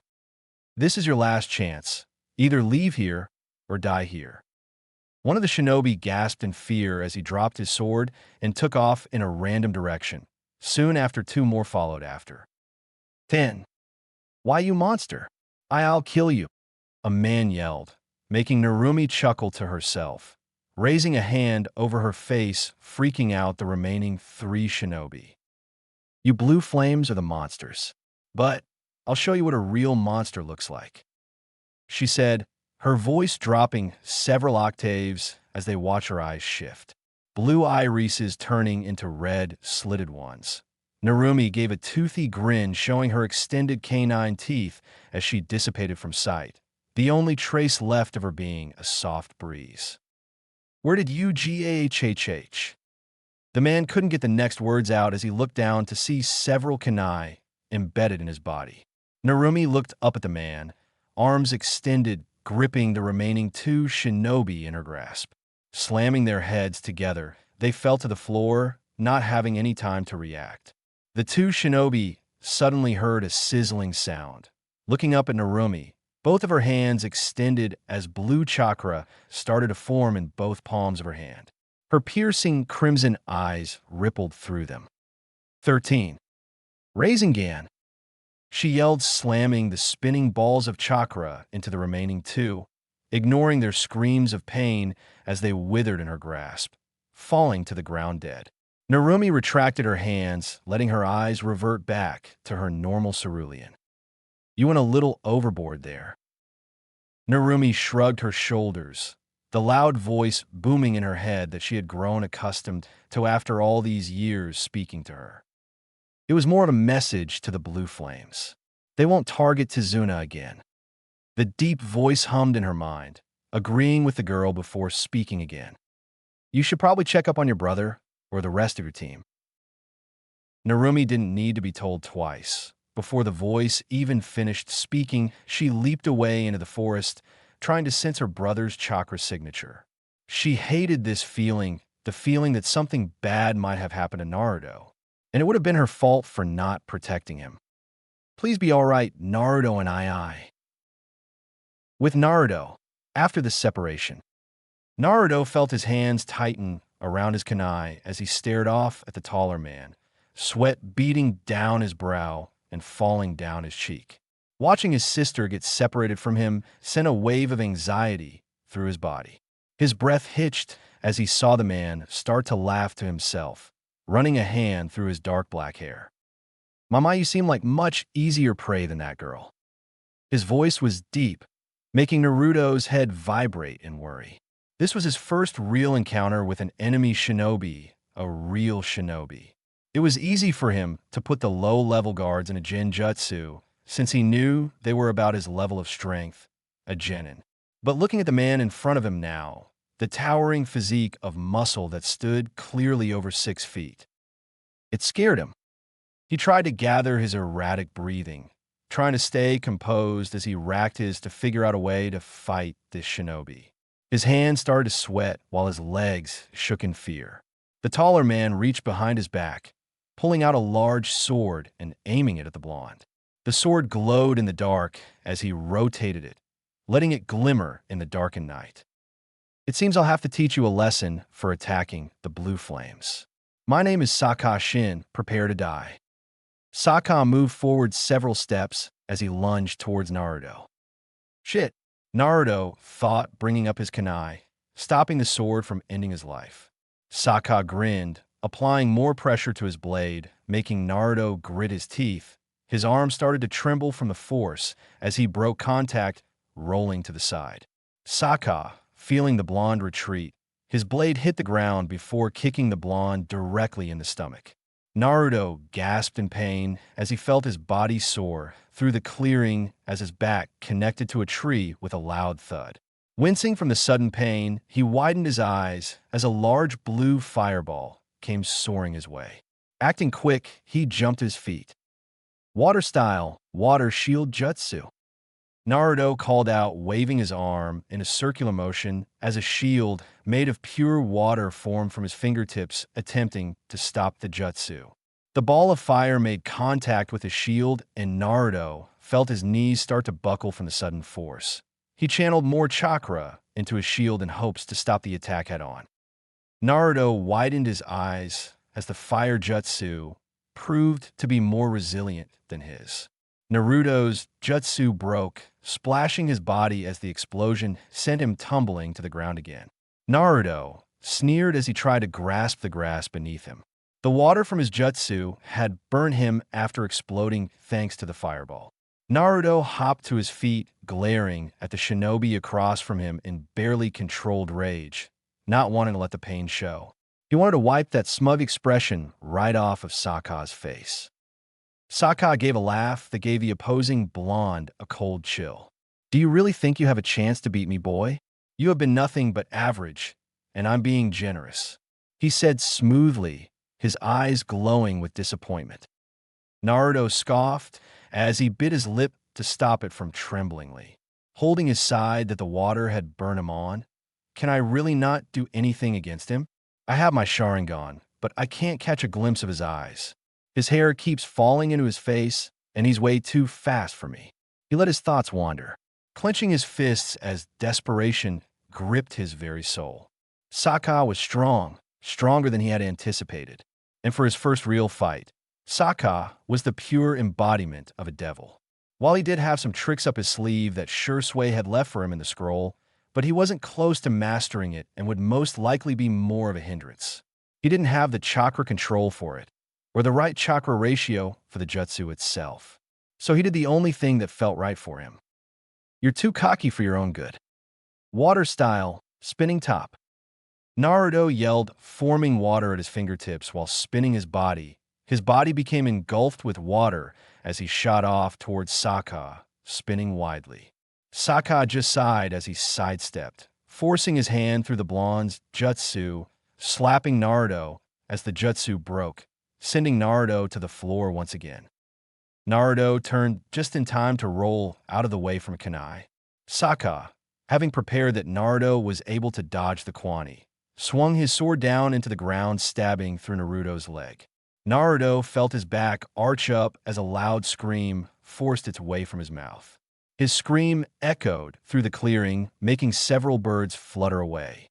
Saka grinned as he crossed his arms over the hilt of his sword and placed his head in the center. His voice laced with disappointment as he shook his head at Naruto. How disappointing. I wasn't expecting much, but this was just pathetic.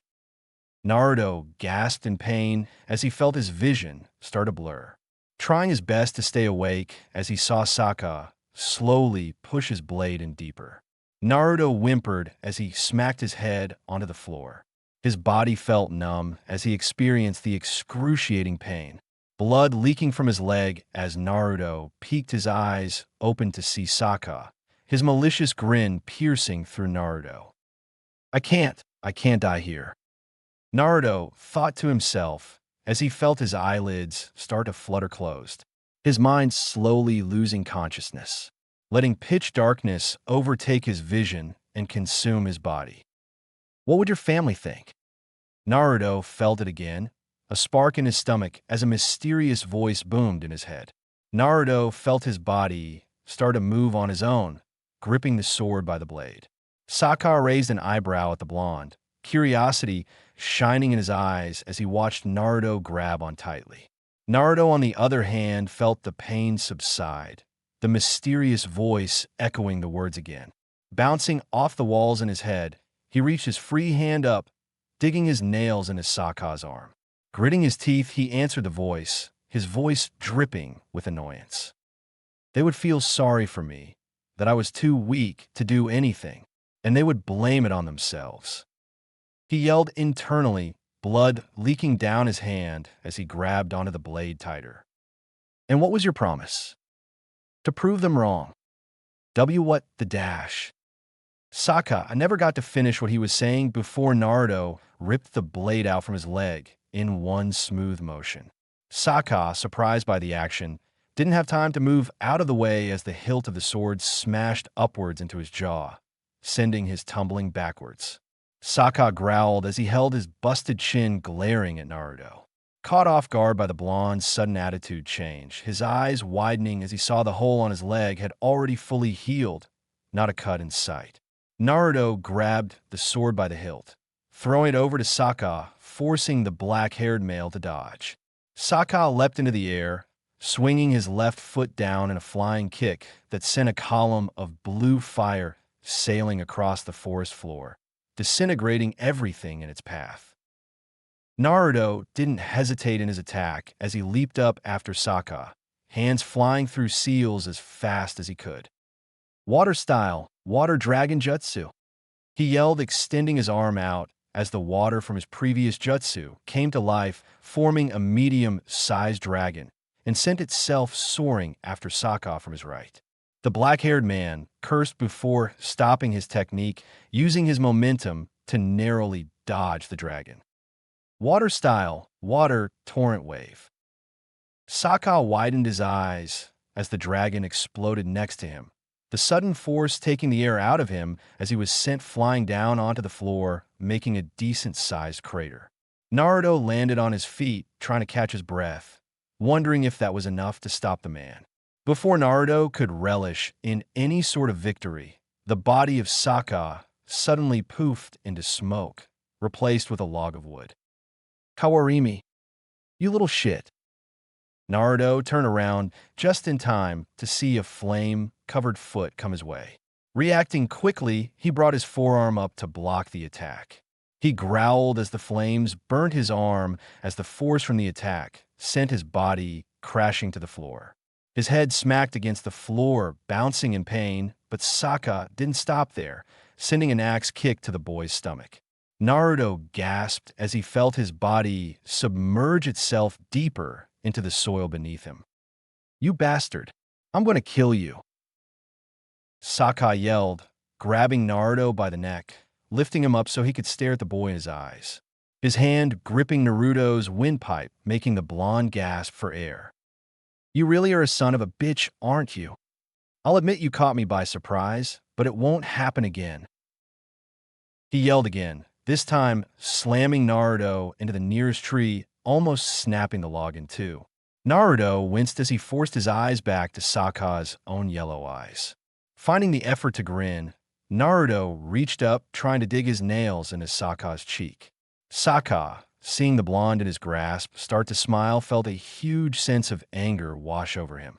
Scowling, his grip tightened on the blonde's neck, pushing him deeper into the tree, making the bark give out an unpleasant cracking sound. And what's so funny, Brat? You got any last words before I kill you here? Naruto chuckled as he gave a curt nod, his smile only widening, generating his chakra to his body. Sunshine, he croaked out before vanishing from sight, appearing directly behind the shocked body of Sokka. The older man widened his eyes as he turned his head, seeing the blonde boy. Naruto's eyes wide, showing his 3-tomo Sharingan spinning widely in his left eye, catching Sokka in his line of sight, making his body freeze up. The Sharingan. His body felt like it was paralyzed, his muscles refused to work, and all the feeling in his legs were gone. His feet seemingly cemented into the ground as he watched the blonde boy get closer to him. He couldn't even feel the chakra circulating in his body anymore. Naruto's hand came up grasping the back of Sokka's shirt, his free hand making an arching motion as the blood from his hand started to float beside his. Blood style, red spiral. Taking advantage of Sokka's loss of displacement from his Genjutsu, the blood from his hand flowed upwards, taking the form of a 3-pronged spiral blade. Pulling Sokka back, and with a yell he plunged the blood spiral through Sokka's chest, bursting through his stomach and taking his heart out of his body. The crunching sound from Sokka's insides played in Naruto's head as a silent scream tried to find its way out of the man's mouth. Why you be bastard? Naruto felt the man's body fall limp, only being held up by Naruto's jutsu. Naruto broke the jutsu, letting the blood spiral loose, its form splashing back into its original state. With a soft thud, Sokka's body fell to the ground lifeless. Naruto felt his eyes go wide in horror as a Sharingan traced over the body of a man that he killed. Looking down to his hand, seeing it rock back and forth as he suddenly found it hard to breathe. He didn't know what it would have felt like to take a life, but this wasn't what he was expecting. He felt awful, like he could empty his insides at any moment. Gripping his hand that ended it all and forced his eyes shut, ignoring the growing wetness. Dread feeding his very core, feeling his shoulders slump down. The face of pure fear of Sokka looking at him etched into his mind forever. You did the right thing. Naruto didn't react to the voice this time, letting his words linger in the back of his mind. This man was a member of the Blue Flames. Killing is what they did. They thrived off taking the lives of others and taking whatever they would want. So by taking his life, it should stop needless killing, right? Naruto felt his heartbeat speed up as his breathing became more erratic, feeling his head lean backwards, his feet kicking up a cloud of dirt as he hit the floor. His body suddenly weak from the excessive chakra use, completely unaware of the increasing footsteps making their way closer to him. Naruto ni. Side to the right.